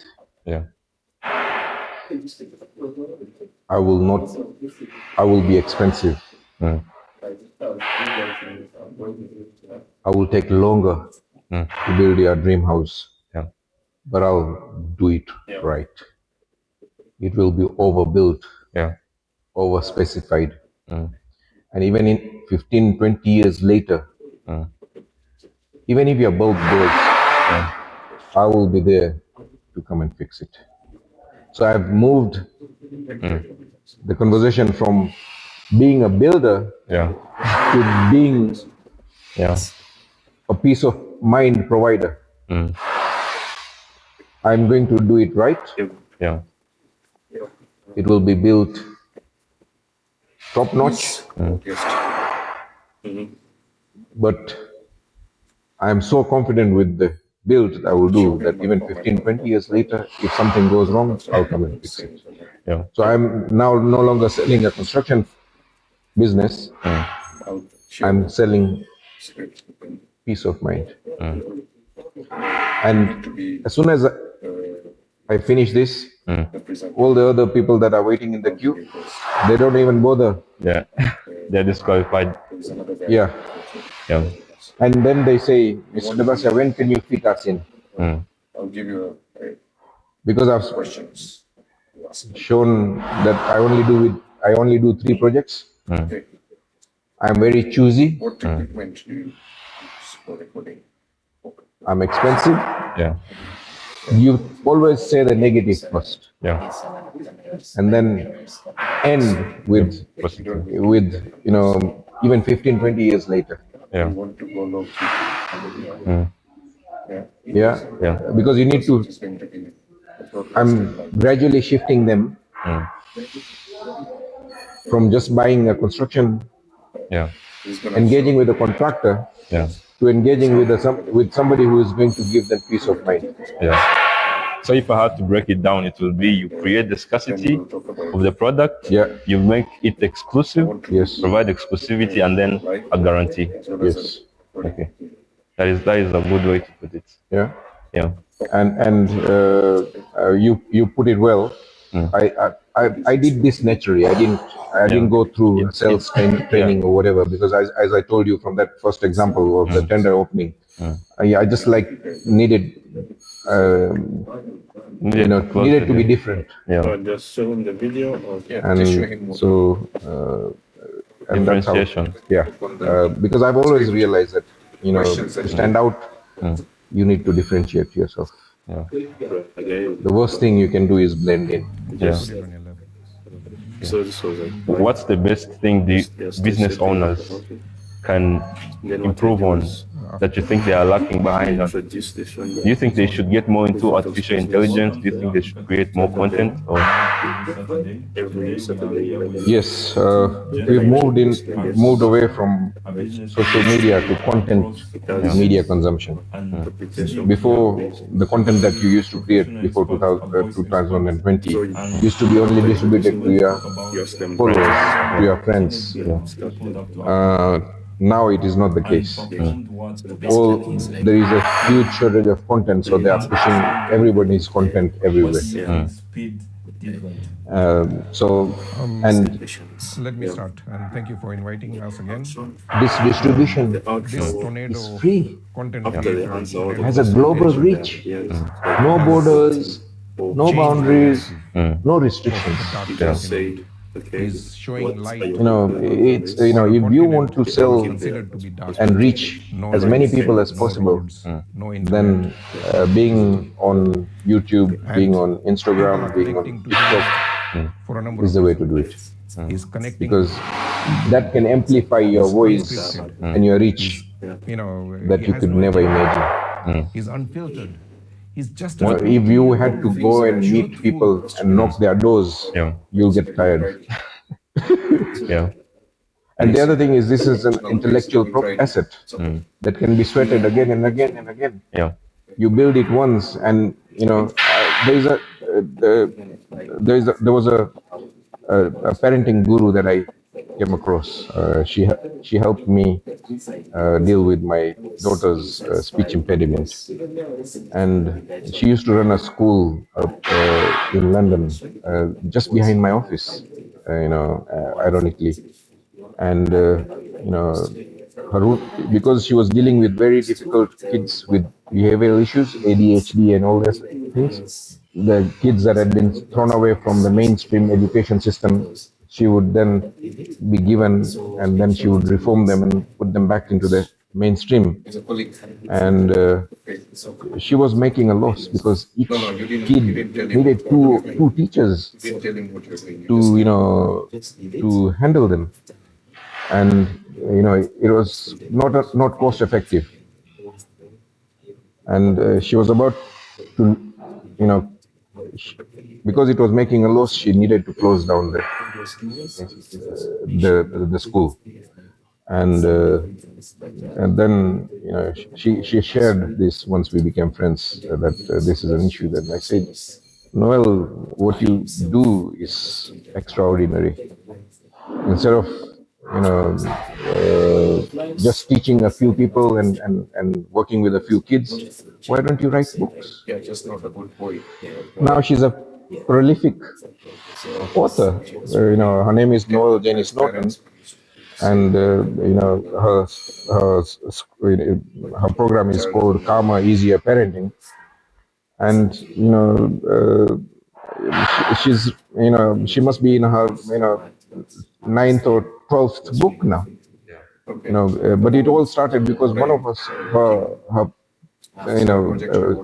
students' parents first wrote a book about her that gave her the courage that I can do it. So this would be a good. And now she makes money day and night. Her books are being sold on Amazon and Kindle and wherever. And then she's much better off because she created this intellectual asset. And it will keep selling even after she dies. Yeah, so it will be good. Yes. And it's the same thing with Stephen Covey, the guy who wrote, 7 Habits of Successful People, highly successful people. His books were bestsellers, but he's made more money from his classes, from his teaching modules, and he still makes money from it. His family is still enjoying the benefits of that asset. So we have to create assets that can be distributed for free of charge through social media and all these things, internet and all that. And then so because whatever knowledge you have up here, I've had several multi-million businesses throughout my life. While I was doing it, I was too busy. I could not document it. I was too busy with the family. I was too busy with the kids. I was too busy with the temple. I was too busy with the business. But this time round, I want to document it. I want to document my success and the team's success. So that we can turn it into an intellectual asset that can outlive me. Yeah. According to the one that I've been able to discuss with. Okay. When I was in London selling construction services, I was, everyone calls me, I would, Mr. Dabasia, have you been given a number by so and so? Can you come and survey our project? We want to do an extension, we want to do a bathroom, we have Uber drivers. blah, blah, blah. The Uber drivers, if the average salary in UK is 30,000 pounds per year, Uber drivers are doing 60,000. 4 days later, call it up, phone call and say, Mr. Padecha, I gave you this quotation, what happened? Oh, Harish. And that's what's motivating them to do. Oh, Harish. The Uber driver, we are not going 9 to 5 job. Blah, blah, blah, excuses. So something similar is happening 2 months later, I pass by in the border. I see a Eastern European using my paperwork with my logos and everything, just different prices. Okay, but there's also a problem of the transfer system. The drivers have to look for customers. How do I do it? You have to go up and down the streets. Grappled. And or stand in a corner system to for filter many hours time before they wasters. get a In customer. every business, especially your business, And that's a problem that can be solved very easily. tremendous. Because electric bikes now, If you don't tackle the there time is a wasters, GPS in the battery. For battery you'll be management wasting your time. purposes. Not overcharging, not undercharging. Yeah, exactly. So you need to Then have a system to there is filter a them out. What I did GPS in the bike was itself. that And there is a GPS in the drivers. me and said, And Mr. Dabasia, we want in the form of we've been a given a mobile. number by so and so. Can So you come and see? all somebody has to I would do love is to come and see connect your that projects. mobile, I the thought it driver's would be possible mobile for you to come to and the customer's check out GPS. the workmanship on the site that I'm working on. And Ego tried it, but it doesn't meet work. one of my clients. The software is lousy. They It filter doesn't. themselves out. It doesn't even show me where I am. 80% filter themselves out. The 2 people that make an effort to come and see my workmanship, And meet it's, my you know, client, this problem is has ready been solved to many have a times deal all over. straight away. No price is nothing. I don't know why it's not been Mr. fixed over Dabasia, here. we've heard It will a lot of make good things about you from communication, Mrs. Kotecha, who said that you did this, whenever I window book for up her at no Uber extra in cost, London, and that thing looks perfect I book it on my phone. in that place. The car is there When in can you 3 to start? 5 minutes. I No open the price, door. nothing. They are The ready driver to asks start. me, Mr. Dabasia, welcome. I would I send a say, team, yeah. it will start, and the negotiations will carry on. As soon as I give him a The pin, other person that is skeptical it will takes then me say, to my okay, destination. I Don't did need what to you go asked for me it. to do. No, I've come to your site, I've met your client, So can you come and do a survey? So I would go and do a survey and make a proposal and deliberately send out a proposal without a price. Yeah, but people don't want that. And I would receive a phone There are call. lots of people. Okay, you go to a supermarket. Mr. Dabasia, you've sent me a You see proposal lots of without a people price. for toothpaste, toothbrush. It's deliberate. Why don't you People bargain come to then? my office?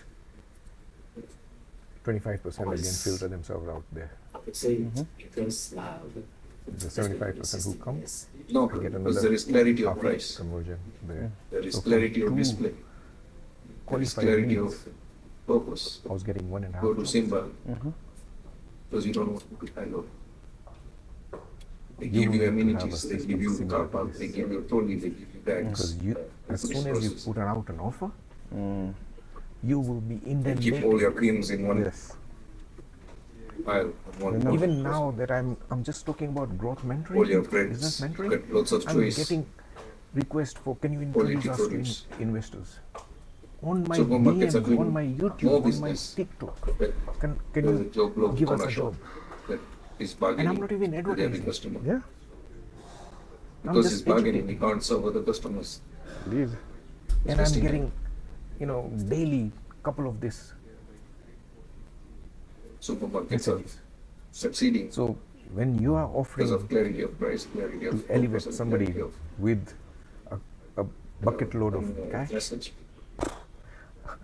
I can't imagine how many people If supermarkets can I know, and that's why will sometimes queue up. that's why we've been trying to, and that's why I reached out to you, was to say, okay, listen, we've gone the route of advertising, opening the floodgates. It was mad, and there was a lot of frustration, disappointment.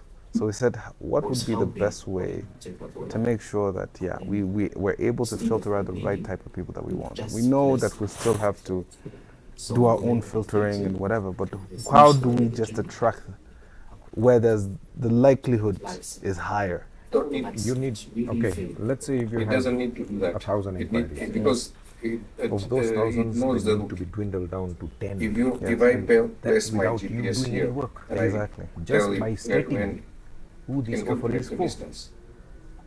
and Can who it is calculate the not for. price. Why does it need to wait What will until the journey happen ends? is that the 1,000 inquiries People will want their prices dwindle down before they even book it. to 100, which is manageable. If 900 filter themselves out, that's less work for you. Yes.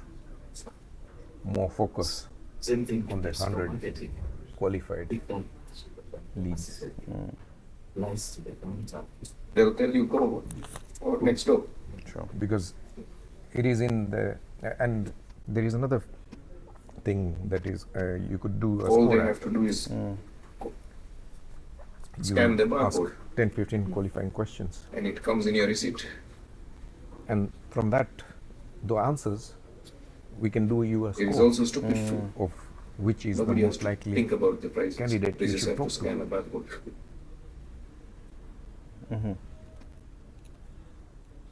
And tag it. Yeah. And that again is Let another them filter, but evenly. you have to introduce resistance. Yes. The right amount of friction. Yes.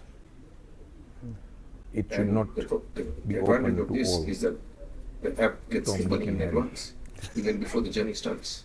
Yeah. Yeah. If it is open to all Tom, Dick, and Harry, It is a problem you'll that be a is headless solved. chicken.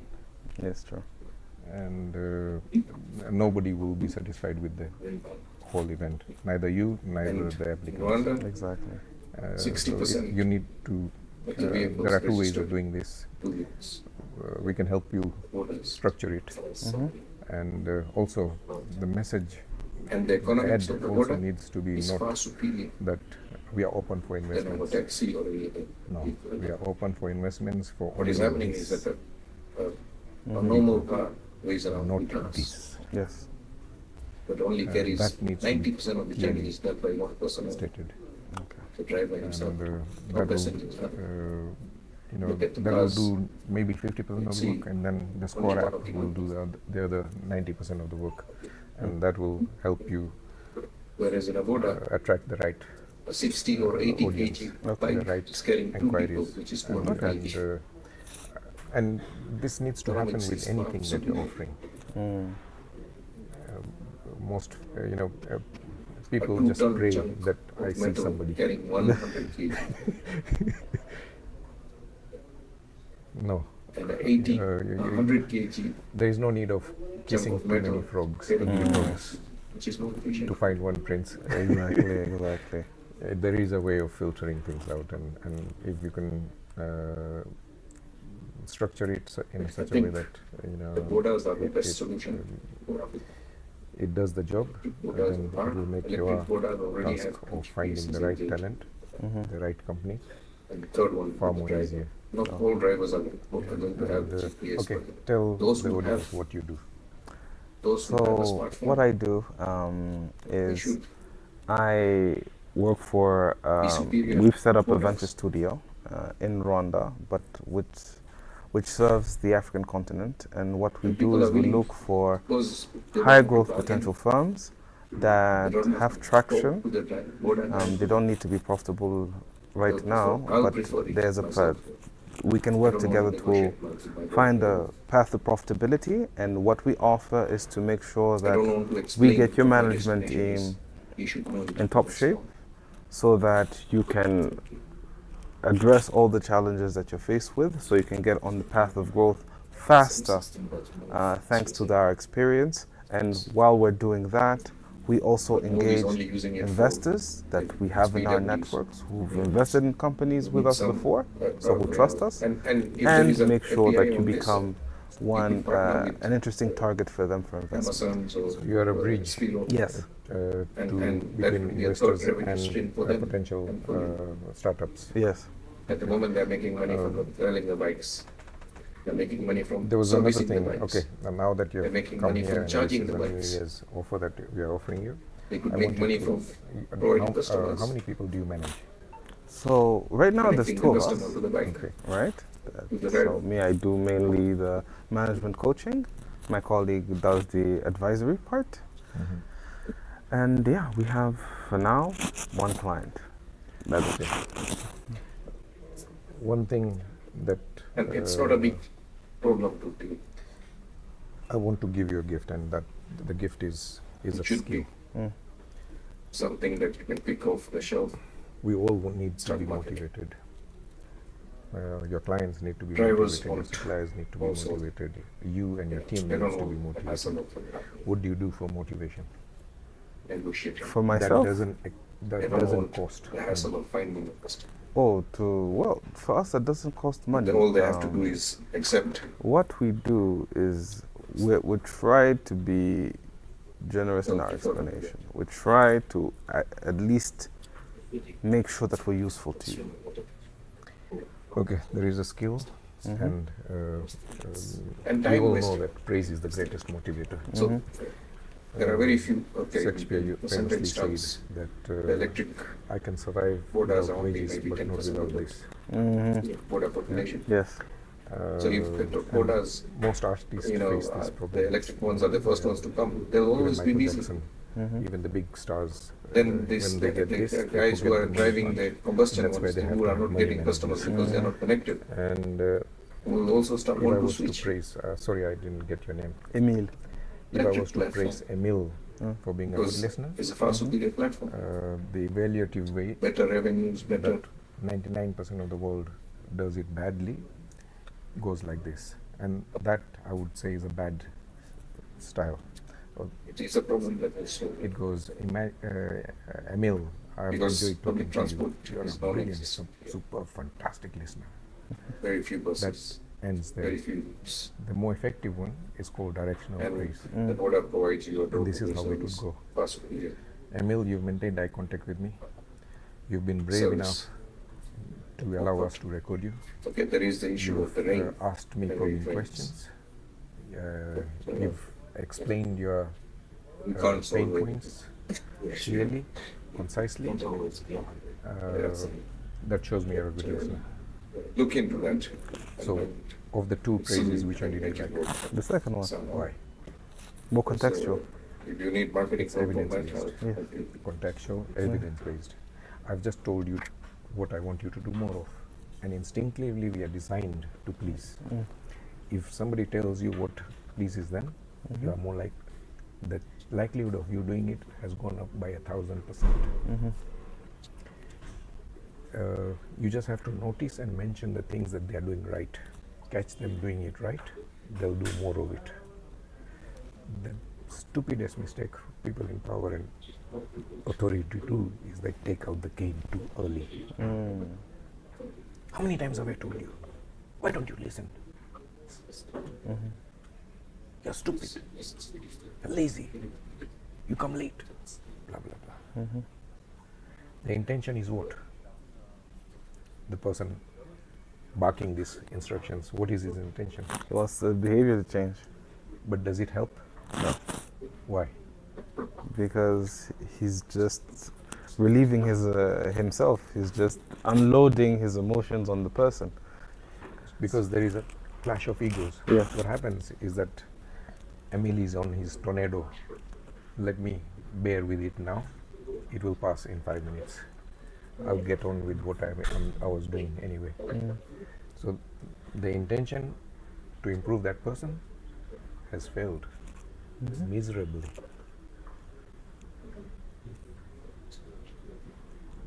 Instead, if you catch them doing it right, it doesn't matter even if it is in a small direction. Let's say the guy has a habit of coming 30 minutes late, and the day you see him and make eye contact, he's only 10 minutes late. What are you supposed to do using this skill now?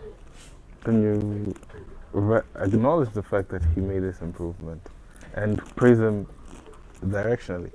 Okay, this is how I would do it. You're only 10 minutes late. That's a 20-minute improvement. What message is he getting? He's doing good. He's doing better. What does he want to do more? Yeah. You will find out that you telling him 1,000,000 times is ineffective, but you say this 10, 12 times, becomes a habit.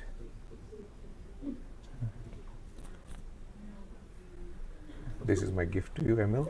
Thank you very much. Thank you for appreciate it. coming down. And let's find a way to work together. Sure.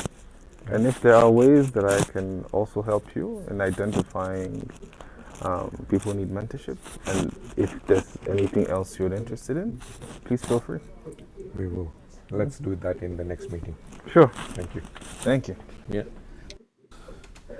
Thank you for coming down. My name is Harish Dabasia. I teach business owners how to grow their businesses. Most reasons why business owners don't grow is that their purpose, their message, and their price are not clear. There is no clarity in purpose, there is no clarity in message, there is no clarity in pricing.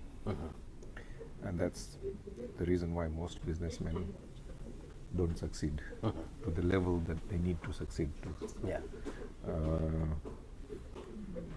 They're good at doing their work, but bad at selling themselves to their potential clients and even to their existing clients. Where do you stand in this? That's a good question. I would say we have the product. We know what we want. Okay. But we don't know how to communicate. So you're finding it difficult to sell yourself, right? Or sell your product. Their products, definitely. So for many reasons, because we've been in Rwanda for 3 years. I work for a company called Article 26. It's founded by a German company called Maxter. So we provide trainings in project management, Prince 2, Agile, and we have also another one we created that is called Project Management Associate. That basically Is it that big German guy who used to be a banker? A banker? Probably not. Okay. Yeah, it's a different one. So we've been in Rwanda offering our service for for mainly public institutions, NGOs, and universities, and we are good at it. But we provide this service for free for the 3 categories I mentioned. So we cover the cost of training and certification. Now we want to connect to private companies. We want to make money, so we've been spending money. We want to see how can we make You money. want to transition from giving free services to monetizing, charging for Both. We want to keep both. Okay. We want to keep both.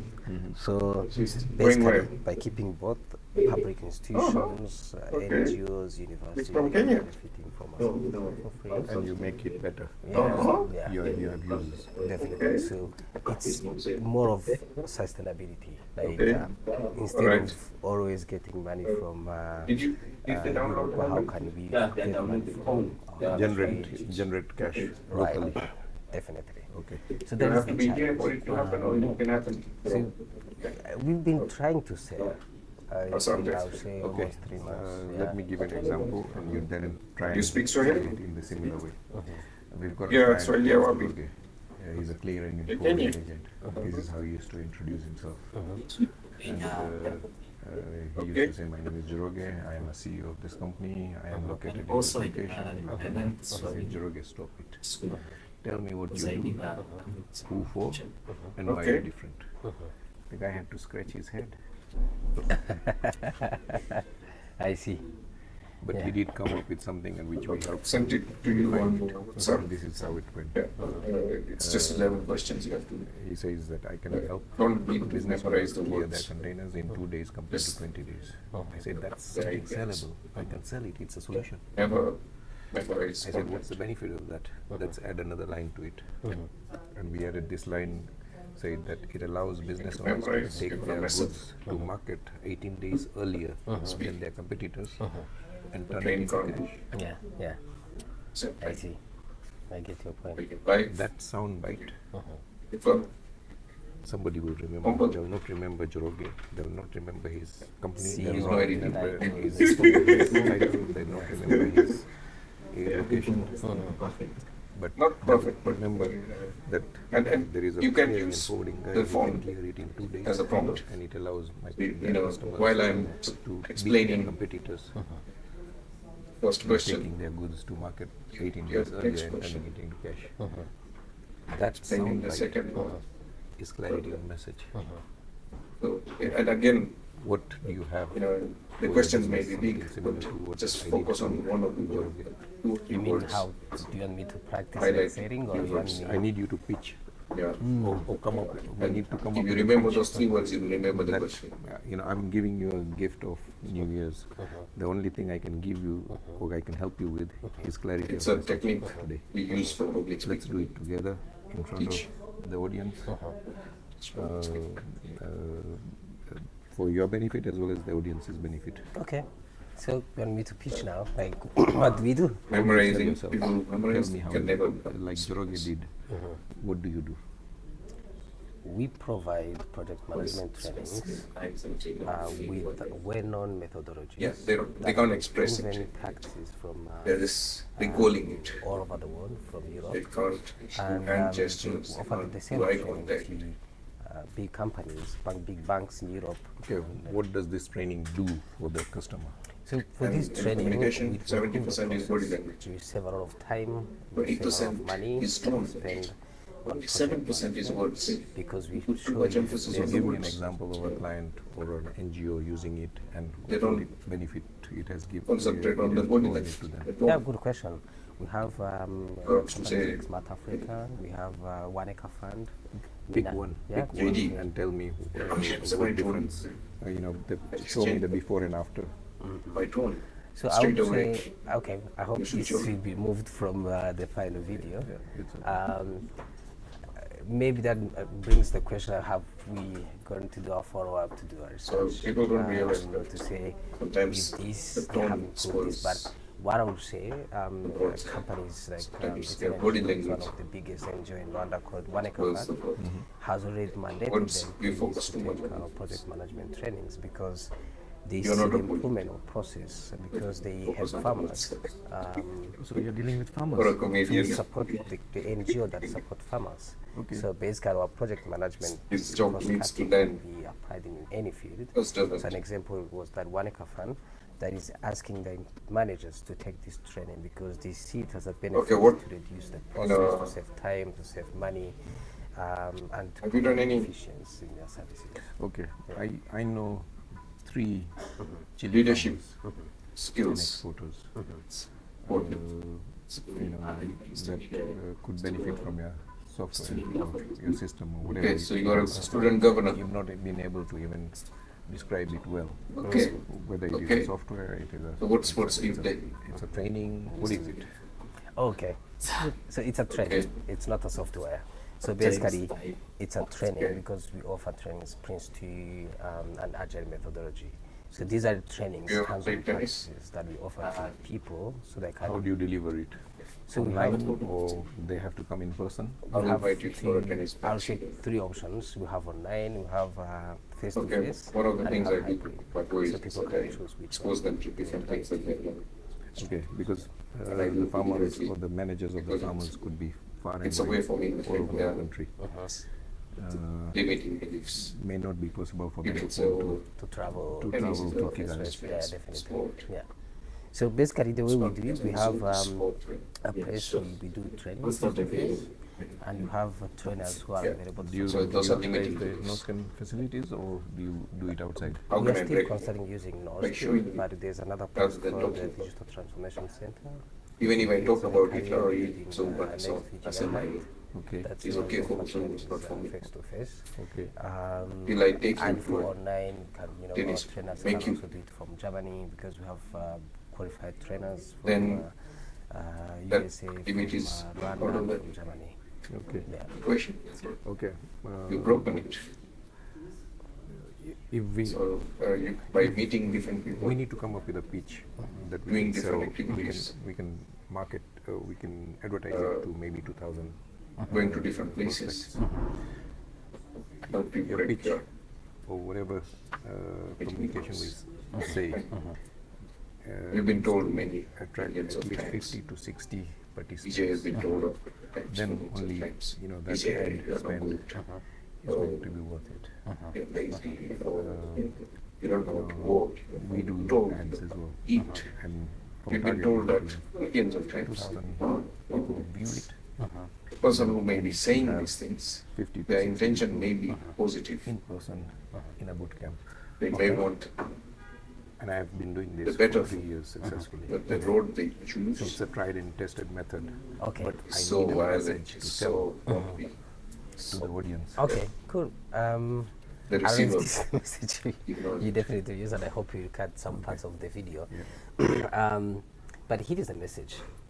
So we are bringing to you trainings, when a parent tells management, the child, Prince 2, Scrum, and and these trainings are offered by trainers from all over the world, from Germany, from Rwanda, and from USA. And these trainings But the way they are deliver it. proven by international companies and national companies that are efficient, so wrong. improving the process, improving the efficiency of project delivery, and that will save a lot of time and will save a lot of money spent on different things. As the project takes too long, that will save a lot of money. Let's bring it down again. If I am a chili exporter, chili farmer, and I have 20 farm managers, I send them to you. They've been doing what they have been doing. They come to you. When they come, return back to me. This laptop. How improved will they be? have a schema for chili. No, that I will need be to connected show to the laptop. transformation. I can sell transformation, and you can So sell we can transformation. plug in the Twitch. The biggest Yes, sir. transformation that nature provides is the called laptop and the camera. metaphor. Where Okay, a we can green, use ugly, our phones. you know, How are you going to monitor? caterpillar, So normally on your phone is supposed to be connected on so the TikTok, skies in grace. and for YouTube, Yeah. you don't need a phone for the Any personal. I transformation, can connect on from my phone. if the training is providing transformation, I need evidence. What devices do you use apart from the phone? Like the caterpillar, the green ugly caterpillar is turning into a butterfly. Okay. It is So you measurable. can YouTube, TikTok. Okay, you can monitor chat This on the inefficient tablet. manager will come to you. But you know, once that when you go, it was live soaring in the sky. on your TikTok, you're supposed to use that phone you enter for the first time, and that phone is supposed to proposition. Okay, you need to register it. Yes, So I we'll sell have time to do that. This program. That's I why you sell have this to be. technique, and I said that doesn't sell. He's gonna be the guy asking the questions. The chief exporters will say, if You you're know, telling me, okay, I'm just going to just say sorry? this first, then we tell you. Oh, Jadon. The first name. If Yes. you give me Then the 20 Giro, of okay. my of your best managers, Yes, of course. I'll train them. Okay, and Edwin, Pauline, you have his number? Oh, yeah, I'll try to call him. One manager Get will be in able to here, and there's another guy who works on I see. Yeah. Lenny guy. Okay. Good point. Yeah. I'm That is getting part it of now. it. Okay, no problem. Yeah. That's clarity. That's sellable. We are using international. These we are doing It's that. all set. He'll leave the laptop doesn't here. sell. Yes, sir. Or you It take may it with you. sound Okay, good. as It's tomorrow I like can selling come. benefits in a car. Yeah. And the last thing, you don't need a topic for 5 gears. Yeah. the topic. You know, I have already. The topic is the script is done. Power steering. Okay. All that doesn't sell. Because I need also to engage the people before. Okay, so I'll give you the script. I don't need to give you the script. I'll give you the questions that he's going to ask. Okay. Yeah. I see. So. The sale is done. Yeah. The question echo the topic. Yeah. I get your point. So from the question what you people can want to hear. Okay. It's the impact. How is this going to change my life? Because people are not. You bought these shoes, you bought this shirt, you bought these trousers. We all like buying things, but we don't like to be sold. Okay, and we are going to do If I a couple say, of things. buy this couple, Once the studio, shutters come or down. before the studio, I Switch will off. on the interview with But if I you say, on you know, what I told you you, buy this okay, cup, how it's using it, and I want you to use tomorrow we'll tonight. stay warm Okay. for Give me longer. at least and 3 it will taste experiences. The same way it came out from the boat. Okay. Yeah. So one you've already practiced. Then I don't need to sell it to you. Yeah. Seen You're selling good it to results. I yourself. want you to do another 2 before tomorrow's. When I used to sell my construction company in London, I used to help. Because it's a skill that people build dream houses. that And my pitch used to be like this. is very helpful in human interaction. Sorry, I've forgotten your name. I don't see anyone with If you Obedi was practicing the it. client and I am the contractor, It is I a would go to it Mr. is a Obedi and say, cultural and a "Thank you for traditional inviting method me of to talking lead for here. your dream house project." Here, out in the West. I'm a very fussy builder. I can only afford to do 3 dream houses a year. So I choose the customer that I work with. I will. You finished with your postings? Yes, I finished. Just I just have to post to on subscribe. Sorry, schedule. Engineered and over specified. Even 20 years later, Same you can bulk Okay, those that's problem good. and fix it. I'll be studying on Cave TV. I don't know if you know about it. Yeah. And whenever I did Which that, is around there, parents. the customer, Mr. Abedi, will get off his seat, go to the door, Just and down. tell the Yeah, other I know the place. candidates to Yeah. leave. He's found a builder for. It's And just on the bus. he comes back to me and says, "Dabasia, when can you Yes, fit sir. me in?" So There's I no price, no I've nothing. ever give free master classes. Because for while the- I'm talking, Okay, he's okay, doing which is the them. calculation. Okay, that's good. But the first look like some people I've met on the social media done something like that. Is that person green? Is it green, right? It's green, something like that. No, he's on TikTok. He likes a lot of our content. Yeah, that's right. I was used to post it and I saw that guy. I'm always Yeah, that's the scrolling thank you the for content. support us. they want a contractor who's not going to hassle them. Yeah. I think he's in transition between jobs or something. Okay. He wants to set up a podcast. So basically, and by him standing on your seeing feet and and observing tell and them, being part of our this is something that, podcast, you know, give him an idea of how low key you can do. I'm giving the benefits. I would have moved away from selling construction services. Because I don't believe in expensive Because gadgets. that's transformation. Because the people are going to be teaching would not have the money to. Yeah. Yes, sir. You need to stop selling your features, your benefits, your trainers. And sell a transformation. I'm Then you first of all being worried about according to the gadgets, how they're going to be stretched, It's just a tool. how they're going to be hassled. And You need to be a better mason to be able to use that tool. You need to be a better carpenter. Exactly. Okay, Be a better presenter. that's a good point. Which For that actually camera to make you can take look good. a few steps back. But camera, How you best know, to find with yourself poor in such delivering conversation? is zero result. Because Is failure in HD. Actually, even the viewers not even notice which camera you use, just watch your delivery. People are not tuning in to see your filmmaking skills. Yeah, definitely. You need a different operating system. And it is the same with everything. Any business that wants to grow needs to clarify. We normally work here on Saturday, Sunday. Its purpose because and its this price. place is empty. If you do those three things, People I can guarantee take a day off. to double I the profits I or do revenue most you of my choose. work on Saturday, Which one Sunday. will you choose? Saturdays To is double empty. Your Yeah. revenue or Yeah, profit, which one and will then you choose? it gives me a free run. Okay. But I That's want That's you a to great work on this. opportunity. Yeah. That's why I take the Monday off. If I don't deliver, you don't pay me. Work Saturday, Sunday. That's my guarantee. Okay. Okay. So that we can make the most of And what about the revenue? How do you? You tell me what your revenue is today, and we see what your revenue is in 2 Okay, years. finish. You finish off what you're supposed It's to. measurable. Yeah. I'll see you. Okay. Yeah. It's Don't accountable. forget to Yeah. send the description. I I like have your already. strategy. Yeah. So it's already on you. So See, So first we have which maybe let me take small you, video for between another me and step you. back. That's all interaction. One of Before we go the into challenges we have filming. now, like Also, right now, we are having this conversation. Interaction with the film. I know. I think there's a time we met previously. Promote his podcast as well. Exactly.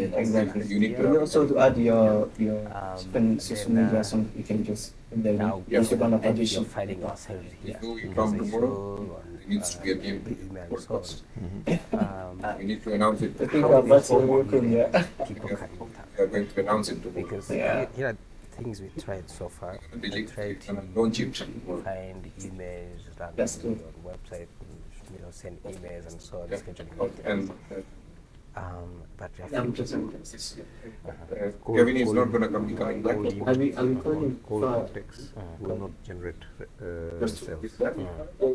It doesn't work anymore. Just knocking on people's doors, they'll get you get lost. I'm not interested. Then I'll take the laptop with how me. best then? Yeah. No, It we doesn't take work it. You take the tablet. Yeah. All Then we take it. business transaction happens once you trust each other. To build that trust, Okay. you have at least 6 or We 7 need steps some before they buy difficult from you. questions. So they need to Anything to do with see you life on LinkedIn, they need to see anything your that is YouTube video, they need to see your bothering TikTok account or something. you need guidance on. I need to position you as an expert in training. Experts can Don't charge think too expert much, prices. just You can't. say it. But if I position you as an expert in training, in management training, or whatever training, and we make content on it, this is one content we are making. Okay. So that can be posted on social media. It can be posted on your YouTube Okay, you channel. need to It can be posted on many. Okay, on your you need to channels. feel But productive. once we clarify your message, you need to keep using it everywhere. Joroge now uses that same And you can learn. everywhere he goes. Okay. And he's winning business as a result of it. Is this Joroge Okay. your example or just? How many years it's a real work experience do you have? Okay. In film production? Is it here or? Yeah. No, whatever you do. Okay. How many years have you been? He's from How Kenya, old are you? probably. Yes. He's Kikuyu. Yeah, I could tell Okay, the so name. 28 years old. How long have you Yeah. been? He's Kikuyu, Yeah. but he's based here. He's operating here. Okay. From the age of 21. It is that important. Clarifying your message. Okay. Yeah, we'll, And we need to. so you had how many employees? Clarify the message. But Okay. How you many get the employees idea. have you had? If you want people to stand and notice, Cannot do it. Yeah, so you like to stick stand out. So basically, tell me, how do you work? So basically, so you one place and help to create the message, Yes, I also help you market it. and we help you to market the message. Yeah. So in career also you need Social media experts over here. growth gives us fit. So that will create the content for you and post it for you. Gives us a ground. So And when you know leads that you're it learning, generates, we will tell you how to close on them. skills. Okay. Because the biggest problem is not having leads, it's the closing. Men. So if I was to, can you give me the phone? If I was to, That work does not you are a work. customer and I'm selling you this phone. Yeah. Turning your work You have to passion. remind me your name Obed, again. it's okay. Yeah. Obed. Yeah. Obed, More fulfilling than of just the receiving phones it. that I have in my shop, why did you choose the most expensive one? Because it has features that that can help my life, make my life Because, easier. Okay, What are you salaries going to use it for? necessary. Pictures, videos, apart from So, like what a regular phone does, like No coding, salary. and be able to Once connect. you, okay, in my the early family. days, salaries. You want to create content using this phone. What is it for? Personal use or business Return for use? 7-8 years. Realize that This is the right phone for you. you're doing things, but you're still feeling empty. Discounted from 700 to 500. I only have 3 pieces, and I've already got 2 customers committed to it. That emptiness From in person in the shop. comes from not having a purpose. If you want it, I can give it to you. If the price of 500 You're not only is acceptable. seen Can we people shake who are in hands? their 60s and still And can I have a struggling. credit card now? solutions. This is Yeah. closing. Yeah, yeah, I see. I see. I see you're really a good salesperson. I went to Europe and Yeah, I can see. So basically, It's from Egypt. the way you do, you He's been create the giving content, you spread the Europe content, for the past 30 years. And then we help you He's an draft electrician. a pitch or a Profession. closing. Fixes electricity. Deal, Yeah, so how He's you now can close retired. it. Yeah. So that Now that he was looking they've for already many years, he worked was before looking they come forward and to see retire. you. But All you have to do is a year shake into their hands retirement, yeah, and say, and ask for credit card. Credit details. card. So you really don't give them Said time when I to was working, think otherwise. I was looking Yeah. forward to retire. Or else Now they'll that come I up am with, retired, I need more time. Oh, I need to consult Should my I do? manager. Why should I oh, I make need up to this consult money? my wife. The cell is gone. Yeah. The reason I started with why did you choose the most expensive was deliberate. That emptiness. I also He's created got scarcity. 4 or 5 I only have 3 sons, pieces. Yeah. wives. And yet you have got Still- a lot of pieces. Yeah. I could, and they're already someone had they request them online. Yeah. Creating Yes. the illusion that someone is already. The fear of missing out. Yeah. Yeah. He has pension. FOMO. Yeah. He has I see. And then I've already discounted it. He has 4 This piece sons. is here. Yeah. You can have it now. don't speak. You have to shake on it now. I see. So So, this, now, if I was to He goes to to imagine his if we wives. had to work together, how would you benefit? okay. I sell a mentoring program. He used to be Muslim. He's I have given to up mentor cooking. you or the sales team that you hire or you own, because the message needs to be in the whole team, not only the business owner. Most times in small teams, it's the business owner who does most of the sales and marketing. But if you have a big team and you have a sales department, sales team, then I need to and it's a subscription based model. Elon Musk has a proposal making It's model or Moodle? Model. Okay. So which means we pay and yeah. We train your team or you to help you clarify your message, clarify your audience, clarify your price, clarify your purpose. 25, 30 years ago. We do that, and then we help But you today is also, making it possible. with the marketing. It's taken in 20, 30 years to get there. And also closing on it, the sales of it. Went Then rocket company. We had to we invent become new a type small of part of rocket. your Use operators. Okay. So that we can monitor what is happening and what is not happening. So because it is in my That's interest one of the to make reasons sure why that it's I a get referral-based paid. person involved. I don't have to pay the fees that you are paying me back in a year's time. Okay. I see. I think so. What is your rate? Youth initiative that we can't talk on camera. Okay. Yeah. That we will have to have another conversation. But I need to have another. I have to come and see you where you operate. Okay. Before me to be able to. The clear message. The clear message basically go to the point, not really round corners like it is this tool. This expert. Yeah. And I think there is something that I've been doing that I should change. Having this European product, this international product, it's good to mention it, but it's not the first thing people want to hear. No, it means that it is expensive. Yeah. Whenever you say it's a European product, it's expensive. Yeah, true. So basically what I need, it's basically how it's going to change their lives. Yeah. What basically do I get after? If I send my people to you, what is the benefit to me? The benefit, definitely. That is something. Other things of qualified trainers that can come later. It's later stages. Once you have the sale, I think it's just you hook someone interested to feel like I want this. It's like when you want to buy shoes, you're buying it for a purpose. You want to go to a wedding, and you want to look good. Or you want to go to an interview, and you want to impress your prospective employer.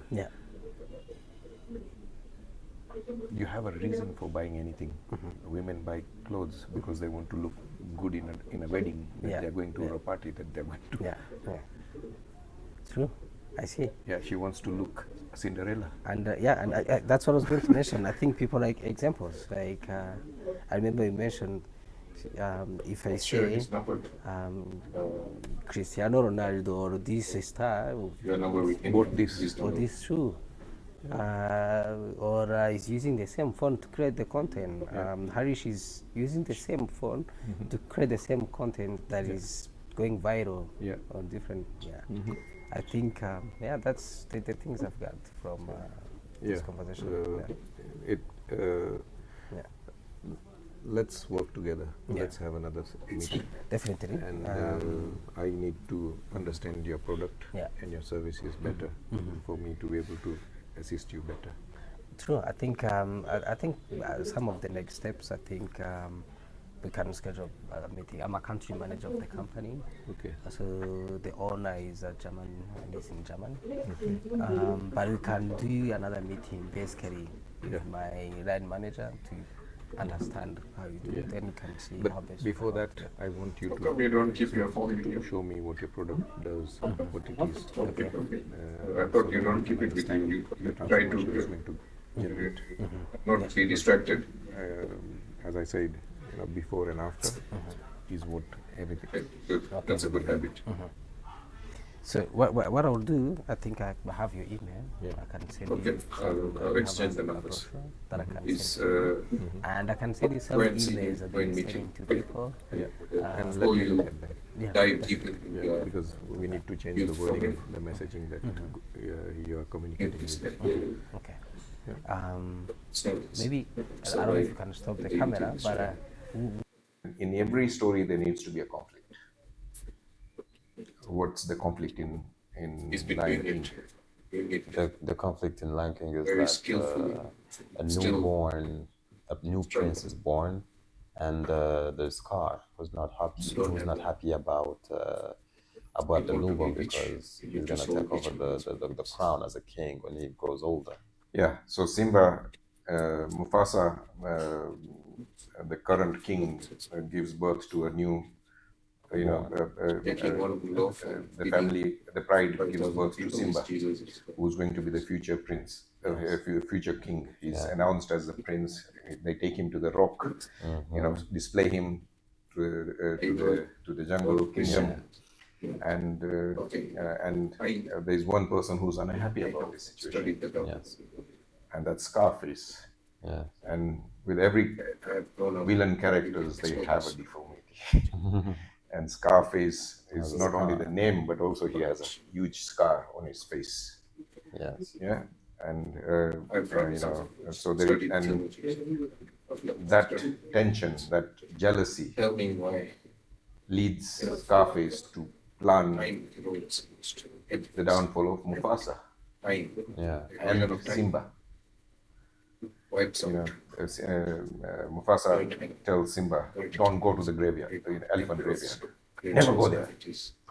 And as soon as you tell a child, "Never go there," that's the first thing that they want to do. They're curious. And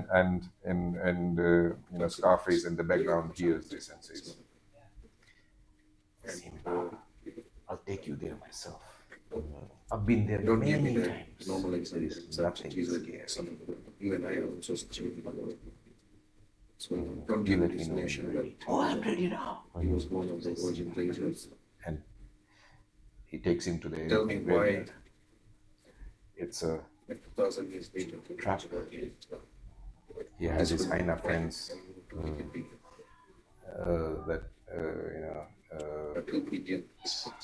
that are waiting to pounce on him. And when they're about to attack him, Mufasa comes and saves the day. But in the process, falls in a cliff. And while he's trying to climb up, and he sees Scarface and says, "Can you help me up?" What does Scarface do? Just imagine. Yeah. And he loses his grip and falls. You want the script out there. Valley. Just and the question. those are the questions that he's gonna ask. It's more or less, it's based on the whole prevented by his father not to episode is go. based on this question. He went, his I father have to died. answer them. And because of Just that, wanna, he's now disillusioned. He's in denial, that is this question will give you what it's all about. Drives him away from the pride. I'll send you no longer fit to show his face to the pride. Out of shame, he goes into the wilderness, away from the pride. And he's happy with his Pembe friend and the Kasuku friend and all that. Just he's imagine enjoying himself, and then similar to catalyst appears. Jesus, when he was crucified, he was similar previous childhood girlfriend, Nala. And they recognize each other, they fall in love, they have a short romance. And Nala then says, "Simba, the pride is starving, the jungle is dying, the kingdom is crumbling. You need to come back. You are the rightful king. Scarface is starving, and his hyena friends are starving the jungle, the so many pride. slaves that they used to put them We are barely surviving." And Simba hears this and says, "No, I'm happy here. I don't want to see the king. I don't want to come there." That's Nala based on reality of the says time that of Jesus I Christ. have no choice. I have to go. because the pride is dependent on me. I'm the youngest, the most powerful. So I'm going there. You know, I'm disappointed in you, Simba. Yes. Take the call and, you know, that's the time they could bring him in. Yes. Yeah. She's disappointed in him. She leaves him, and you know,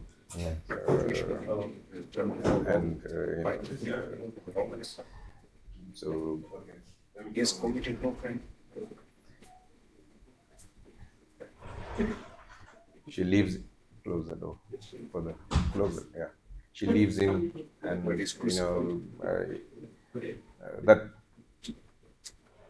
makes Simba start thinking. Pilot's wife. The day before he forces him to think. Forces him to think. It forces him to make a decision. So that's the second summit. The loss and setback was the first summit. The second summit is now this lousy hero. Given in the context. Now tell me why has to be a true hero now. Jesus survived. He has to make a decision to go and confront. Why is he still Scarface and his hyena relevant crew? Yes. Yeah. So you know, when he reaches there, he's ridiculed. Here comes the rightful king.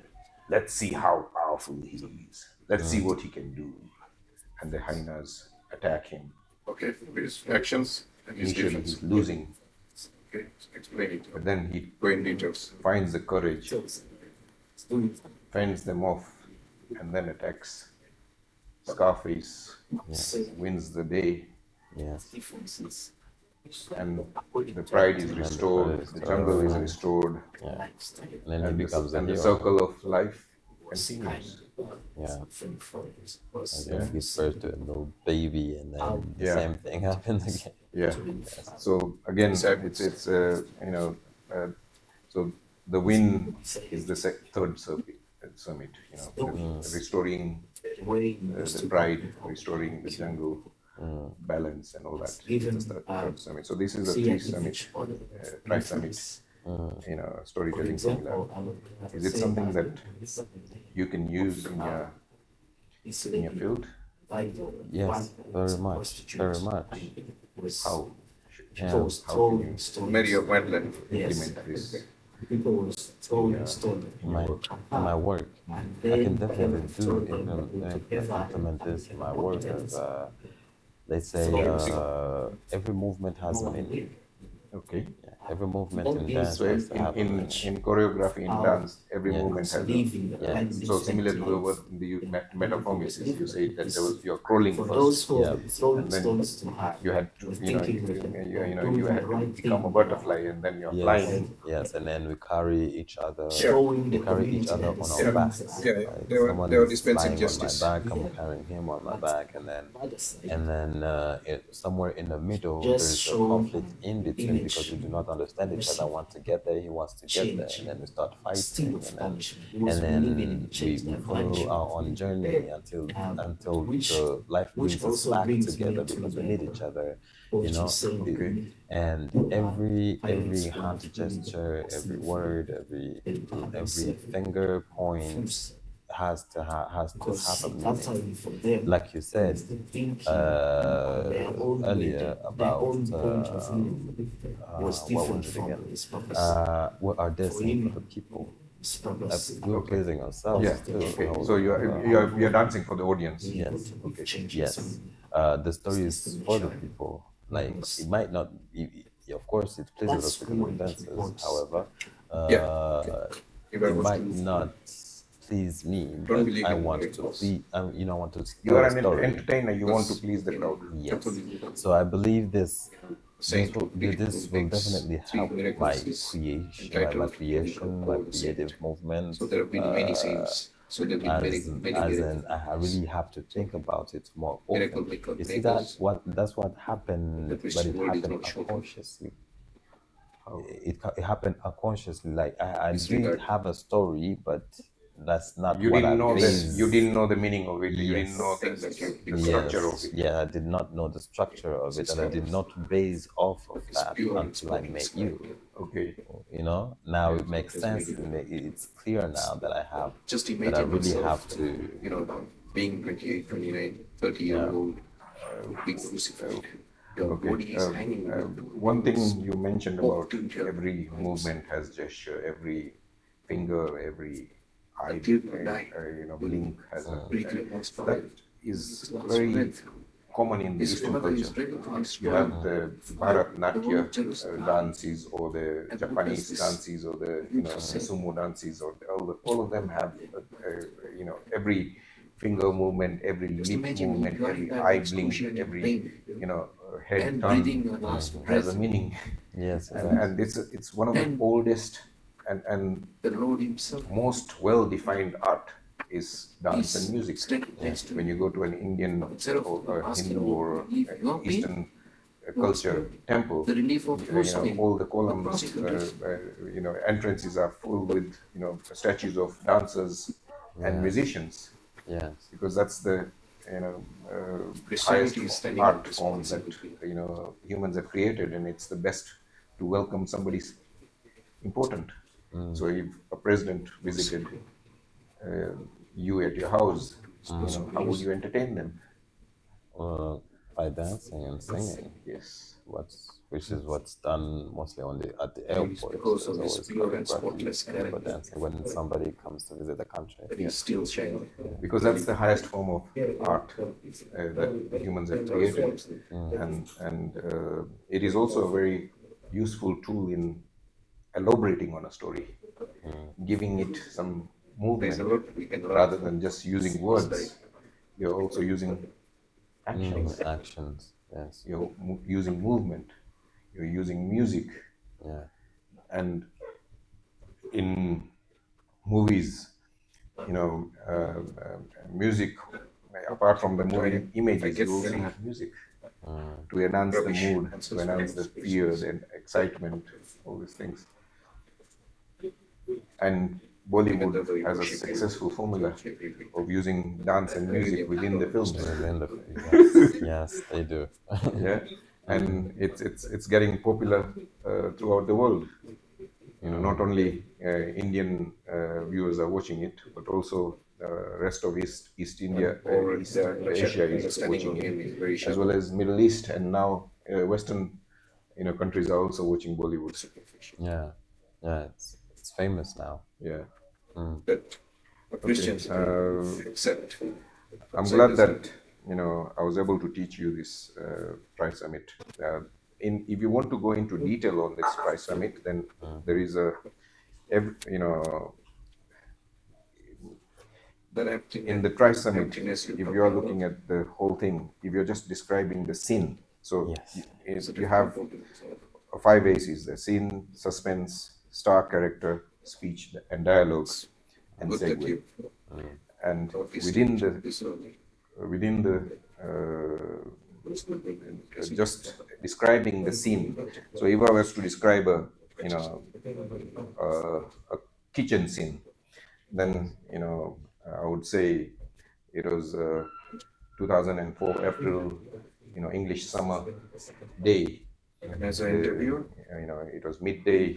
The day was hot and bright, and the sunlight was shining onto the stainless steel, kitchen utensils and kitchen plating, which made the kitchen even brighter than the daylight outside because of the reflections of the sunlight. Then you have to, because it's a kitchen and it's a busy kitchen, you have to describe the noises. Yeah. What sort of noises do you hear in a kitchen? Well, mostly boiling. Yeah, so cooking, gas firing, then utensils banging, and people busy, and somebody chopping. Yeah, somebody breaking glasses. Yeah. Utensils over, and then in the visuals you see, there's the tall white, with a white apron, the master chef with his master chef hat, Yeah. And he's visibly angry and telling off somebody. How many times have I told you this? Why don't you listen? And so and so. And so there is that emotion. And because it's a kitchen, you also have to describe the smells, because every kitchen, food and smell go together. So, this is an Indian kitchen, so it is smelling of spices, saffron, cloves, chili. So that just in describing the scene, there's so much involved. Similarly, in every story, you need to have, not only the scene, then you have to have the suspense, the stars, the speech, segue. So for every single element of the story, there are 3 levels of teaching. And I hear you're going to go to Germany to perform. Yeah, to perform. Okay. And is the dance it's made you based on a story or event or what? But also it's is actually based on let's say learning. Your question comes from learning men in feminism. Okay. Yeah. So it's basically the theme is how does men perceive feminism in Rwanda? Do we cope with it? And basically saying the word feminism does not exist in the Kinyarwanda language. So the performance is about learning how we as men perceive feminism in Rwanda. Okay, and is this a big issue? You don't see meaning. It's not meaningful. Well, yeah, it's kind of challenging, and it's contradicting, like in the a stereotype way. men. Yeah, some men are okay with it. Some men are also against it. Even like, for example, when we talk about feminism, it straight up goes to women all of the time. They think we're talking about women power. However, I personally think that the dialogue is for men and like women. You say, because we believe men has power and women are somehow housewives, and sometimes culturally it's we brought up like that, we grew like that, we have seen our mothers at home and cooking meals and stuff. Our mothers. I've been living in Rwanda for nearly 2 months now, and I see women in the workplace as much as men. Is this a problem? Is this a current problem? Because I see more women in the workplace in Rwanda. Your parliament has the highest women representation. Women are doing most of the sales in every shop, in every in every industry. Yeah. Everywhere I go, yes. Like if you come and look at how everything is going, yes, it's even on border. I see more women being on borders than men. Yeah, the equality is actually being put in action. However, but how does men see that? Are they happy with it? Do they not think the women are taking over? That's okay. So that's there is still because now by the debt got broke onto that. The society has to get adjusted to this new reality.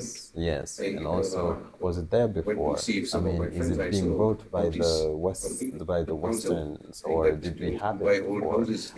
Are we coping well with it? Me personally, yes, I'm coping well with it. But however, is it disturbing the home? Does a woman now think that she cannot do certain things at home? Does she think that a man is supposed to do this at home and not do that at home? Does a woman, it's all the study that we're doing, and it's going to be projected on stage in Germany for performances. And hopefully, if we come back as well, we'll be performing at this fast. Okay. They acquired all these skills on the streets. And then make them excellent workers in USA. In foreign countries. Yeah, foreign country. I heard about it a lot. Yeah. And many companies in USA. Not only that, now that you're talking about this immigrants, I went to Sweden just before coming here. sorry, in Norway. Yeah, okay. And in Norway, they have some vending machines for recycling. And all these immigrants, because they don't have, nobody's giving them jobs, they're just collecting all the rubbish from the streets, the cans, the plastic, and putting in the machine. And the machine is giving them money. Okay, okay. Okay, I see. Because the local people don't want to do that. Yeah. These people are going to the beaches, they're going to the, to the shopping malls, they're going to the streets, collecting all this. And they saw opportunities that the local one couldn't see or didn't want to do it. Yeah. Okay. So that's that is a strong thing that we can make our youngsters to learn about and to train them. Spotting opportunities, exploring opportunities, how to leverage those opportunities to make someone successful is trainable. I think you can agree with me on that part because we lived it. Yes. We lived it. Yeah, and I was brought up in. I was born in India. Came to Nairobi at the age of 9, and went to UK at the age of 25. I've seen, populations working in different ways in all 3 continents. Okay.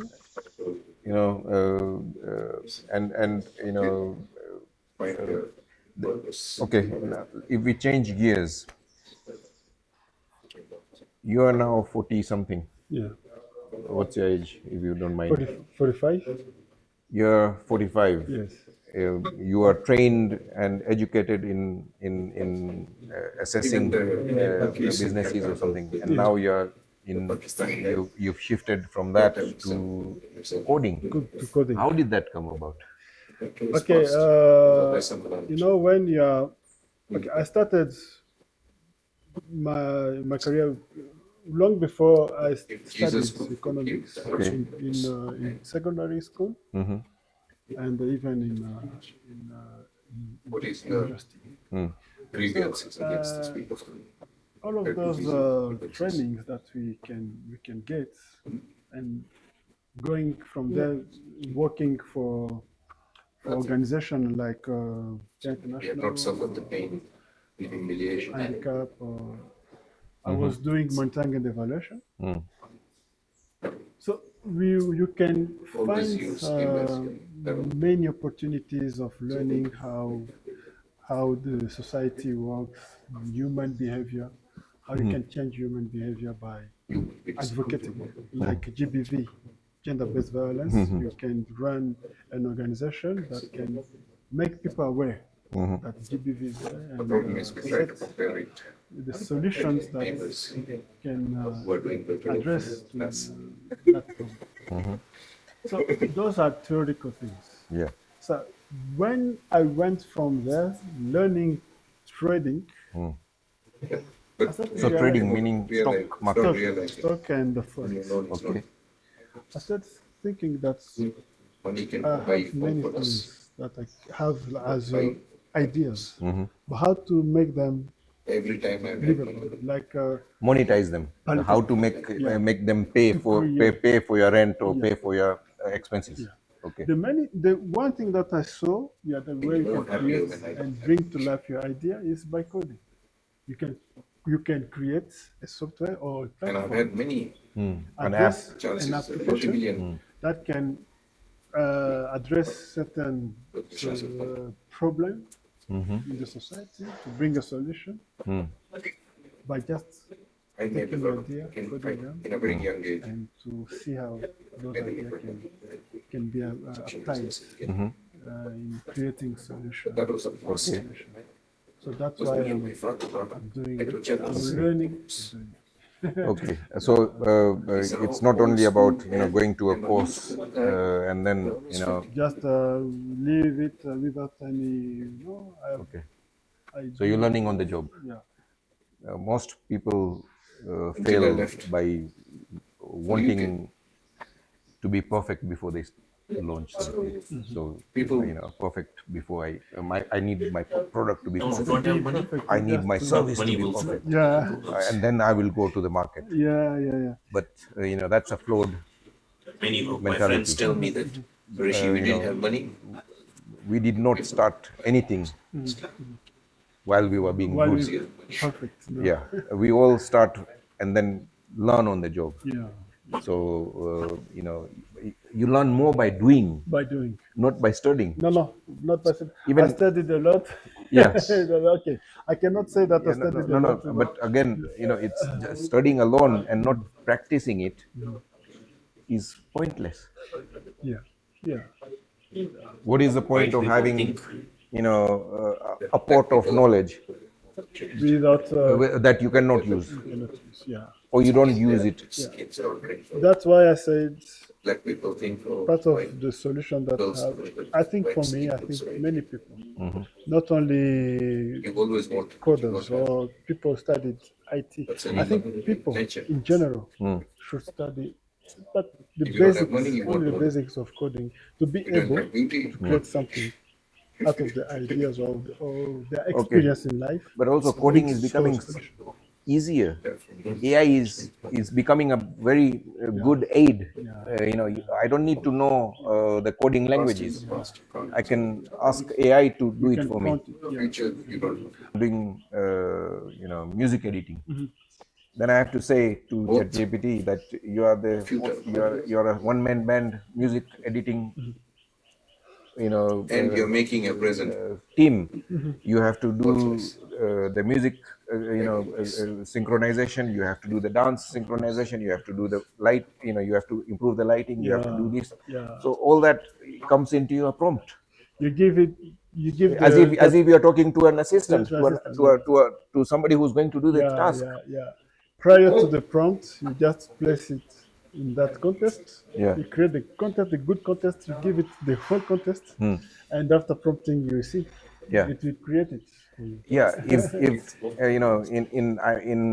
in data analytics they say, rubbish in, rubbish out. Did you study? Do you have a background in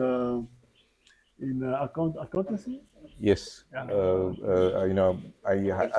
I'm not an accountant, but in business you have to know accounts. Oh, okay. Because your accountant does your books, and then you have to adjust it. Yeah. You have to tell him not like this, like that. Yeah, you said it because it is a accounting terminology. Okay. Many accountants like to say rubbish in, rubbish out, garbage in, garbage out. Okay. Yeah. Okay. Yeah, but it's with all data points. Okay. If your data is not is not specific, you're not going to get anything. Okay. If it is not debugged, it is not specific, it's not pure, then whatever you do with it. One thing I want to point about the AI is like it is it is just it's a debugging. Like many people tend to say that AI will make people lazy. But I think it will not be like that, because for using it, first of all, you have to be knowledgeable about what you want to be to make it create. I see it as a enabler. It's a tool. It's similar to our mobile phones. Yeah. It's similar to social media. It is similar to internet. We have become more productive using internet. We've educated more people using the internet than anything else. So AI is similar. It's another tool that human beings need to use, and it's a much more powerful tool than any tools that we have used in the past. But it is still, end of the day, a tool. It is a tool, and people should know how to use it, because how to use it is also a skill. It's a skill that needs to be acquired. And AI will never work or replace people. Okay, no technology is going to replace human beings. Okay, it may replace some, AI combined with robotics may replace, a lot of repetitive, jobs or repetitive tasks. But even general AI will not be able to be emotional. It will not. It will not be able to, okay, to replicate selling, convincing people, no. Communicating and storytelling and all these things are human, skills that will not be replaced pretty soon. Absolutely. And even AI is in its infancy at the moment. It will develop much. It will develop much further. It will develop in other things to think fast and to create. It's improving, and improving. it's improving exponentially. Yeah.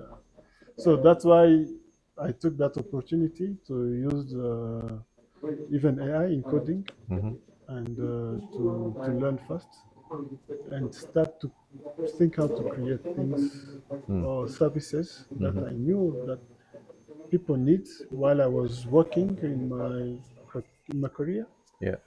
Things that can help people, like how you can create a platform that can help those who are unbanked to be banked.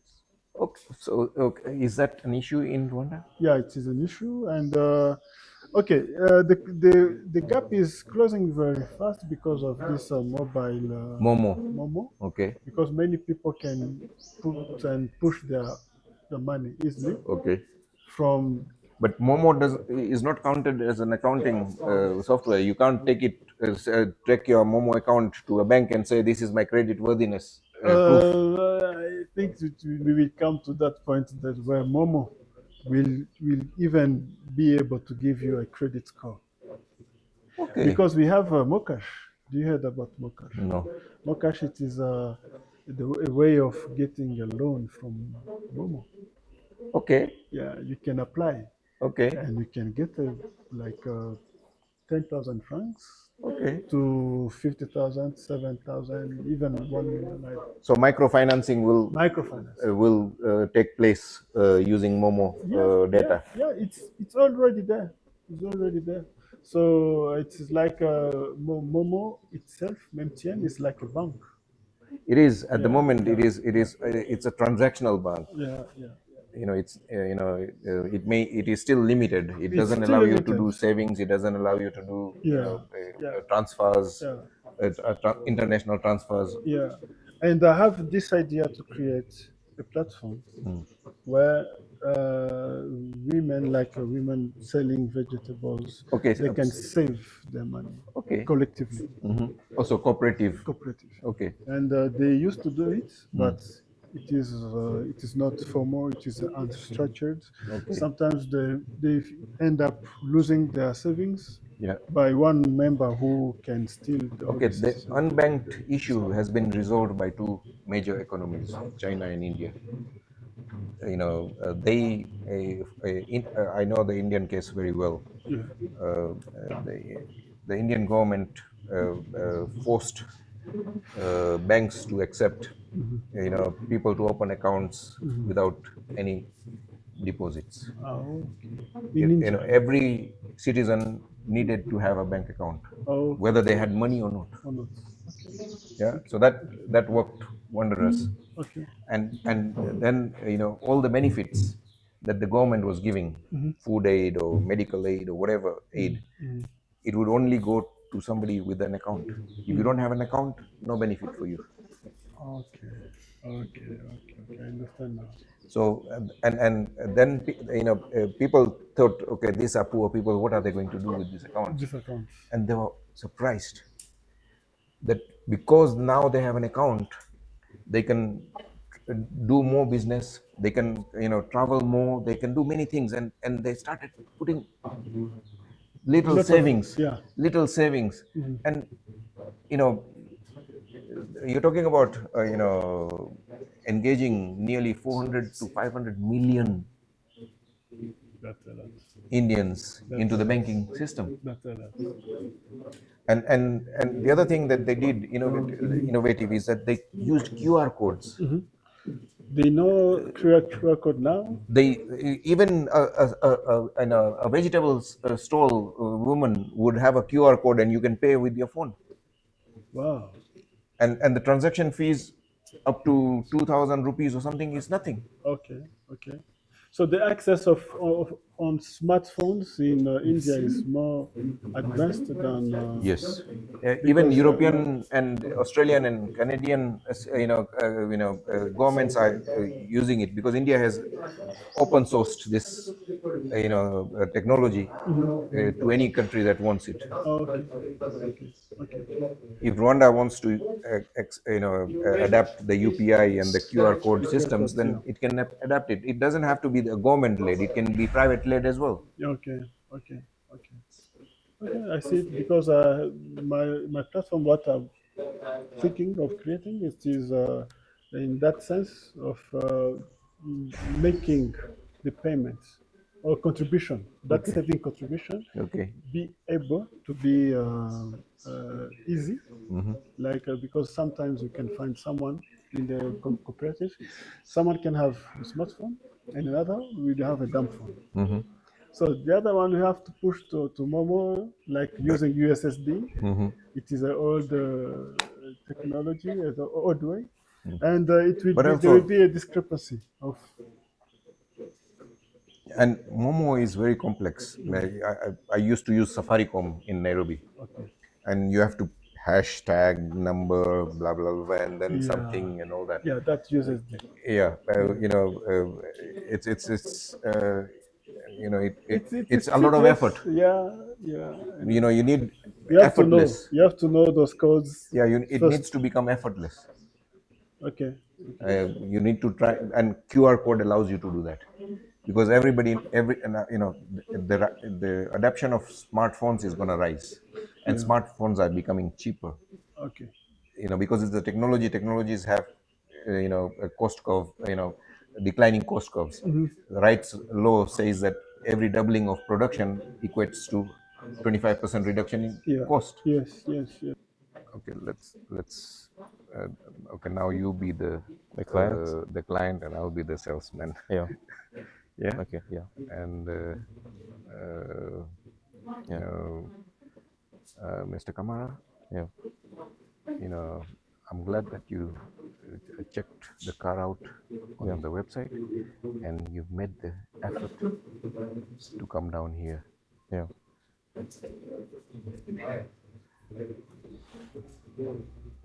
Why? I'm curious. Yeah. Why you chose this twin cab? Yeah. Toyota twin cab. It's not the cheapest. Yeah. And it's what are you going to use it for, and why this particular car? I happen to be in construction, and I have many sites across the country, so it's easier for me to carry equipment and materials that I'll use to sites. Okay, and it can also carry 5 people as well. Yeah. So you're gonna use it for family as well as for work. Yeah. Okay. And why this model? Why this car? I happen to like Toyotas because they are much reliable. They are strong. They last a long time. Yes, that's why I went for the Toyota. They are virtually indestructible. Yeah. Okay. And okay, you're using it for both business and for family. Family. Kevin, since you've shown an interest in this car, I've had 3 more clients. But you're the first one to turn up in person. Yeah. So there's a queue of 3 people. Yeah. Why should I sell this car to you and not the other 2? I mean, I arrived here first, so it's either. I appreciate it. Yeah. And but okay. What can you do for me to allow you to jump the queue? I can pay now, if. Okay. Yeah. I hope you're not gonna ask me discounts. But because we are friends and I arrived early, could you do something for me? A small discount? I'm glad that you used the word small. Yeah. You're serious. It shows me you're serious in buying this, and you're serious to jump the queue. Yeah.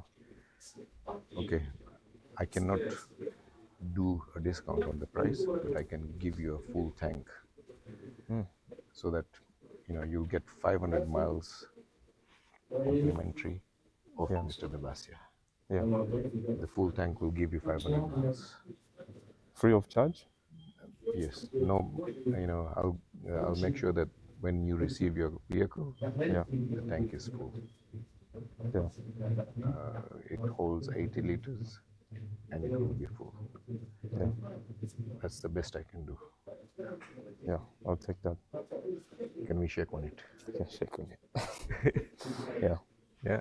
So this was, because we are doing role play, and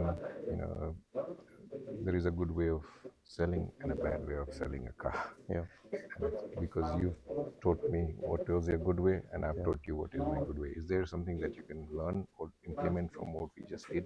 Yeah. What did I do? I mean, different from what you do. I usually approach that matter with trying to reduce the price, but you didn't reduce the price. You shifted the conversation from trying to give him a small discount, although he came early and came before everyone else, and he put in effort to try and skip the queue. And you didn't go it by reducing. You didn't go about it by reducing price, but giving him benefits. I made him feel important by allowing him to jump a queue, but on a condition. Yeah. Yeah. If I do something for you, you do something for me. Yeah. And we also created scarcity and urgency by telling him, okay, now you are here. There are 3 people waiting in the queue. If you want to jump the queue, what can you do for me? Yeah. And again, the person who asks the question is the one who is in control. Yeah. Yeah. In a sales conversation, the person who's asking the question is in control. If your customer is asking the question, what price can you do for me? Can you put in the insurance? Can you put in the full tank? If they are doing the asking and you're doing the justifying, they are in control. Yeah. And in all negotiations, it's your enemies before you shake hands. Yeah. Yeah. You don't have to see him up there. You don't have to see him down here. Just why don't you see him eye to eye? Yeah. When you're looking at each other eye to eye, you can read the person's body language. Yeah. From your body language, I can see whether you're keen, how interested you are in. Yeah. And the reason why I asked you, what are you using it for? Why this expensive car? And you did the justifying, you did the selling. Yeah. To yourself. I literally sold it myself. Yes. Yeah. By me asking you the questions, leading questions, you're selling it to yourself. Why? Why expensive? What are you going to use it for? Yeah. Would you say having the leverage of saying no in a negotiation is important, or? Okay. Yes. You can say, don't say no to the purchase. Say no to the discount. Say no to the added services. Say no to floor mats. Don't kill the sale. Just kill the items that he's asking for. Kill the discount.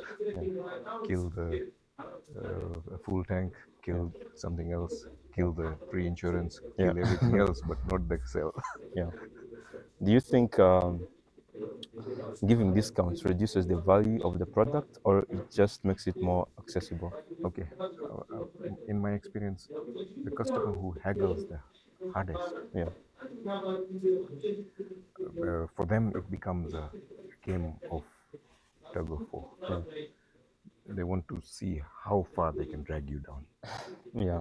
And taking you down to 10-15% discount, they think they've achieved their goal and they don't need to buy the car now. Yeah. So their goal is to simply make it difficult for you. Yes. Yeah.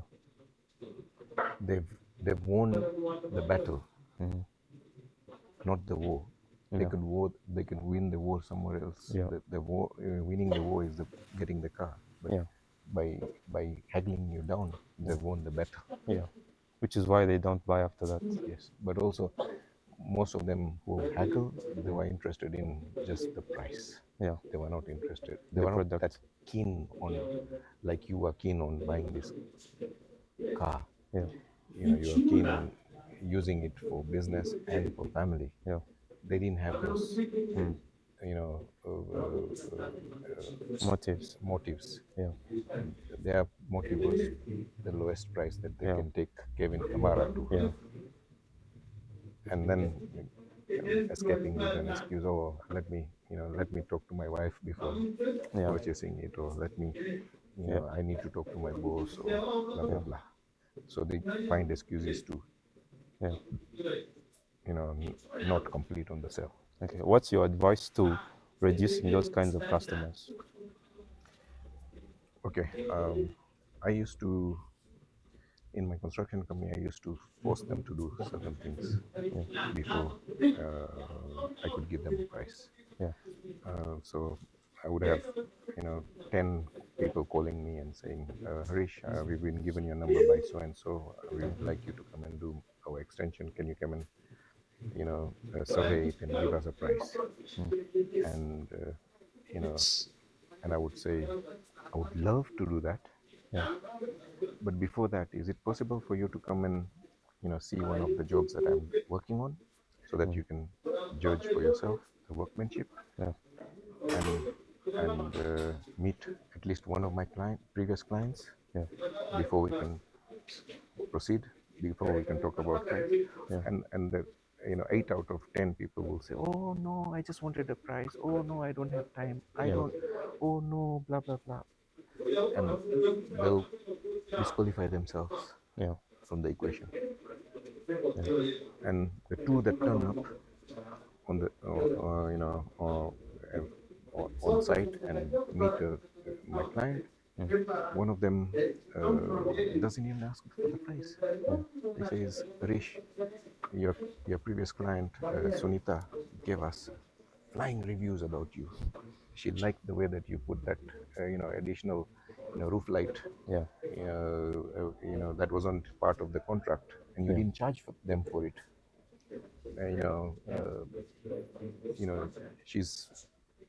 She's talking very highly of you.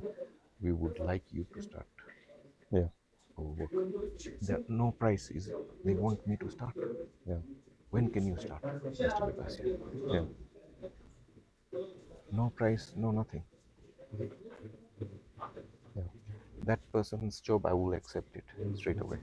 I'll send people on site, and we will, do the negotiations later.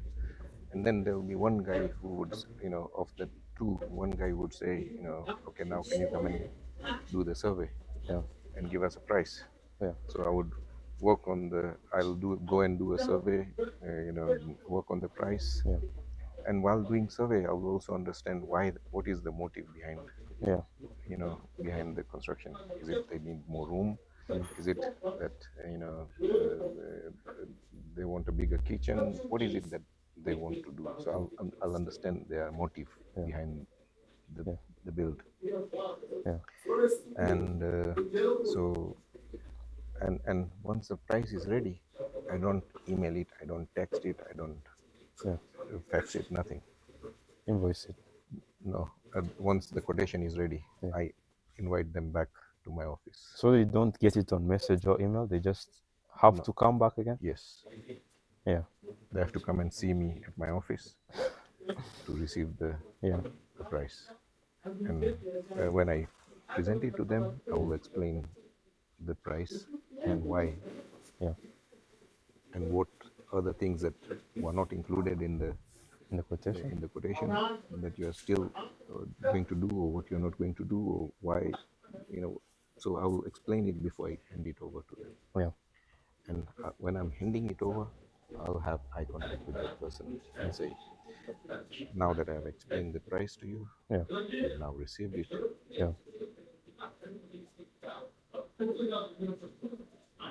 What's your decision? Yeah. I'll be straight. Yeah. What's your decision? Oh, Harish, this price is too high. Yeah. Blah, blah, blah. I would not argue. But in most cases, 50% of the times, when I ask this question, yeah, what do you think of it? Yeah. It will be a thumbs up. Yeah. We like the price. We like that your previous clients gave you access to the property. Yeah. They've spoken ravingly about you. Yeah. And yes, let's do it. When can you start? So from 2 people that arrive on site and meet my clients, I get 1.5 jobs. Yeah. And that was the best thing I did.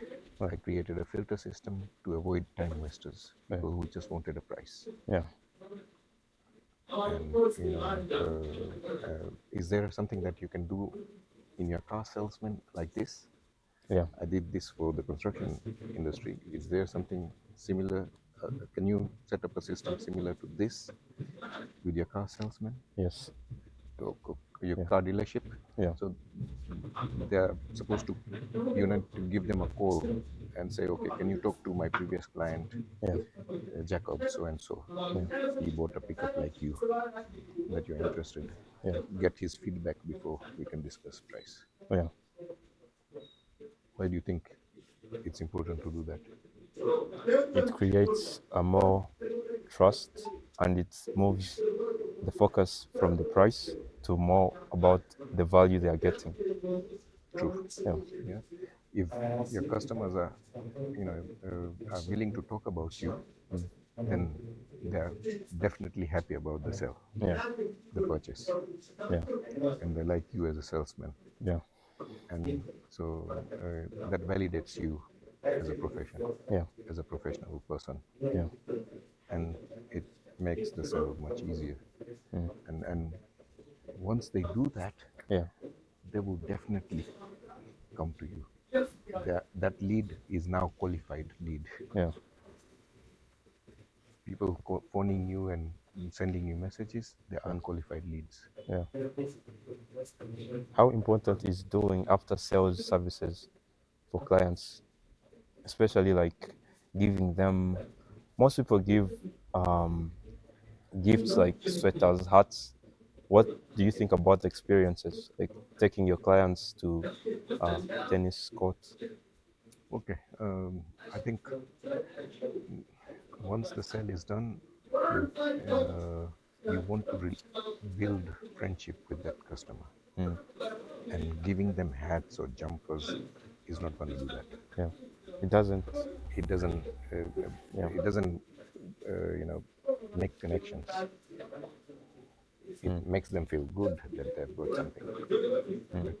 It's not. You want repeat business. You want repeat clients. You want your clients to become your friends, and not only friends. They need to become your fans. They need to start marketing you. Okay, it's a very good question. That enduring businesses follow systems, processes, and frameworks. Why are they important? Is because when a business needs to scale, if all the knowledge is in one man's brain, then the 1,000 staff are dependent on him. And can one man be able to attend to 1,000 people? What he has in his brain, he needs to put it on paper. He needs to create a framework, a structure, a system that then he teaches to his managers. for 1,000 people, he will have maybe 100 managers. Once the managers learn it, they pass it on to the sub-managers and things like that. And that way, everybody is following the same script. Everybody is following the same system. And once you systemize something, your efficiency, your productivity increases exponentially. But it is a very hard thing to do. There was an incident where Chipotle chicken or something, one of these big, fast foods, instead of saying, thank you at the end of a transaction, they changed it and said, it was my pleasure. So instead of saying thank you, once they've served the customer and they received the payment and goods and whatnot, they just wanted to change it to it's my pleasure. And it took them 4 years to implement this one single change. That's how difficult, taking an idea from the owner to a marketing suite to the shops and to the shops to the staff in the shop. It's not an easy thing to do, but it can be done, and it only you have a system to implement it. So this was a very small change. We are talking about complex changes. Then things will fall apart if you don't have a system.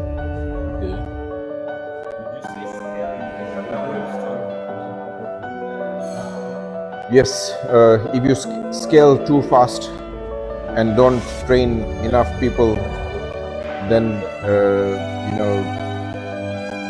you'll collapse much faster. There was an incident where I spoke to a client a week ago. He said that there were a startup of 6 people. They built the whole thing and company, and they got funding of $2 million USD for that project. And that team went from 6 to 60, and the decision making slowed down. What they could decide among themselves, in the 6 of them, Caucasian gentlemen who went from 8 staff to 3 using AI. Sure. Yes, he reduced his staff count from a team of 8 to 3 and replaced the 5 people with AI. His turnover and his profit doubled.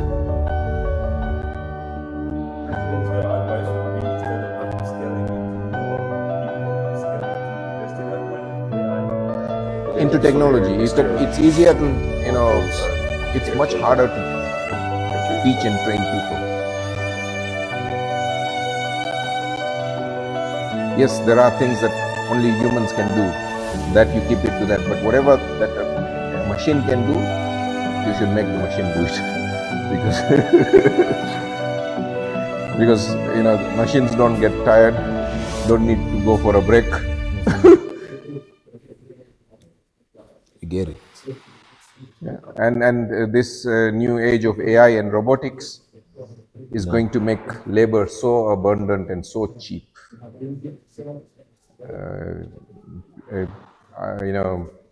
It's going to turn the current economic model upside down, and whoever dominates that will be that company, and that person will be the richest person that throughout history of mankind. Okay. Or as you said, or America, or yes, or I do poultry farming as a side thing. I have other things I do. I have a side job I do, like play tennis. After in the weekends, I go to do some works with my family. So, are reflecting on our poultry farming, or in our country, many people, if you say you're doing farming, they say farming is for people who are not educated. Okay, so But as I have studied our statistics, or there is a quote we have: if you don't count, you don't count. So where the world is going, you have to do things as a business. Many people do like poultry farming. It's like a hobby. Yes, a simple thing you can do at home. Chicken can have eggs. You can do omelets, but it's a business you can do. Not only like raising eggs, you can do it for meats because nowadays they have said in Rwanda our population is boosting up. Yeah, Many it's people- growing. You're yes. a young population and it's growing fast. Yes. Many people used to rely on cow meats. Okay. But someone used to say, let's see how the cow can be produced, things, and then they have said, or to get a cow from a baby cow up to a cow that can Slaughtered. Yes, that can take like 2 years. Okay. So that means the population need meats and you don't have enough cows. So someone say the only thing you can do is to cover the gap. To cover the gap, you have to implement other stuff to eat. Okay. There is chicken, there is fish, but let me focus on chickens. So chickens we can do our broilers for meats, and in 42 days you can have like our From a from chick brooding, yes, from a chick to being taken to a slaughterhouse in 42 yes, days. Yes, 42 days. Okay. Because our due to the feeding and everything they do for the chicken, it have like the average weight. It have like 1.7 kgs. Okay. And that's a perfect. Okay. That's a perfect one to do in the market. So as realizing that, we have to start. So for me, let me give you a short story to what driven me to poultry farming. I used like my parents bought like 5 chickens. Okay. Then- So you had chickens before when you started? Yes. Okay. I used to buy 5 chickens. Okay. Just to be at home, just to have like Pets. something. Yes, pets at home. Okay. And then we went at school. And then when we came back, the chickens laid eggs. They're doing hatching, and then they developed little chicks. And Okay. then after we came back from school, we found out like we have like more than 40 chickens, and I was like, this can happen. And then we have it, or there was like diseases coming up, but we're doing it as a hobby. And then later on, our neighbor, we went to see him, and then he said, I have someone. They brought me chicks. I bought a chick which is 1 month old, and then I have it here. After like 3 months, I'll be having like eggs. I can do it for meat purpose. I was like, let me just try. And then I told my father, yes, I'm here. I finished the university. I don't have nothing to do. Just you can buy like 30 chicks, and then let's try and see what we can do. And then they bring up like 30 chicks, and then I was home doing chores and everything. And then So you're getting your hands dirty. Yes. Yes. Okay. But many of my friends, if I go and say to them, I'm going to do this and this, they would say no. But for me, I say, I'm not doing anything, so I'm just home. Let me try something new. Okay, so you decided that instead of waiting for an opportunity to come to you, Yes. you are going to take this opportunity that is already at home. Yes. And then after later on, my brother called me on my phone and say, talk to that person. He has a job for you. And then, I went, I did the interview. I did everything. I was realizing I was here raising chickens. It's been 2 months staying with the chickens, and then I went away. What can I do? Who will be taking care of those chickens? Okay, so you're attached to them. And then I say, maybe this is an opportunity for me to have a job to save money. I don't want to do flashy things, or maybe this is an opportunity for me to grow. And then I sat on the table with my father, and then I say, what can I do? Then he said, just we have a place here, home in the backyard. Oh, so you have a big backyard? Not too big. Okay. But he said those houses, nothing you're doing it within 2 days. So you can take the place, you can make some simple setups, Okay. and then see what we can do. And then I was like, oh, we need money to do some setups, or we need to bring chicks, we need feedings, we need many things. And he said to me, like, what you can do. That time was like last year, it was like September, mid-September. And then he says, you have to do step by step. You have to do the setup within the house, and then you have to bring the feeders, drinkers, or you have to know where you can buy feeds, because as you're saying it as a business, you need to do it professionally. Okay, but now that you have your chicken set up and everything, Yes. how are you selling your produce?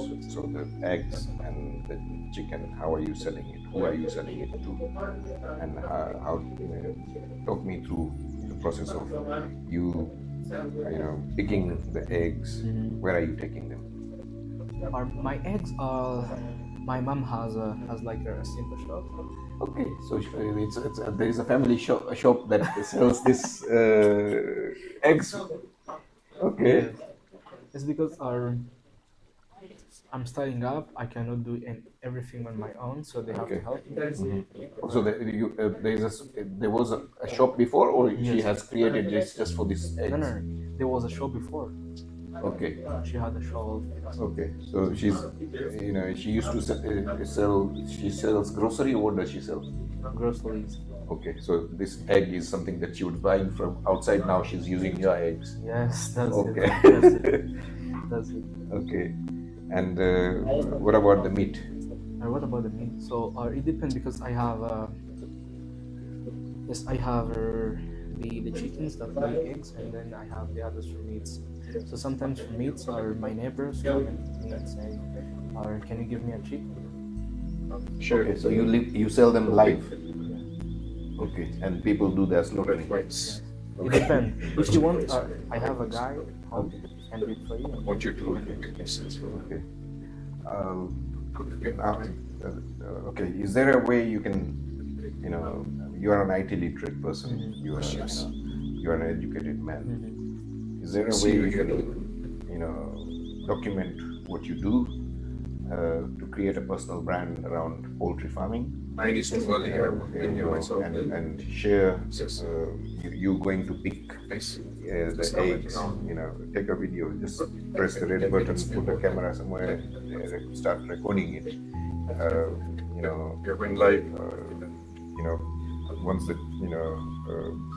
let's show the process that is involved in the rearing of chicken, harvesting of eggs. Yes, I can do. And everything. And the reason why we are saying this is because instead of being dependent on wholesale values, you could create a personal brand, and using your personal brand, you could approach customers directly, remove the middleman, and charge premium prices for a premium produce.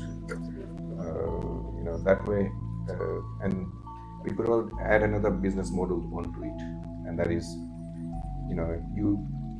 you teach other people how to do it. So there are lots of people who want to go into poultry farming. They've been dreaming about it, but they don't know the steps. You can show them the steps. You don't have to be a genius. You just need to be, a year, 2 years ahead of them, and tell them what difficulties you faced in your journey, what they can avoid, how they can avoid it. If there is a feed issue, or is there their chickens are not growing, or they're not laying eggs, or whatever industry problems you are having, you start sharing that, how you dealt with it, how they can deal with it, and that way and once you do that, you can charge for the teaching. You're comfortable with Zoom calls, you're comfortable with recording, you're comfortable with maybe you may have to learn how to edit your videos or whatever, but posting it on social media, you're consuming social media anyway, every day. So you're creating a social media brand, a social media awareness campaign on your industry. How other people could benefit from your experience, and I believe eventually that will supersede your income from your poultry. Your poultry will become a byproduct, and teaching will become the main product. And because of your education background, because of your IT background, I think you can do this much better than most people are doing it. And there must be some, poultry-related poultry champions around the world. Learn from them. You're not going to create a new wheel. You're just going to copy it and give it an African context. So AI prompting, it's not about the results. It's about what are you going to give before the result. So for example, I want to make sure that someone will accept my offer. Okay. So before making that prompt in the AI, it's better to understand what will be the key in my prompt. First of all, it's offer related to, for example, you want to compete. Let's take an example, small one. You have a tender. You want to compete with this tender and won the tender. So the tender is about supplying computers anywhere. So the first thing is to know the description of that tender. And also, if, for example, it's about a tender of 15 computers, it's better to mention in your prompt, the tender will be with 15 computers. One computer will be having like a printer, a modem, yes, all the accessories that will go with the computer. Yes, and also the price. Okay. You remember to mention the price in your prompt. This will help AI or ChatGPT or Copilot to give you the good result. And also the mistake we make, most of us, it's to just say, ChatGPT, give me five examples of a business plan, for example. Okay.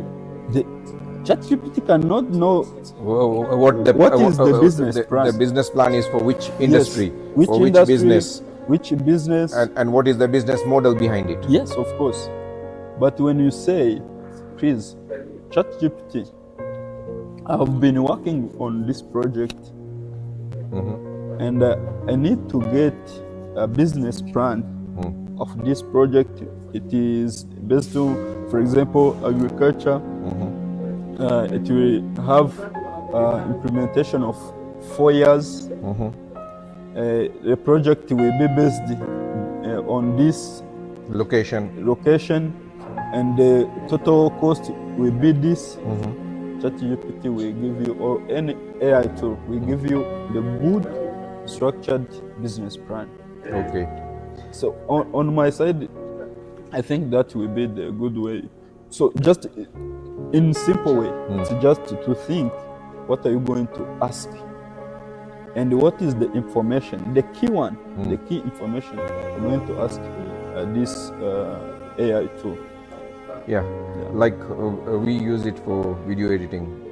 If I was to prompt ChatGPT to do a video editing, to do video editing for what we are going to do today, then I have to say that you are a one-man band video editing suite, or team. You will need to do the prompts, you will need to do the captions, you will need to do the thumbnails, you will need to do this, you will need to do that. Like I would explain it to a human being is how I would explain it to the ChatGPT. Of course. If I was to have an assistant and I want her to do this stuff, then I have to explain what she needs to do. For me to receive the results that that will be satisfactory. Yes, of course. And also, I think the way of prompting, it can be when you are sitting with your colleagues, as you said, you first need to explain. But the difference with ChatGPT, how are you going to explain this? Or another AI tools? Is these things very good or is bad? When you provide bad prompt, it will give you rubbish result. Yes. Rubbish input, Yes. rubbish output. Yes, of course. Good example. Good example. Yeah. Yeah. So if you don't know how to prompt AI, then the results will not will not be effective. They'll not be good. Yes, of course. And also about this AI tools, I can even mention we have a company which is providing stock management software. Okay. And you want to use AI in that? Yes. Okay. We have already implemented AI in that. Okay. So, as you know, it's like a POS. That software, it's like POS. Okay. So the software can suggest you, okay, you have this stock. For example, 5 iPhone 13 in your stock, and you have another iPhone 15, or you have Samsung in your stock. So this AI will suggest you, basing on the sales, you have 50% remaining in your stock of iPhone 13. Because it has previous data, okay, last month you sold 50 units. Yes, of and course. now you only have 5 in stock, so you Yes. need to order more. Yes. It's like not in-app notification. To give Okay. you in-app notification for this product, you have 50% remaining in your stock, and this is the favorite or trending product. This has sold more. This is a hot selling and also item.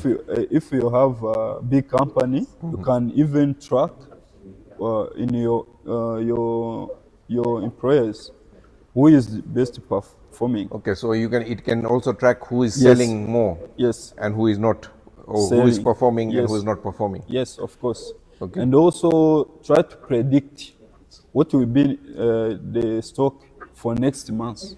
For example, we try to build something that can be small and easy to use, but with a good AI backbone. Yes, backbone. Thank you. I've forgotten your name. Dallas. Okay. Thank you, Dallas, for coming down. Thank you for hosting me here. Yeah, and this is our second meeting. We discussed a number of things in the first meeting. I want you to tell me 2 things that you learned from me and have implemented on. Yeah, thank you very much. I really appreciate from the bottom of my heart. According to the previous conversation we had, I have gotten a very big idea from it and good approach from it.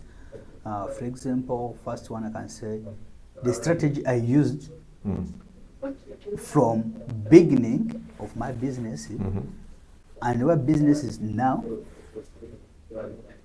I have seen it is very difficult to do more than what I have done if I keep still. Okay, so you've come to a limit. Yes, like a limit of. So there is a ceiling that you can't go beyond. Yes, you can't go. But you see, find usually even what is amazing is you find opportunity. But once you are putting it in that same strategy, profit is still same like one you have been making last year. Okay, so we are coming to an end of 2025. You learned a few things. What are you going to implement in 2026? How is 2026 going to be different for you? First of all, it is a new strategy as like New Year. Okay. Yes. Okay, so New Year's resolution, yeah, New Year's strategy. Yeah. Okay. Not only that, as we discussed, I was a person who used to be very fan of camera, but now I'm looking at it and there's no problem I have with it. Yeah. Which means this 2026, I have something I can share to people according to experience in their businesses. I have many things to give to the people, as even you say that more you give, the more you get as well. Yeah. And I've been very close to your wife that don't tell anybody how things works, how my business works and whatever. But according to the idea you told me, now I'm going to change that. And in 2026, I come with what Ferge camera as well. I've been doing it. I'm glad you are brave enough to face your fear and overcome it. First time we spoke, you said no cameras, please. I'm afraid of cameras. And one of the reasons why you used was that I get a lot of negative feedback.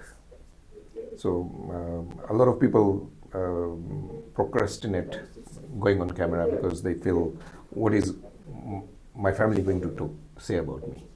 What is my father going to say about me? What is my wife going to say about me? What is my children going to think about me? Nobody cares. And as long as you're making money, they'll all think good about it. Yeah, at the end to justify the meaning. Yeah, so it was a fear that was up here. It didn't exist in reality. You overcome it by just changing your thoughts on it, changing the values you attach to it.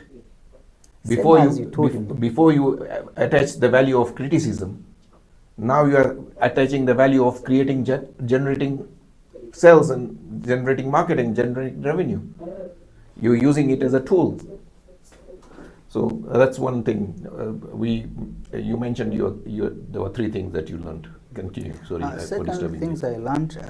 It was referred to an example of like if somebody want to give you a gift, you have right to take it or not take it. Okay, so it is up to the receiver to accept the gift or reject it. Okay. Yes. And what were you? In what context did I say this? In the context, it was about I told you that I fear camera because of some people come and just drop bad comments like, your voice is not to be taken out or whatever.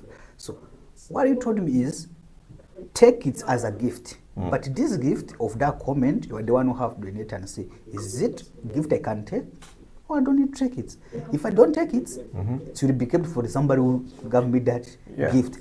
But if I take it, it becomes yours. It becomes mine. So that was a second notch I got from it. Yes. Yeah. So this was in the context of criticism. So if somebody criticizes you and says you are a donkey, you don't know nothing, you are stupid, it is up to you as the receiver to accept it.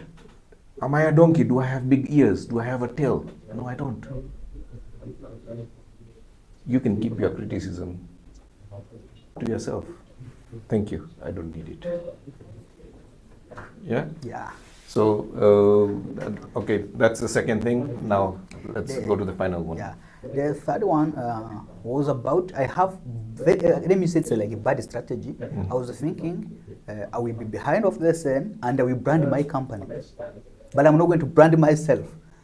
Okay, so you thought as a way of hiding, you were using your company brand so that you don't have to show your face. Yes. My company work, but mine I don't need to. At the end of the day, you are doing the work, but you're using the company logo, company brand, so that you don't have to be seen. You can hide behind it. Okay. And how did it work? With that one, you gave me very, very good ideas, and even when I went home, I get deeper and analyze it. We took, I think, 4 examples. Yeah. So personal brands is going to be the thing in 2026. This trend has started a long while ago. There was a success story that I read just recently, I think today, where a personal brand soap that was designed for cirrhosis. It's a skin condition that you get blood, irritative skin and all that. So the soap is called Dr. Soap, and the husband and wife promoted this so heavily, and it just got acquired by Procter and Gamble, because they have another soap that is doing the same thing, so they bought it for 1.5 billion, and that would not happen if it wasn't the personal story of this doctor. This, he used to suffer from psoriasis, and every time he used any soap, he would document it. Oh, because I used, Dove, this is what happened. Because I used Lux, this is what happened. When I use this is what happens. And there was no solution in the market. He came up with a solution and said, I used to do, look, my skin is so great. I'm using this for this many days, and all my blemishes have disappeared. He had overwhelming evidence of it working. And that's the reason why he could charge 10 times. A normal soap bar is $1, and he was charging around $10. And that's why he got bought up by Unilever or Procter and Gamble, one of the big two. I think it was Unilever or Procter and Gamble. One of them bought it. So this was a David and Goliath story. Yeah. Procter and Gamble or Unilever, they are the Goliath. Yes, yeah. And this guy from nowhere, because he was eating into the market of Procter and Gamble, they bought him over. So that they can. And that is the power of personal brand. So personal brands, and you look at Cristiano Ronaldo. One player has 660 million subscribers. More than the whole of the football league put together is less than 200 million. Tim Cook, the CEO of Apple, has 3 times more subscribers than Apple. And Apple is doing promotions and marketing and everything every day. And Tim Cook does nothing. He's a very reserved, he's a very introvert guy. He hardly posts. And even the posts that are on his channel are mostly Apple launch related, not his personal. He doesn't talk about his family, he doesn't talk about his his eating habits or anything. So even for Apple, a personal brand is more relevant than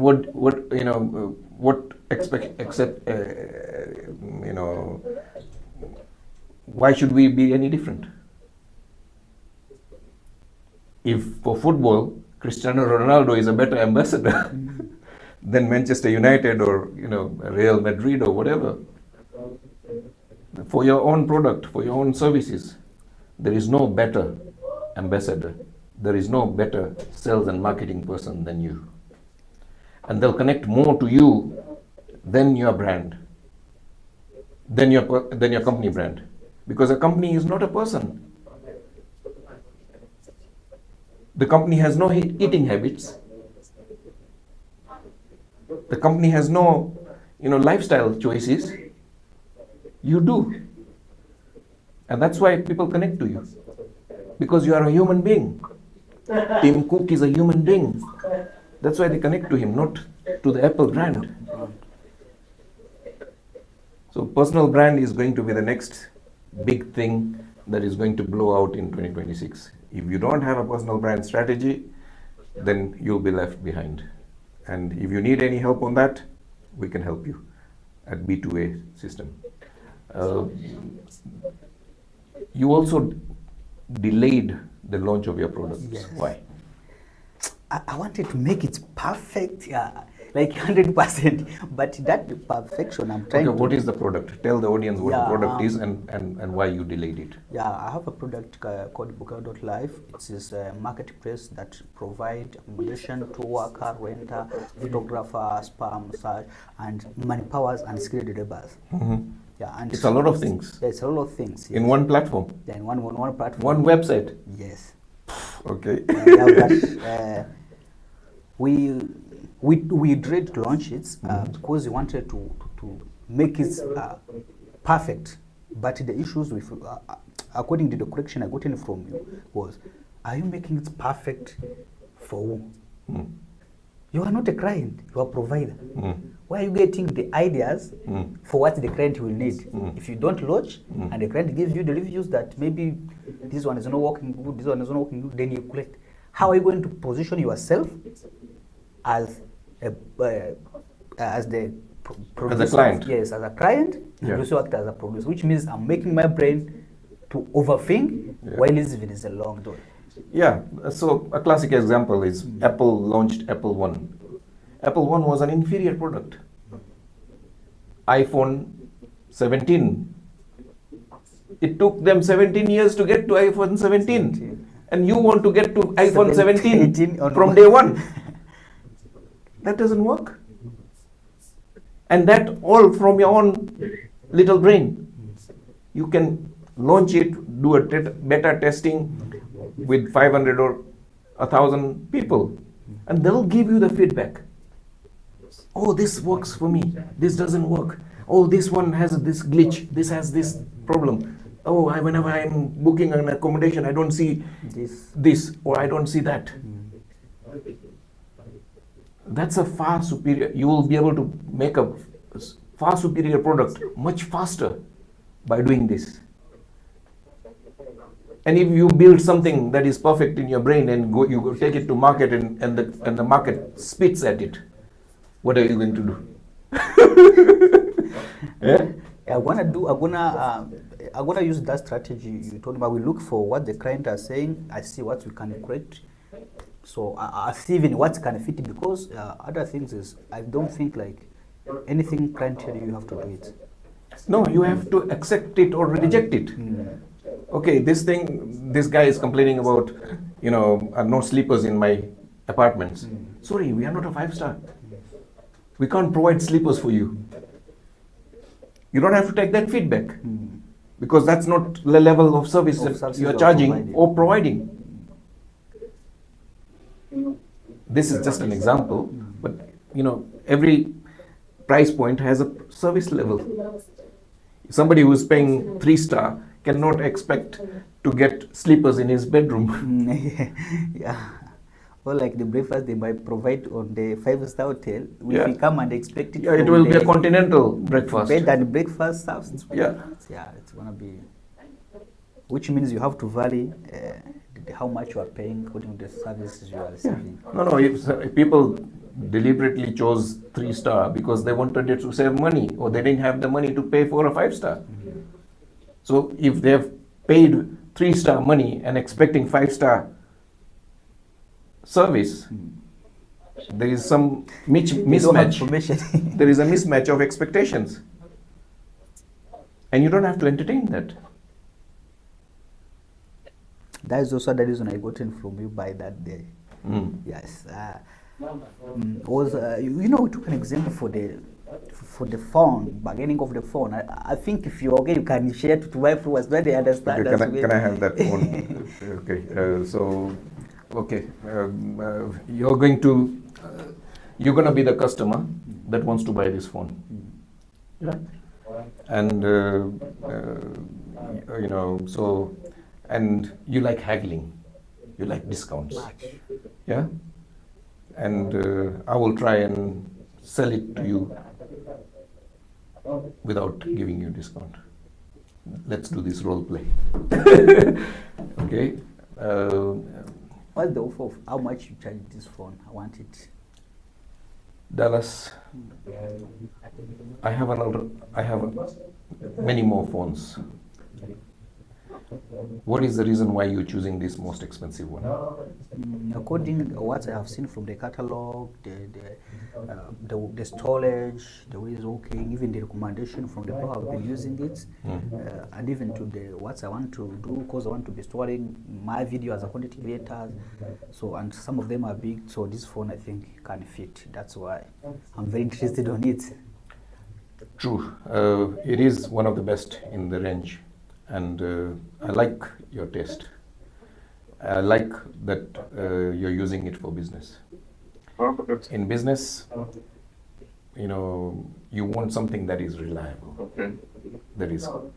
that won't break, that won't, run out of storage very quickly. It's a very good choice. Yeah. So, but I'm also glad that you're not using the D word, the discount. This is one piece I have in the store. I have 3 clients waiting. No, please, I need a discount. I need a discount, please. Because the person who gave me, the one who bought it last time from you, so he told me how much he bought it. And I think there's no long time passed. I think you have to try and give me a discount. And we do even a recommendation for many people as well. So they come back. Thank you for the recommendations. But as I told you, I have 3 customers waiting. You tell me why I should sell it to you now without a discount. Yeah, I need it. If you need it, it is here, and because you are here face to face, I'm willing to give it to you compared to the 3 interested parties. They did not bother. How much you want to charge me for it? The original price is 700. You and I have agreed to 500. Okay. This is the deal now. If you leave now, that deal is gone, and I'll sell it to somebody else. So please have 400. I'm afraid no deal here. Please come.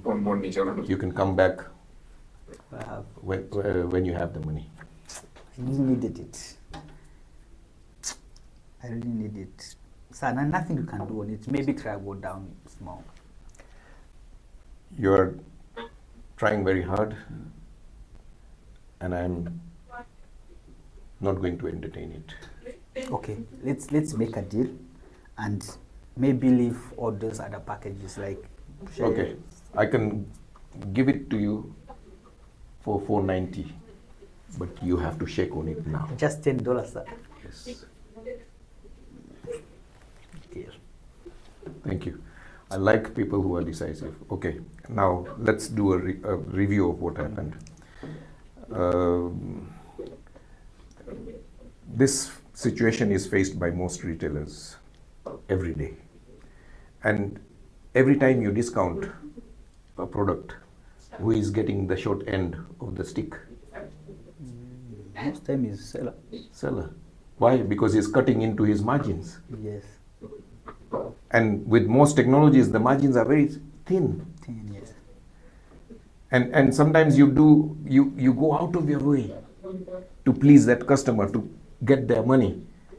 But because you've discounted it so low, and the person doesn't value it, they'll start coming with complaints. Oh, you sold me this and it doesn't do this, blah, blah, blah. And many times, even after giving discount, you see the customer walk away. And you've spent half an hour convincing that person. Why? Because you devalued yourself. By giving discounts, you're devaluing. And if I gave you a discount and it was only £10, but I want you to shake on it now and give me your credit card. Don't be shy. Once the deal, the handshake is done, ask for a payment there and then, or else that deal also goes away. Which means you don't have to be shy in the money. No. Okay. Supermarkets charge you fixed prices. Why are you paying? A lot of African supermarkets, are using fixed price policies, and a lot of customers are going to that. They are tired of haggling. They are tired of negotiating. They are tired of confusion. Supermarkets can charge fixed prices because they have fixed amenities. They provide you with a car park, they provide you with a trolley, they provide you with a bag, they provide you with an air-conditioned supermarket. The products are displayed uniformly, the price is consistent, it is displayed. When you go to a supermarket, you don't think of bargaining. Even many of us have started to just be taking over even looking at the price. Yeah. Because of clarity of message, clarity of pricing, clarity of purpose. If you want, you buy it. Or else you can go somewhere else. And when you really need it, you buy it at any cost. Yes. Yeah, so don't need to entertain discounts. you have to show that, okay, there was a reason why I said, why are you, I deliberately used, why did you choose the most expensive one? I deliberately made it, I only have one piece. There are 3 customers waiting. It's to create urgency. It's to create scarcity, Yes. lack of availability. If you want it, this is the price. And leave it up to the customer to decide.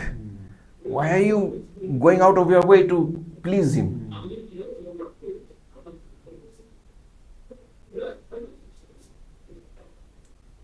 And cut your margins.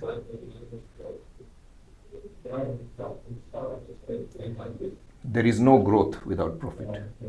If you want your business to grow, then you need to sell things with a profit margin built into it.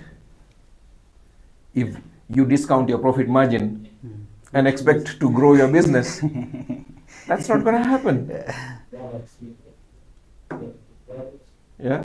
So, thank you for this role play, and I'm glad that you reminded me of it. I think it will be a useful tool for the audience, I hope they implement it in 2026. We are recording this towards the end of 2025, and I hope this small interaction was valuable to you all. Thank you. Thank you very much. In this world of social media and content media, it's getting harder and harder to make people stay on your content.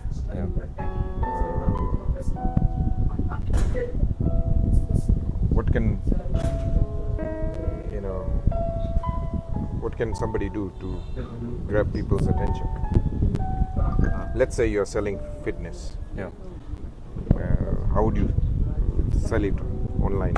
If I was selling fitness, I would try to stop people scrolling by posing a question, something like that.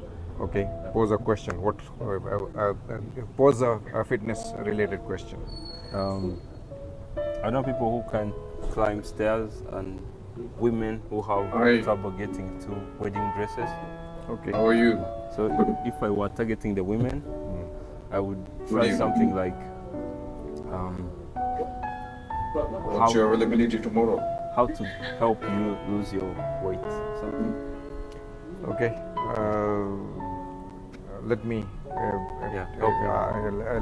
Let's change roles, and I'll be the salesman and you'll be the woman. Okay. Yeah. Yeah. Yeah. Or you'll be the ideal customer. Yeah. Whenever you're if I'm selling able to come and see me. Gym membership or a fitness coaching program, then I need to have overwhelming evidence of being fit. So I need to have a six pack. If I'm going to sell fitness, then I can't have a beer belly. Yeah. Yeah. How are things? And I would pose a question like,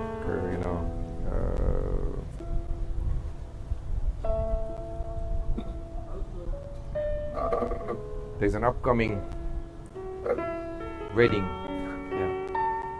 and you feel that you're not going to fit into the dress. Just meeting. Chairman. What can you do? No problem. Would you like to fit into your wedding dress? No hard and fast. Only if you can make it. Something like that. So it's a question. Thank you. And again, the question needs to be framed in a way that the wedding is okay. It will be. Would you like to, reduce 3 sizes so that you can fit into your wedding dresses? Yeah. That sounds much better. Yeah. My fitness coaching can help you achieve that in 3 months. Yeah. Something like that. So it has to be outcome oriented. The question needs to be framed on a problem and a solution, and your service becomes the solution provider. Yeah. So your fitness program or something like that becomes the solution for them to be able to fit into a wedding dress and look pretty. Yeah. She's been chosen as a bridesmaid or something. She has an important role, of carrying the bouquet,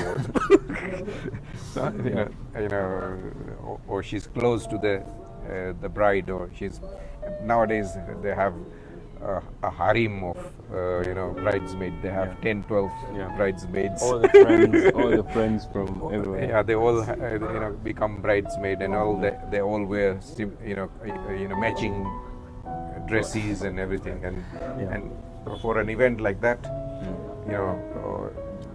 all women want to make an effort. They want to look good. Yeah, and they want to not only look good for the wedding, but also for the cameras. Yeah. So a wedding is a good,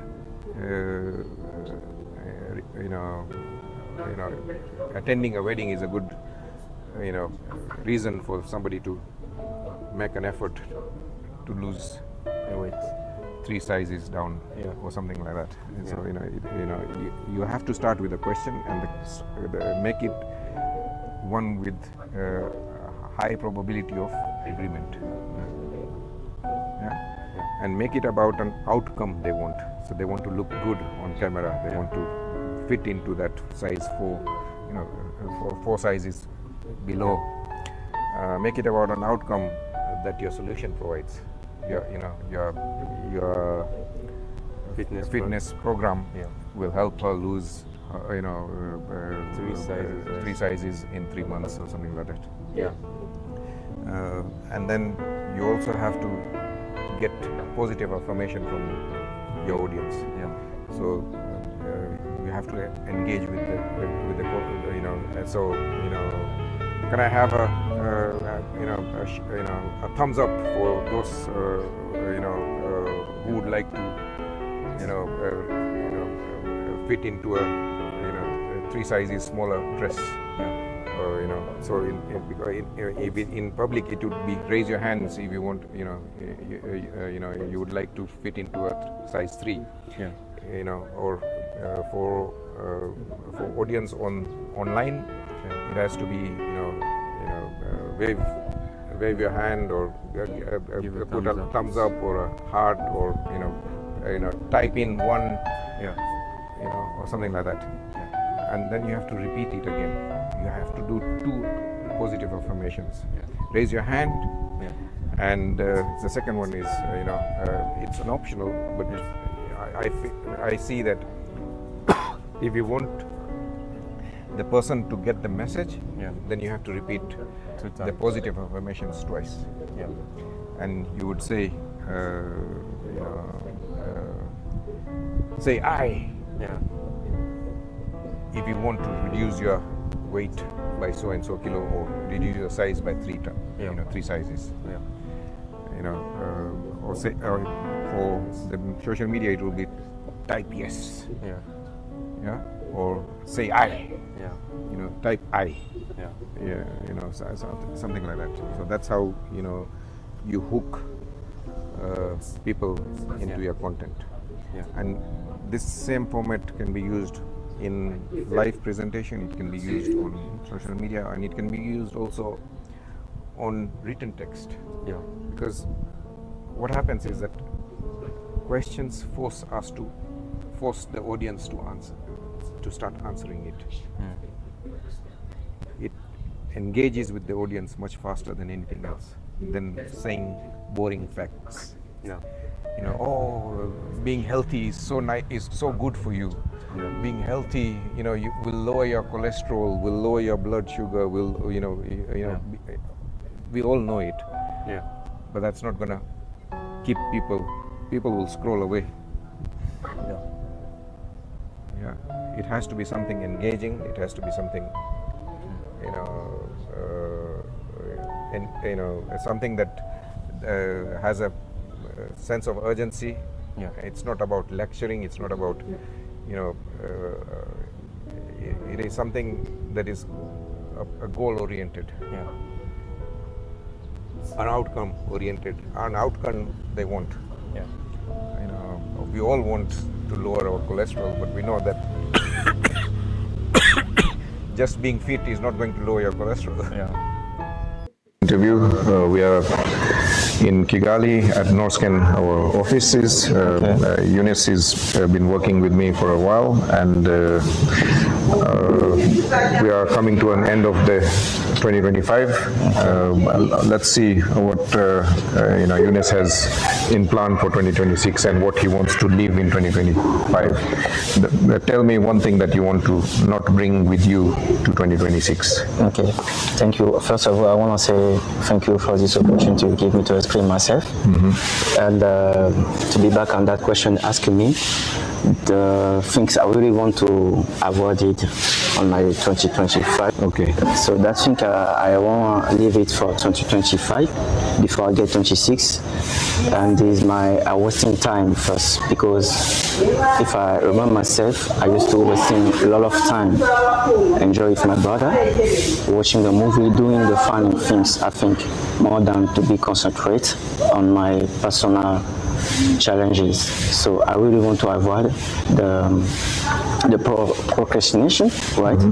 And as I can challenge myself to be on the right place I should be. Okay, so what I can sense from what you're saying is that you're consuming a lot of content. Exactly. You're watching movies with your brother. Exactly. You know, you're checking a TikTok or YouTube or whatever. Exactly. Humans can't exist in vacuum. If you're going to leave something, you need to replace it with something. Exactly. Okay, if you're going not be consuming more content, what are you going to do? How are you going to replace it? What are you going to replace it with? Okay. To replace that, instead of wasting time too much, I'm going to be concentrate myself more than boost myself to learn new skill, and also to find a way to enjoy what I really want to do. As like, for instance, currently I'm doing filmmaking, production civil. I used to design something, on my computer, Photoshop, whatever, something like that. I really want to use that skill to boost myself, to use that on the good side instead of using on the bad side. So you want to go from consuming to creating content. Exactly, to create content. Yeah. Exactly. Okay. Exactly. Because consumption, consuming content, nobody pays you. Exactly. Yeah. But if you create something, you can monetize it. Exactly. You can make money out of creating something. That's a good idea. And not from consuming. Exactly. Nobody gives you money to watch, TikTok for 2 hours. Exactly. Or watch YouTube for 3 hours. Exactly. But if you did create some content and you published it, we can help you monetize it. Okay. So that means we can help you monetize whatever I'm doing. Monetize your creations. Exactly. Not your consumption. Exactly. Nobody can help you monetize your consumption. Exactly. Okay. Yeah. Okay. But somebody can help you monetize your creations. Exactly. Yeah. So, okay, you wanna. So that's a good goal. Okay. I like that goal. Okay. Okay. Now, that's what you are going to leave. Okay. And what you are going to create. Okay. Second thing, what you wanna do in the new year. So that thing I expect to do on 2026, I mean the New Year's, I really want to target my God. Target my God, I mean like, as you mentioned before, most of the youth like me, the youngest people like me, used just to enjoy most of the things on the social media. It's tend to create on self. Yeah, they're consuming a lot of social media. Exactly. Yeah. I tend to expect to challenge to see how can I can be that kind of people. I'm gonna give you the example for the Kaisena, even as we speak, she's gonna be here in Kigali. Most of the young people think like, oh, wow, I see that thing the Kaisena doing is amazing. I wanna be like him, but it doesn't matter. Okay. Now I know he's a content creator. He's a live streamer. Yeah. Okay, so what do you want to do? Be like him? No, I'm not. I was just taking the example to explain the vision for most of the young people like me. Okay. So you have to enjoy a lot of things to watch. I want to be that man. I want to expect to be on top level that guy, but they doesn't really want to know. They don't know how to take themselves from zero to be on the top level. Okay, everybody suffers from this dilemma. They want to be like their idols. They want to be like their superstars. Exactly. But it's a pipe dream. Exactly. You think, I would like to be like that, but what actions are you taking to get there? Just dreaming is not going to get you there. You need to, you need to make it happen. Exactly. You need to, so what steps are you taking to get there? The way you should follow to. You need to have a roadmap to get there. You need to have, just a dream, just an idea. Okay. Without implementation, it's just an idea. It's junk. There's nothing. That's right. I get 10 ideas a day. How many do I act on? Maybe none. Okay. Absolutely. Yeah. So it's not having. The world is not short of ideas. What it is short of is people who can implement it, follow through. What are you going to do to follow through in 2026? The thing I'm gonna do, I expect to do in 2026, is just to be different. And to be different, you need to do the different things. You need to run fast. Something. Okay, by taking the same actions and expecting different results, it's not going to happen. Exactly. It's insanity. Yeah. If you want different results, you need to take different actions. Exactly. I'm glad that you recognize that. Now, tell the audience what different actions are you going to take. Okay. We are taking them on a journey of Eunice's transformation. Exactly. What is that transformation? How is it going to look like? What is it going to turn you into? Show us that. Tell us that. Okay. So, to being a different person in 2026, I need to take different action by first learn new skill. Good, that's a good goal. Yeah. Okay, be specific now. Exactly. What new skill do you want to learn? The new skill I want to learn about it is like to tell myself I don't need that thing before doing that kind of stuff. I'm gonna take on me for 2026 is like to being a different person, to learn a new skill, and to learn about the people who can inspire me, right? I can explain. No, experiment. Okay. Yeah. Yeah. Okay. Can inspire me and can also boost me every day. To can tell me. Okay. Yeah, it's a good thing. If you want different results, you need to have different company. Exactly. You need to change the company that you are surrounding. If you surround yourself with losers, what do you become? You become a loser. If you surround yourself with winners, you become winner. So changing your company, changing your environment, and changing your goals. Exactly. Also changing my different connection too.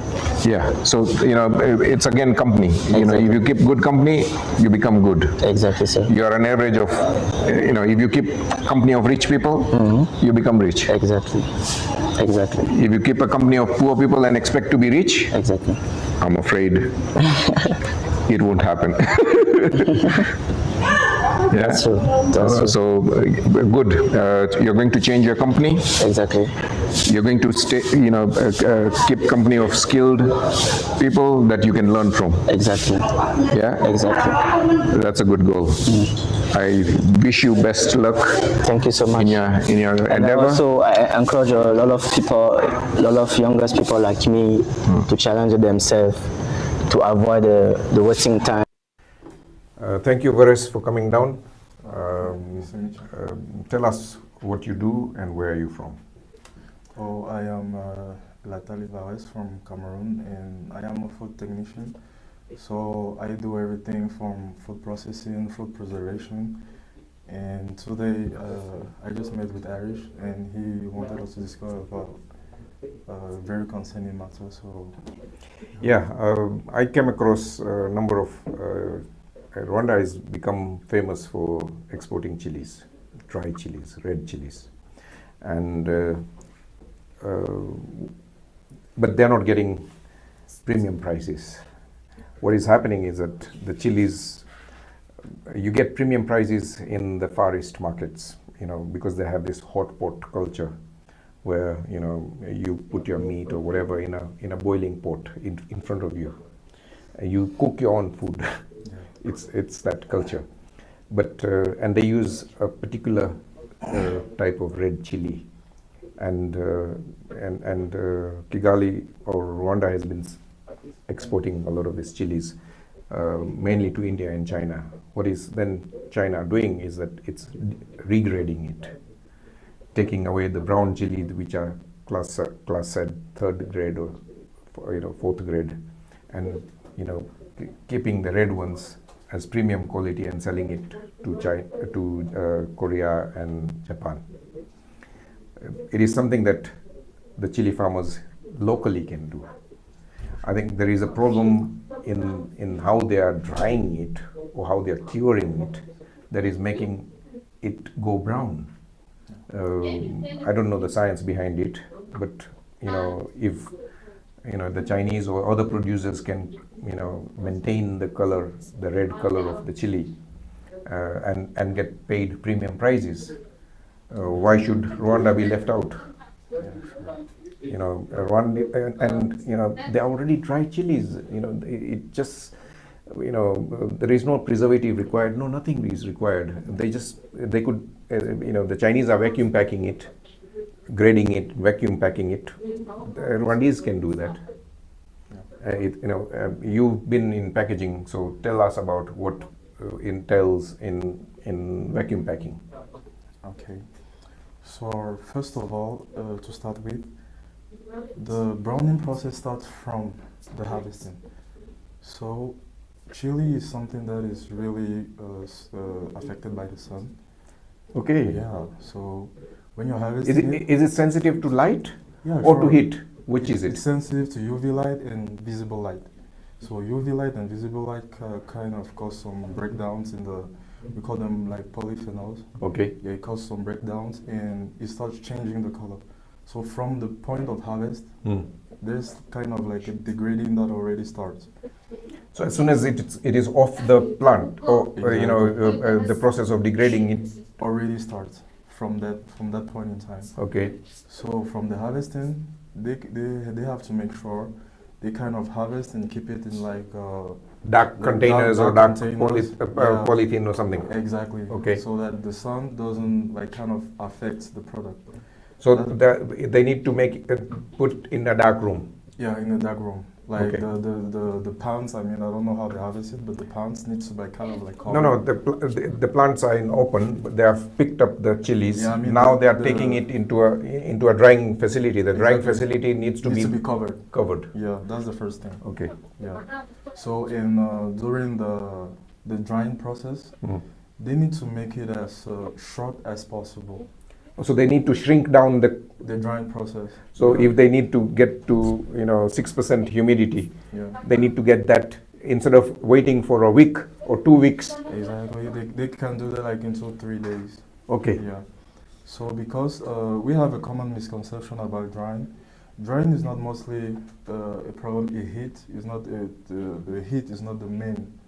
No, temperature is not the issue. Yeah, temperature is not the issue. Ah. The main issue about drying is ventilation. Okay. So we can do that like at the room temperature, but it needs like some very good ventilation. So if somebody did a cross ventilation, they pump air from this side and suck it on the other side. On the other side, yeah, that way. Because what happens is that as much as the chili is liberating like water, it needs like ventilation to. So as soon as the water comes out of the carcass of the chili, it needs to be blown away. It needs to be blown away for the drying process to go out to shrink very fast. Okay. Exactly. So it's not about the heat; it's more about the ventilation. Okay. That is the second thing, because when the drying process is too long, with the water inside, it gives room for the microorganisms inside to use the fungus, water. Bacteria. Exactly. There'll be mold. There'll be mold and there'll be browning. Like because water is the microorganisms that are responsible for the browning. Everything lives on water. Exactly. Okay. So the water is like a medium for them to continue to thrive. Yeah. That's the first thing, and the second thing is the heat. The heat doesn't need to be very high because it is not even good for the aroma of the chili. So the aroma is also affected by temperature? Yeah, the aroma is also affected by temperature. So the smell of the chili or the taste of the chili? If you even realize it, if you raise the temperature very high, like the whole home is going to smell chili. That's the aroma of the chili that is leaking out. Okay. So at the end of the day, when the drying process finishes, the chili will not have as much aroma as you will want to. And it will not be as much as like the intensity, spicy. the heat intensity will go down. Will go down a little bit. Okay. So you need to shrink the drying process as much as possible to make it as short as possible to preserve most of the spicy taste and the aroma of it. And also the color. And also the color. Yeah, because the color is what is giving them the premium prices. But also, I didn't realize that also the intensity of the heat. The intensity of the heat is really critical too. Yeah. So the taste, the spiciness, the heat of the chili, not the temperature. Not the temperature. Okay. And the third thing is the conservation. So when you vacuum pack it. From then, even when vacuum packed, even when dried and vacuum packed, it is still sensitive to light. So you should also package it back again in a dark container. In a dark container. So all the process should take place inside a closed environment until the packing. So immediately it's inside the box. Once it is boxed, also it should be in a dark box or something. In a box, like in a carton box, is okay. So when it's inside a carton box, then you can send it out and it can be. So like we have in the cold chain. You know, in refrigeration, you need to maintain the cold chain. If it goes about a certain temperature, if it is exposed to more light, if it is exposed to more temperature, then the quality will deteriorate. The quality will deteriorate. There's some kind of damage in that the light. It kind of affects the product. It is a solution that all chili farmers and exporters in Rwanda need, and not only in Rwanda but the whole of Africa. Can you provide these solutions? Can you become the solution provider? Oh, sure. There are some solutions provided. When you already know the problem, there's surely a way to solve it. In engineering, they say that identifying the problem is 90% of the work. Exactly. Fixing it is only 10%. It's only 10%. So as long as the problem is already identified, as long as you know exactly the problem, you can easily find out a solution. As I said already, like from the harvesting, they have to make sure it is kept on, it is protected from the What sun. is your background? You did some preservation in your country? Yeah, I did a lot as a food technician. I was working on these natural juices. Liquids are more like, the preservation of liquids are much more difficult. So we were making a lot of natural juices, and we weren't using preservative in any way. So you had sugarcane juice, apple juice, orange juice. Exactly. And we weren't using any preservative, and we could hold the product for like a year. than the natural juices. So which juices, namely, were you working on? We're working mainly on pineapple juice. Okay. That was the main product that we're working on. That has a lot of sugar content. Exactly, but we were capable of preserving it for like a year without using any preservative. That was really, at the start of it was really tough because we really needed to, the sugar content, as you mentioned, was really a problem because microorganisms thrive in sugar and water. And water, yeah. So it was kind of tough for the start. So, but we managed to keep it. In Rwanda, the chili is exported dry, so it's not fresh. Dry is like very easy. It's much more easier than wet. Than wet. Or fresh. Or fresh, exactly. Yeah. Okay. So the brand we're working on is Dreams. It's like a very famous brand in Cameroon. The name of the juice is Dreams. Okay. So it's very famous in Cameroon. I mean, if you go to any website. West Africa. Yeah. Okay. If you go to any website and you type Dreams Cameroon, I think you're gonna find the product right there. Okay. It's all across. But also, Rwanda can do the same. Yeah. Rwanda has also a lot of fertile land, a lot of fruits. Exactly. That go bad if they are not processed. Yeah, just so I mean that's a project that I came to Rwanda kind of to implement that kind of project right here. So I'm still working on it. So but I think in some few months maybe I'll be able to address that. Let's start with the chili first. Yeah, sure. It's dry. We are addressing light sensitivity. Yeah. We are addressing temperature. They are easier to manage than than microbes and sugar.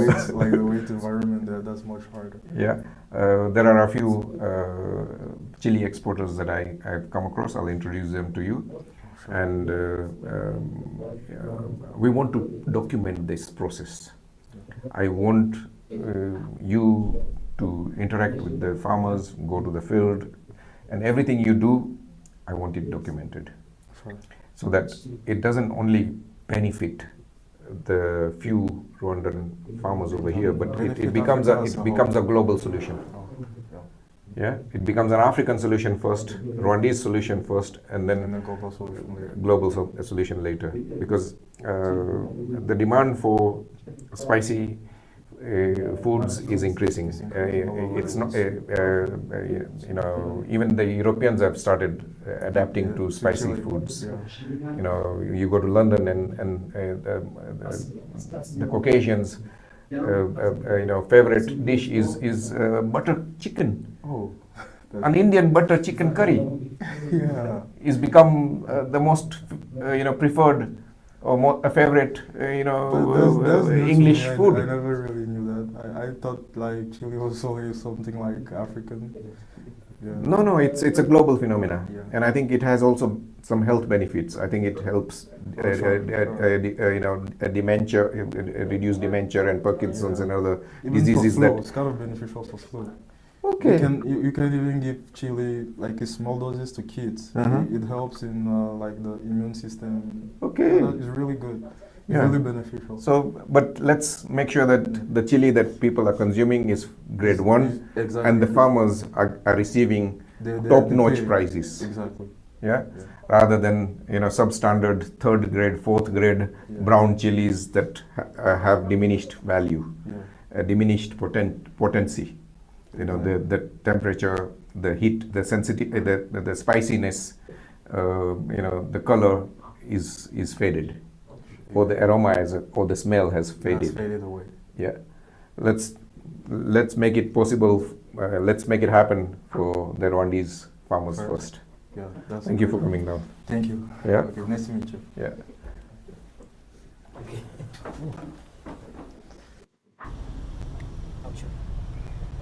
David, thank you for coming down, being very decisive, and taking this opportunity to connect again, and allowing me to record it for other people's benefit.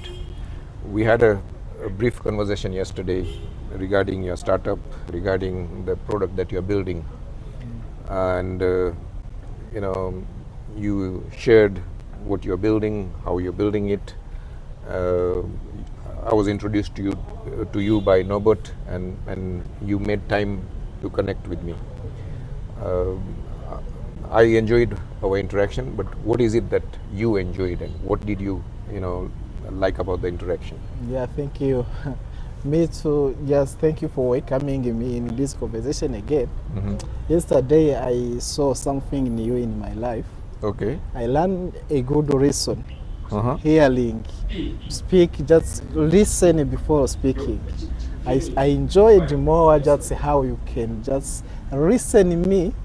You take a lot of time hearing what am I sharing you. For the first time meeting, this means I know what I know. Time is very expensive, more than anything, especially for you, which are in some ages advanced. Yeah. For me, yesterday I saw a new things in life. I enjoyed how you take a time and listening me very well, very well. I enjoyed and I learned just because in my heart it's beating me, and how can I just take that in practice?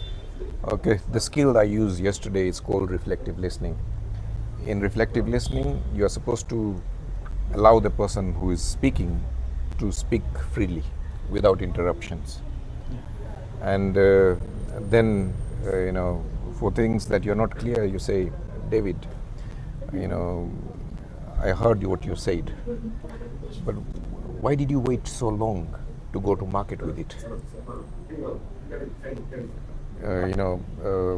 Because you explained how you build this product, and it took you so long to build it, and you are waiting for it to get perfect. And my question was, why did you wait so long to go to market with it?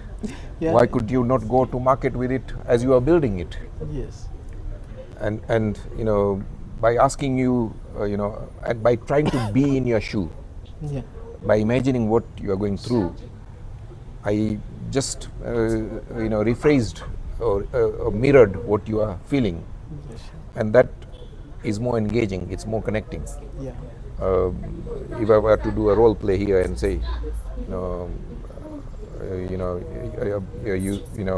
somebody comes to you and says, I hate you. Yeah, instead of saying, why do you hate me? I do so much for you, blah, blah, blah. That is confrontation. That's not going to result in anything meaningful. It may end up in punching each other.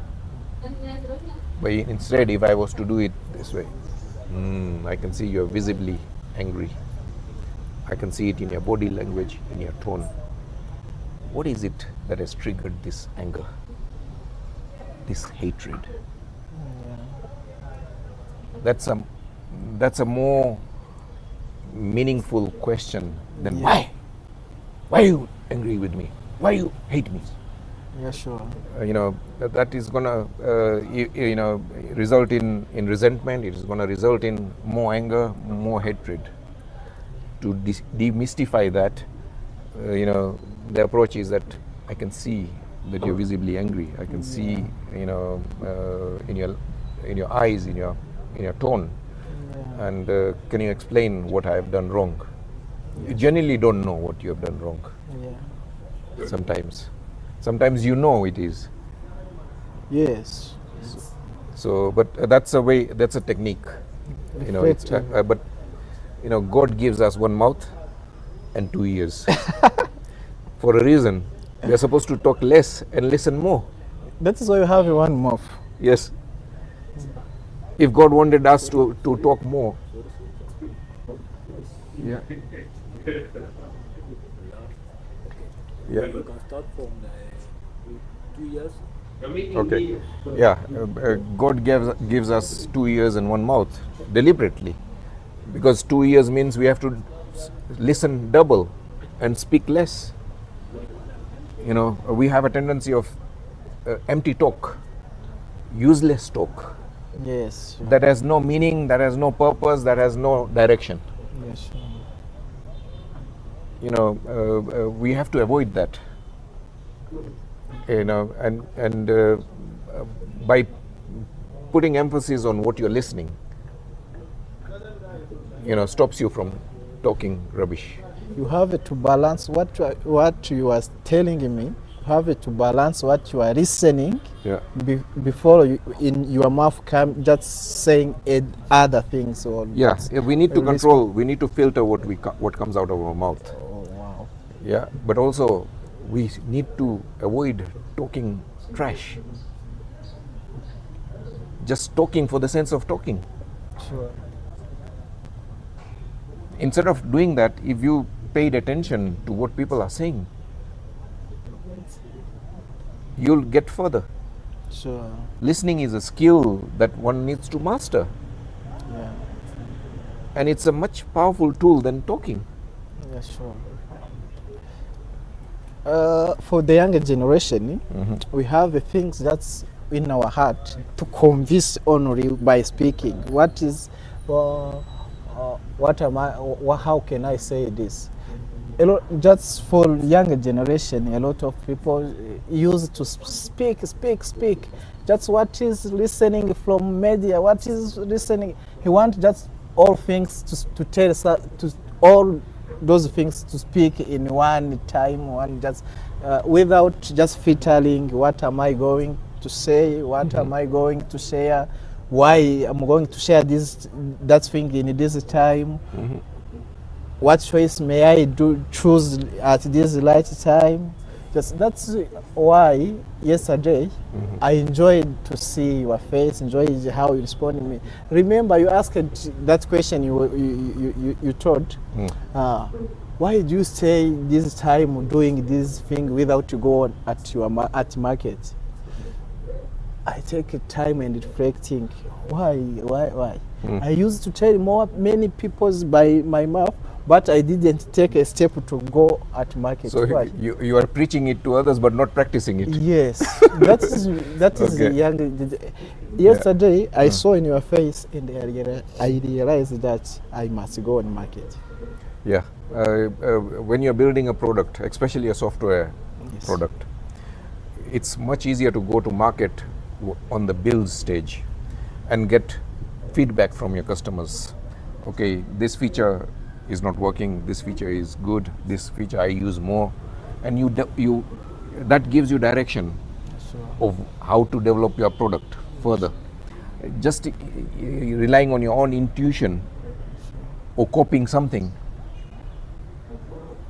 and thinking that is the market fit. No, market fit can only be experienced by taking it to market. Sure. Yeah, and let's go back to listening. People think that listening is all about words. It isn't. One thing that you mentioned and you noticed is that I was paying attention. Sure. I was listening intentively, with intents, with purpose. That is body language that you interpreted. In listening, it is said that 70% of communication is body language. 70%. 70%. Tone. Do this. Can you do this? 20% is tone. Words is only 7%. Oh my God. Word is only 7%, and we keep uttering nonsense. Sure. And thinking that is important. It isn't. Words portray less than your body language, eye contact, tone, listening intently, reflectively listening. Yeah, sure. These are skills that any entrepreneur has to master if he wants to increase his sales and marketing. Yeah, sure. Your customer needs to be heard. Yes. Not you to them to hear you. Yes. But you hear them. You have to hear your customer's pain. Sure. If you know what your customer is suffering from and design a solution for them, they become your first customer. Yeah, sure. They become your guinea pig. Sure. So you say, I'm building this product because I from your conversation, I think this is the pain that you are suffering from. Yeah, it was my suffering first, and my neighbor and friends suffering. And if you build products to eliminate people's suffering, you will succeed. As business owners, our primary job is to provide solutions for people's pain, not build things that are in your mind. You wake up in the morning and you think something and you go and design it without see what impact will. No, that's that's delusion. That's delusion. And as business owners, we can't afford to be delusional. We have to have a purpose. One thing I liked about the conversation yesterday is that we need to relate your solution to a problem in society. Your problem was eliminating human errors in trading. Yes, human. So your software deals with eliminating, human errors of fear, greed, whatever. Emotions, of taking entries and exiting from the market positions that you have, you are in, and I related it to a fatality in accidents, car accidents. Sure. So in car accidents, most of the majority of the car accidents happen because of human error. Yeah, sure. Not because the car broke down or just the wheel fell, or the brakes didn't work. That's a very small percentage of the total number of fatalities that is caused by failure of the car. The cars are well built nowadays. Yeah, it is just that's like 99. It is human errors. It is human error mostly, and this this new generation of AI based drivers and robot taxis is going to eliminate that. Robot taxis will be far superior, transport mode than human driven cars. Sure. Your bags safe, or what should I do? Your solution is geared towards eliminating human errors. Focus on that. So when you are presenting your trading bot. Yeah. I have some errors with the Okay. Okay. So you can fix it first. Yeah. Okay, I'll leave my bag here. You put it in the bag and then put it in the storage. You are providing a tool to avoid human errors in trading. Whether it is forex, whether it is stocks, whether it is other derivatives or whatever it is, Yes. And you have to relate it to car fatality. If, instead of talking about your products, features and benefits, transition them from making errors. I have lost a lot of money in day trading, personally. Sure. I've lost over 30,000 GBP pounds on day trading, and I've made a lot of money on the long term. Sure, holding. Holding, buying and holding. Yes, sure. And I would say, if you don't know stocks, then just invest in something that you would buy. If you think that you should buy a Tesla, then invest in Tesla stock. Sure. And hold it. You don't need to think about it. Sure. But if you're doing day trading, or you're doing monthly trading, or you're doing quarterly trading, then human errors is the biggest reason for people losing money. Yeah, sure. I personally can relate to that. I've lost 30,000 pounds on day trading because of my emotions. Yeah, sure. Yeah, that is what just we come out with AI to avoid those errors, human error, emotions. I see just how trend goes up, and I think that is a good time to exit. Then while you are exiting, because you are in day trader or 1 minute time frame, and that trend to become just reversed directly, and you lose the money. Yeah, this robot. And how does your whole robot help us? Why is it superior to humans? Yes, that robot, it takes a decision based on like 1,000 indicators. Okay, the human mind cannot comprehend that. It can only comprehend three things. Or one in that time, in this small time. I'll tell the other boys. That decision, it's based on other parts decision, memorized itself. Human being, he can't memorize things and implement directly in a small second. No. Yeah, that is how the bot just software. And also, it is to make a decision based to the past performance of that's happening in that market. Okay. Yeah, it take a decision just to stop. I cannot go in this market. Whatever you see with your eyes, me as a robot, I can't go enter in this market because I see in 1,000 reasons you are see. As human, you are seeing one thing, but robot can see 100 things. It's a useful tool, what you're building, but I don't wait for it to be perfect. Go to market with it. Yeah, sure. Show it to some investors, show it to some corporate investors, some bankers. Let them play with it. Sure. Let them play with it. Let them give you feedback on how you can improve it.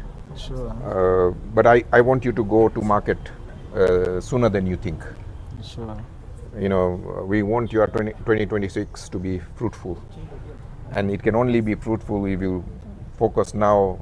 Stop focusing on the build, and start focusing on the sales and marketing. Okay. Yeah, that's good.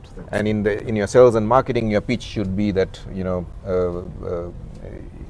in most trading scenarios, people lose money because they follow their emotions. Sure.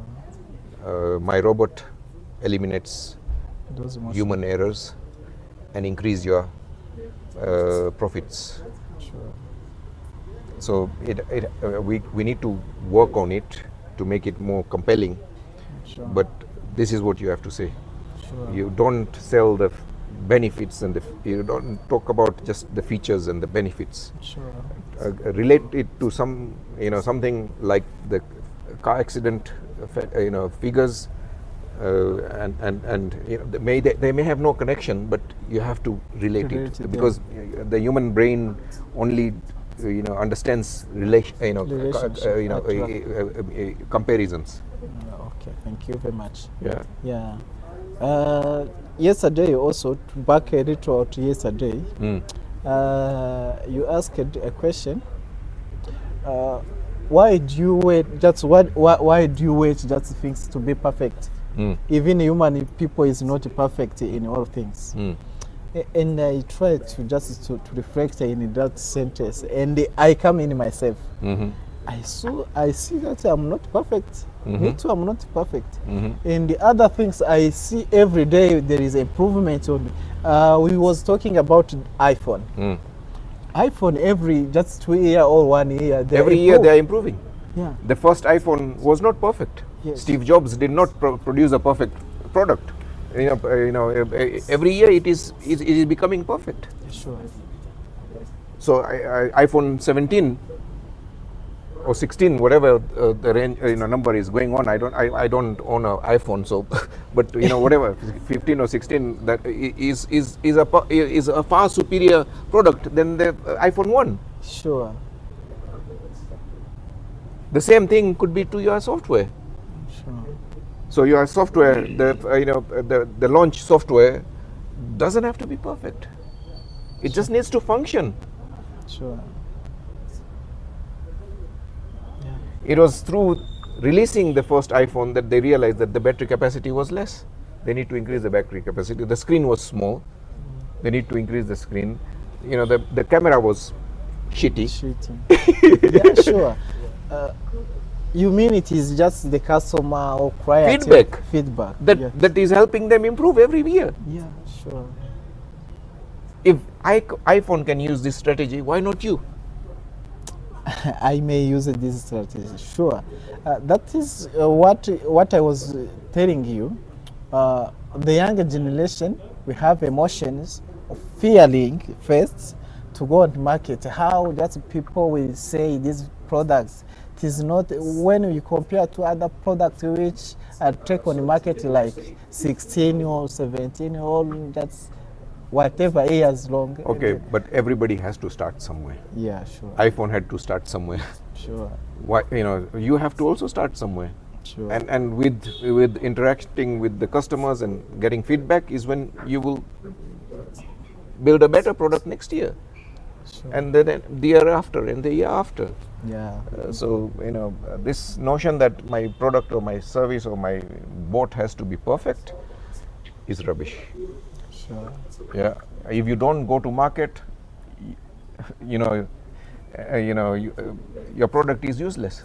You may build the best product, best software, best boat. If you are not able to take it to market, where are you going to make money from? Nowhere. Building things don't result in money. You say building until the you can build until you die. Yes. And the generation come and build another generation. Yeah. That is a little mistake we did. Sorry. I'm glad that you recognize that mistake. Yeah. And what are you going to do to correct it? Right now, from yesterday, you see that just I'm traveling, just go anywhere to meet people. I'm trying to see how I can put this product on the market. Okay, so you've started focusing on sales and marketing. Yes, I started just focusing on the sales on the market because I have another people who can just say, just improving There is no shortage of coders. Yes. There is no shortage of workers. Yes. What there is shortage of is sales and marketing people. Entrepreneurs, the owners have to do the sales and marketing. Nobody else will do it for you. You can hire coding monkeys. But you cannot hire entrepreneurs. Sure. That is another lesson. Yeah. And they are cheap. Entrepreneur. And no, coders. Coders. You can find coders anywhere in the world, in abundance, for very little money. But where are you going to get sales and marketing people, entrepreneurs, to sell your product? Nowhere. You have to be that person. And I'm glad that you've pivoted from coding yeah, sure. to doing sales and marketing. Yeah, I'm just focusing on sales. Yeah. I have more code in my laptop. I have a lot of code. But let others do it. Yeah. You direct them. Instead of doing it, direct them. Sure. Delegate it. And you focus on sales and marketing. Focus on interacting with customers, what you're doing. You had a meeting a couple of meetings this morning. Yes. That's the way to go. Sure. Yeah, and let's document this progress. Let's do this on a weekly basis. Yeah, sure. It means it is a consistent, just to see a progress of just of one entrepreneur. You be that entrepreneur that we share the progress of every week. Sure. How are you getting on? Then we have to also, I have to create a phrase that encompasses what you are doing, what your product is doing, that people can relate to. I'll give you an example of what we did with a clearing and forwarding, agent. He introduced himself and said, "My name is Joroge. I am a CEO of this company. I'm located in this location. Blah blah blah." I said, "Joroge, stop it. Tell me what you do. Who for, and why are you different?" He had to scratch his head. But he did come up with some things that we helped him refine it. He said, "Okay, I can clear somebody's container in 2 days compared to 20 days. I said, "Start with that." Yes. But what is the benefit to it? So we added, okay, then this is how it goes. I can help business owners clear their stuck containers from the port in 2 days compared to 20 days. That allows them to take their goods to market and turn it into cash 18 days earlier. That's a more compelling, a more sellable, more memorable phrase for Joroge than his name, his company, his location. You don't remember those things. You're not. Everybody is going to forget. But even if I don't need a clearing and forwarding, if I've heard that, I know. If somebody needs a clearing and forwarding agent, Joroge is the guy to go to. This is a guy who can clear it in 2 days compared to 20 days. Yes, sure. Something like that needs to happen for your business, for you. Sure. It means I'm going to just eliminate human errors in trading. Mm-hmm. Yes, I'm going just to make people make money in. But that's not enough. That's, we have to polish this, and in the next episode we'll do that. Yeah. Thank you. Yeah, thank you for being brave and coming on camera. Thank you very much. Allowing us to document this series. Yeah, thank you very much. Yeah. Yeah, I'm happy to meet you again and make a conversation like this. Perfect. Yeah, perfect.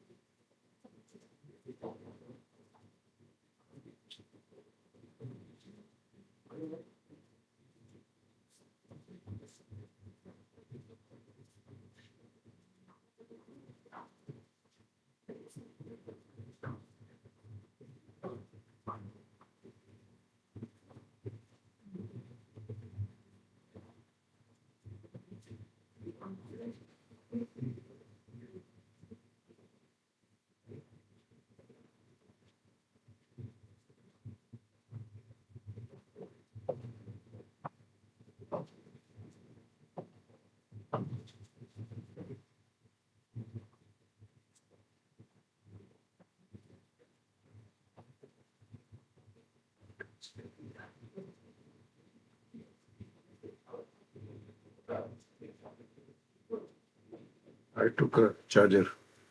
The live session has been going on for a while now. Yeah. There's comparison strictly. Because the phase ends and then it goes for another round. It has been going on for many hours.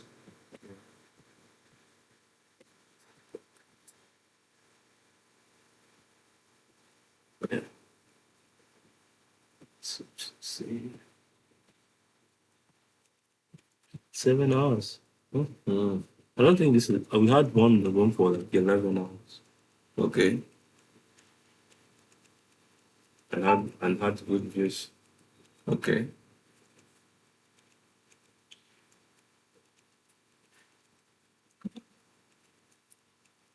Okay. This Buganda thing, the guy is getting scared. Yeah. Honest. Yeah. The Muganda thing? Yeah. Yeah.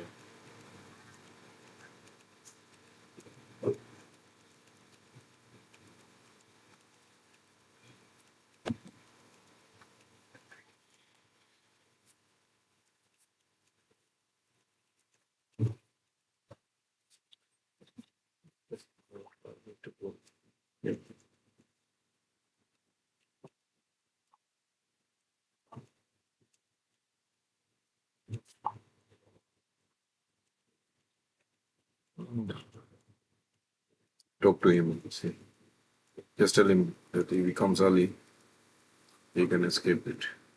Yeah.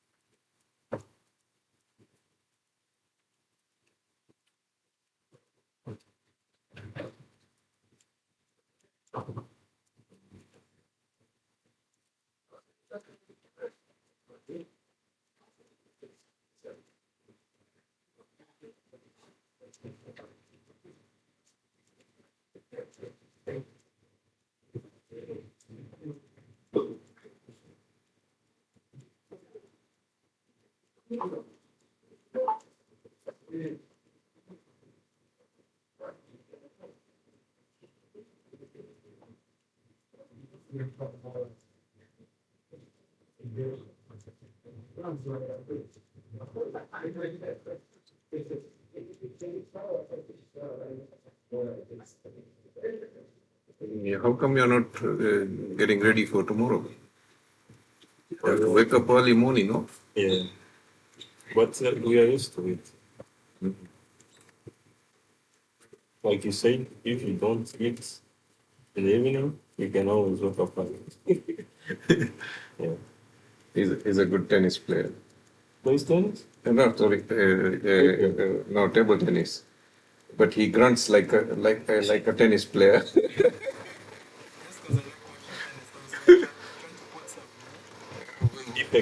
I should take you to tennis. Tennis. No. IPCR. Yeah. You played or just seen? No. Come and play with me. Yeah. Yeah. I play there on Mondays. Yeah. I normally work on Saturday, Sunday, and take Mondays off and take my boys to play tennis. He's learning. Djokovic. Yeah. Off with the. What about you? I mean, I grew up liking Roger Federer, but I liked. My favorite was a guy called Stanislas Wawrinka. Who's that guy? Russian? Yeah, he's from I think Poland. Yes, I don't even know him. he was a great player. I liked him. Yeah. Yeah. So,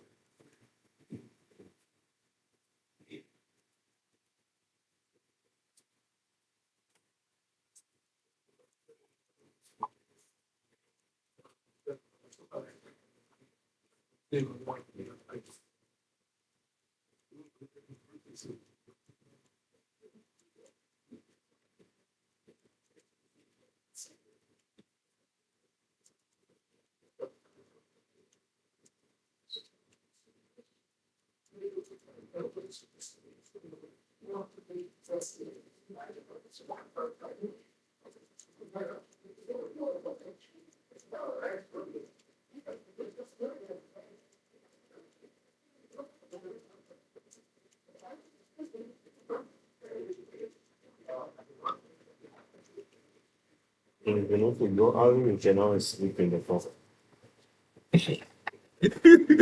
True. Doing a jump. True.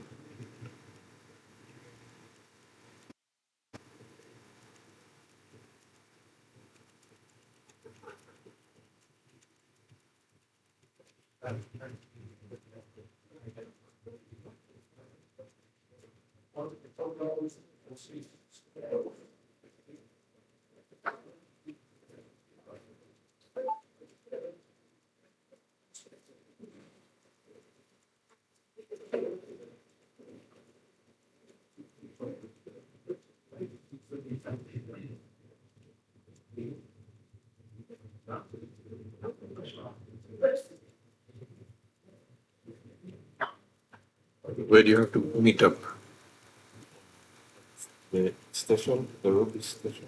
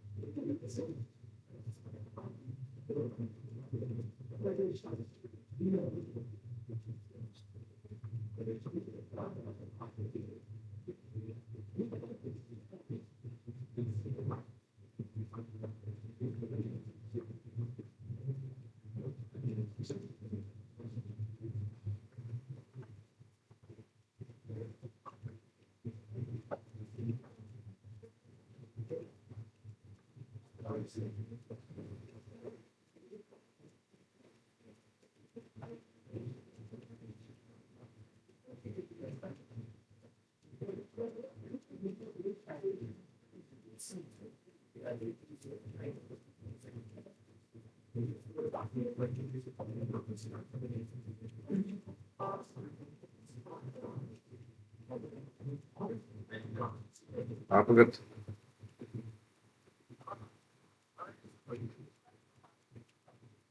Okay. Uite energie, nicleo nu tin nos kente. Am resta matin le to avis.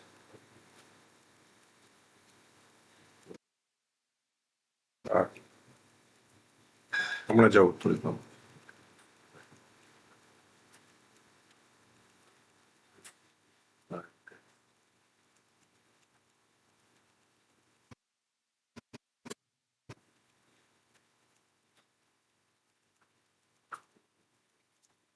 What can I make? And charger.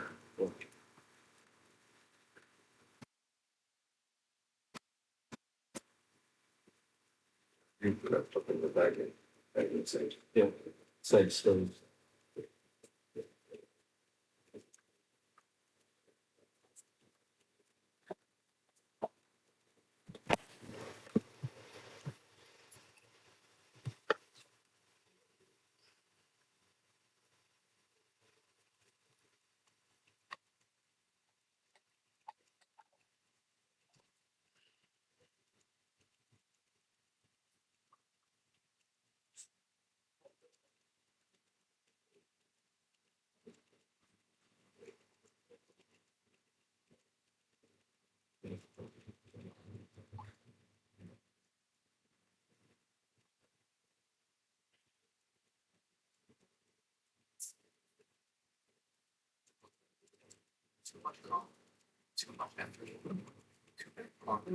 So, and walked away looking for a better way. And that's when you found version S, no coded, just one top. App, browser, shelter, version S, with no apps.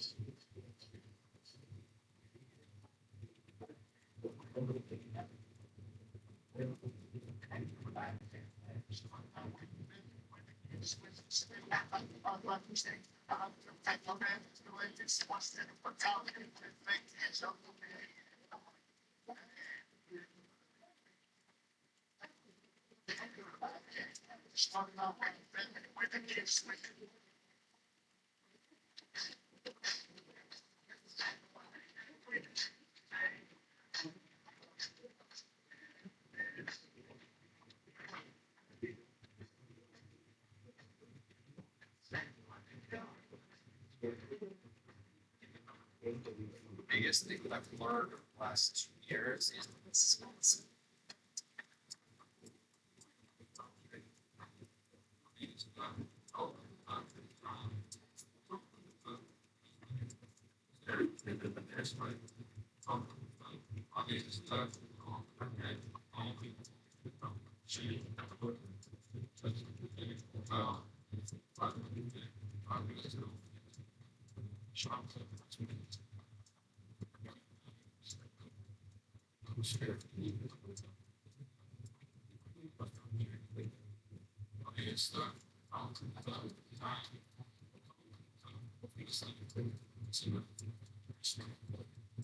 Mark Tide can trade 100K. You know how to make money. It's a very good firm. You know how to make another 900 grand. Or you make your first 100 grand, you won't double that out to make money. That's why we talk. Secondly, once you got 100 grand, you now have capital. So, next 900, you want to not just do, but also for money for free.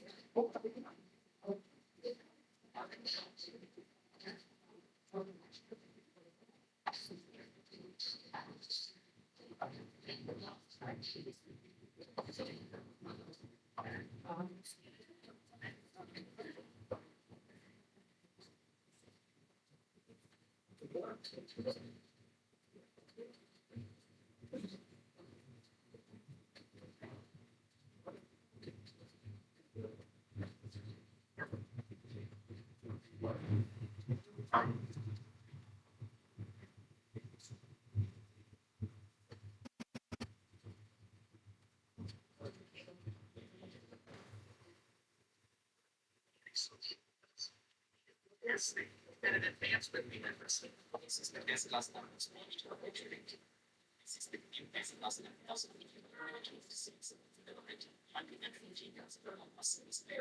it's essentially a physical definition is lesson on the face it's a definition 6 lessons all about styles and length difference in 600 lesson that's 6 things about money and it's very possibly not and it's not managing and tolerance something being nice okay so it's that's an additional 27 cents that's one more extra volume other books it's I'm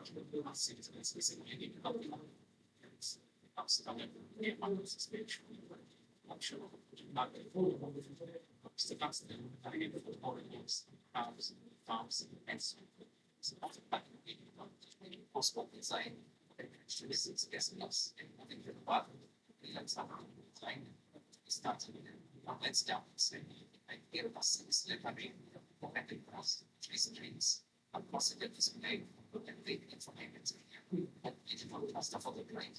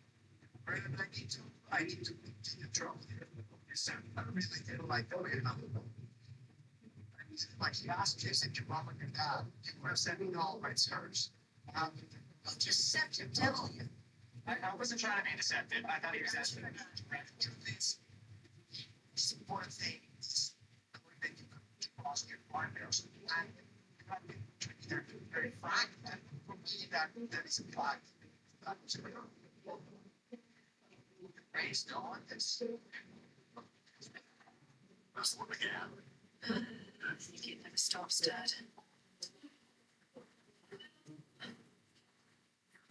Hey, stop. Stop. Dad, wake up. It's stopping. Mister, I don't need a break, huh?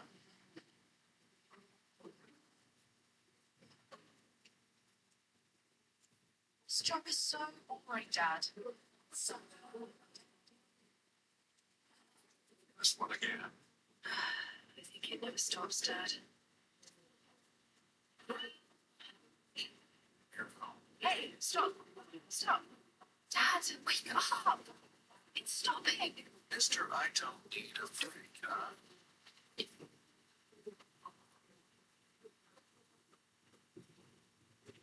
This job is so boring, Dad. So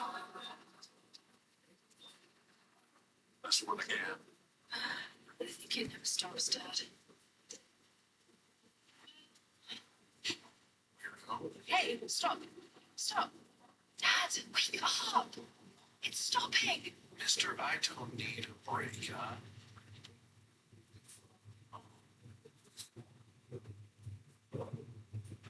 This job is so boring, Dad. Do I skip 1 or 2% extra? Don't talk to percentages. You want to listen actually. Again. Yes. Why is it that's better than just one hand? Because I feel Yeah. Of course. See, but listen.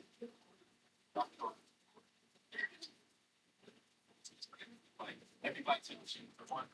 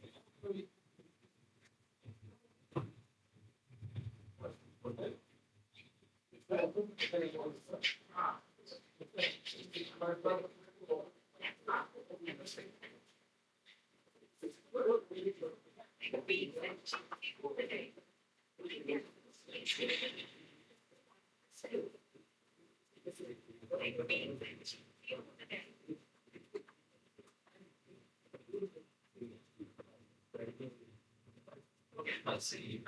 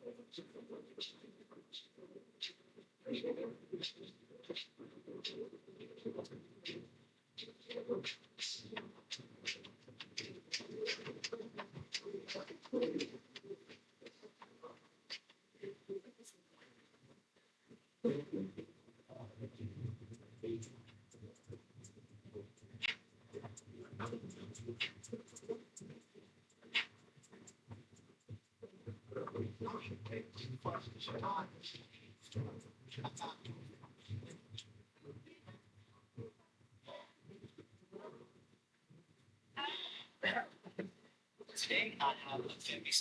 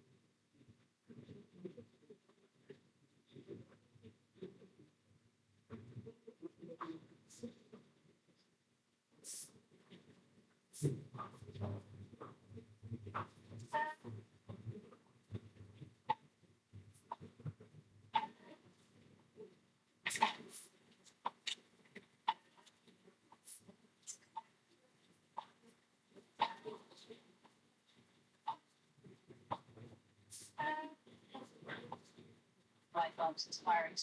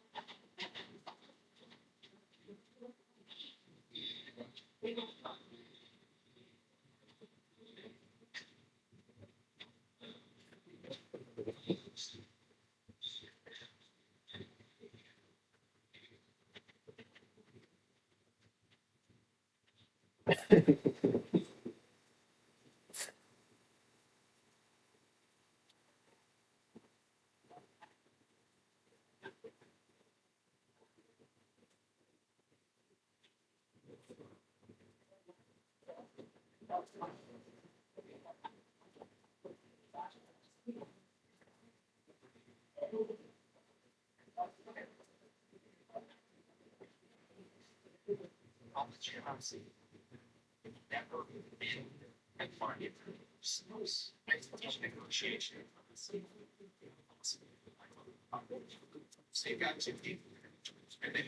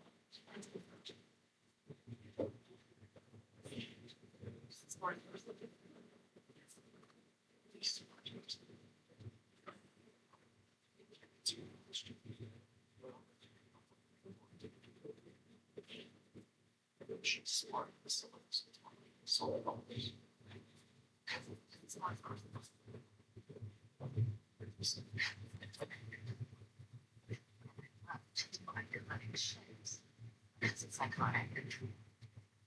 And I love to find your shapes. Because it's iconic.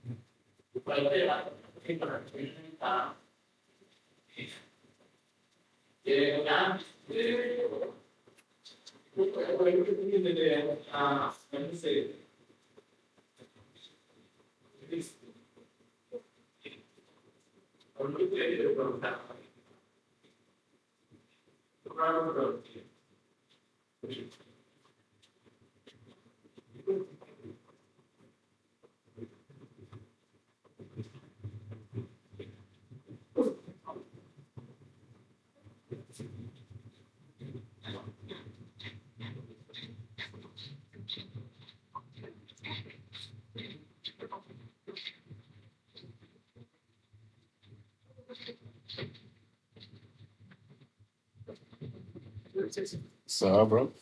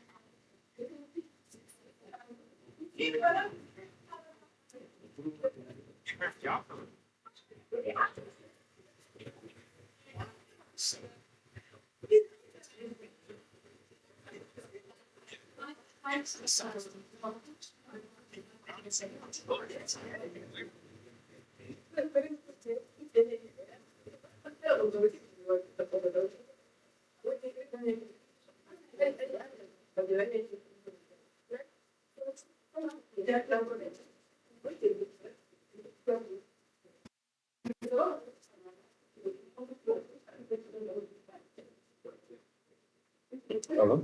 Halo? Gini, maksudnya, um, warangiye kohereza kuri visa na Scott kuri simcard. Hari ikibazo nisize free. Okay. Zamutis. Oh, that's good to know. Then, I'm going to see free simcard. So,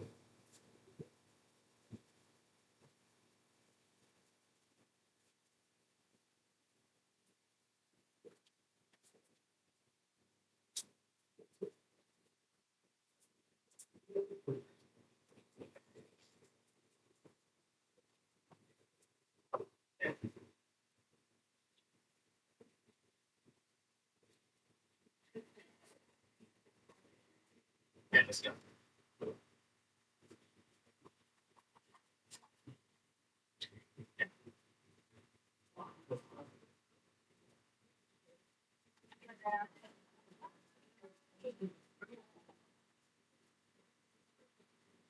Good.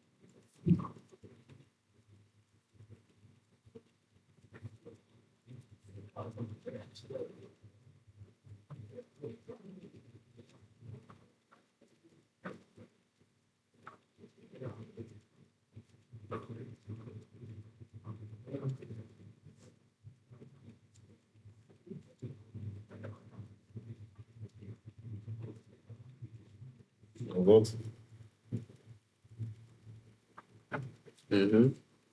Yeah, okay. Oh. How many?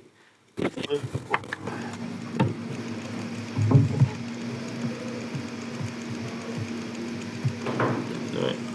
Everything is good. Everything is good. Yeah. Nothing. Nothing.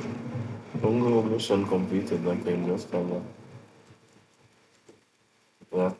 That's why to hear your voice and then I move on. Oh, you have 25 latents. Yeah, again. Don't worry. Huh? Oh, it's amazing. Are you connected? That's send me a picture of him. Maybe I know. Oh, Ruth. Ruth. Oh, Ruth. BBM, right? Yeah. Okay. Oh.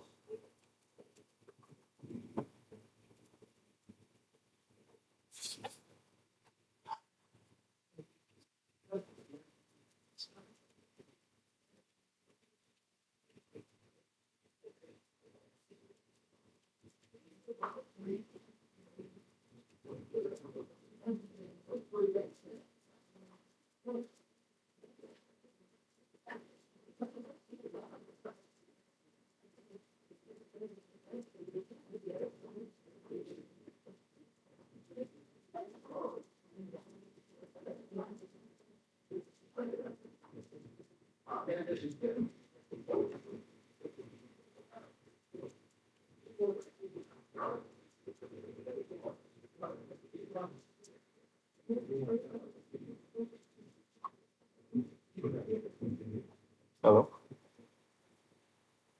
Hello? No. What's it? Is it? No one's around.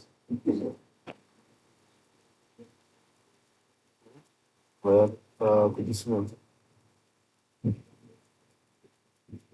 Whatever.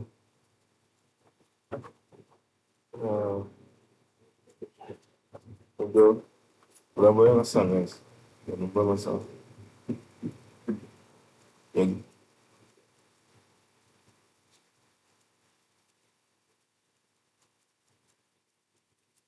I mean, I tell you too many times. Go. hariya kuri koridoro usoza jyano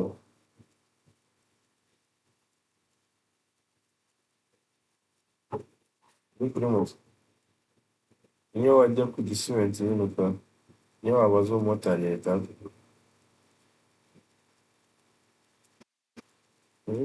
nyine ni uko nabonye uri ku gisimenti cyane niyo mpamvu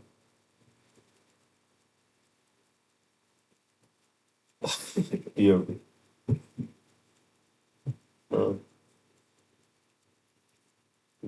ubwo niba waba uri hafi nyine ubwo si wahamenye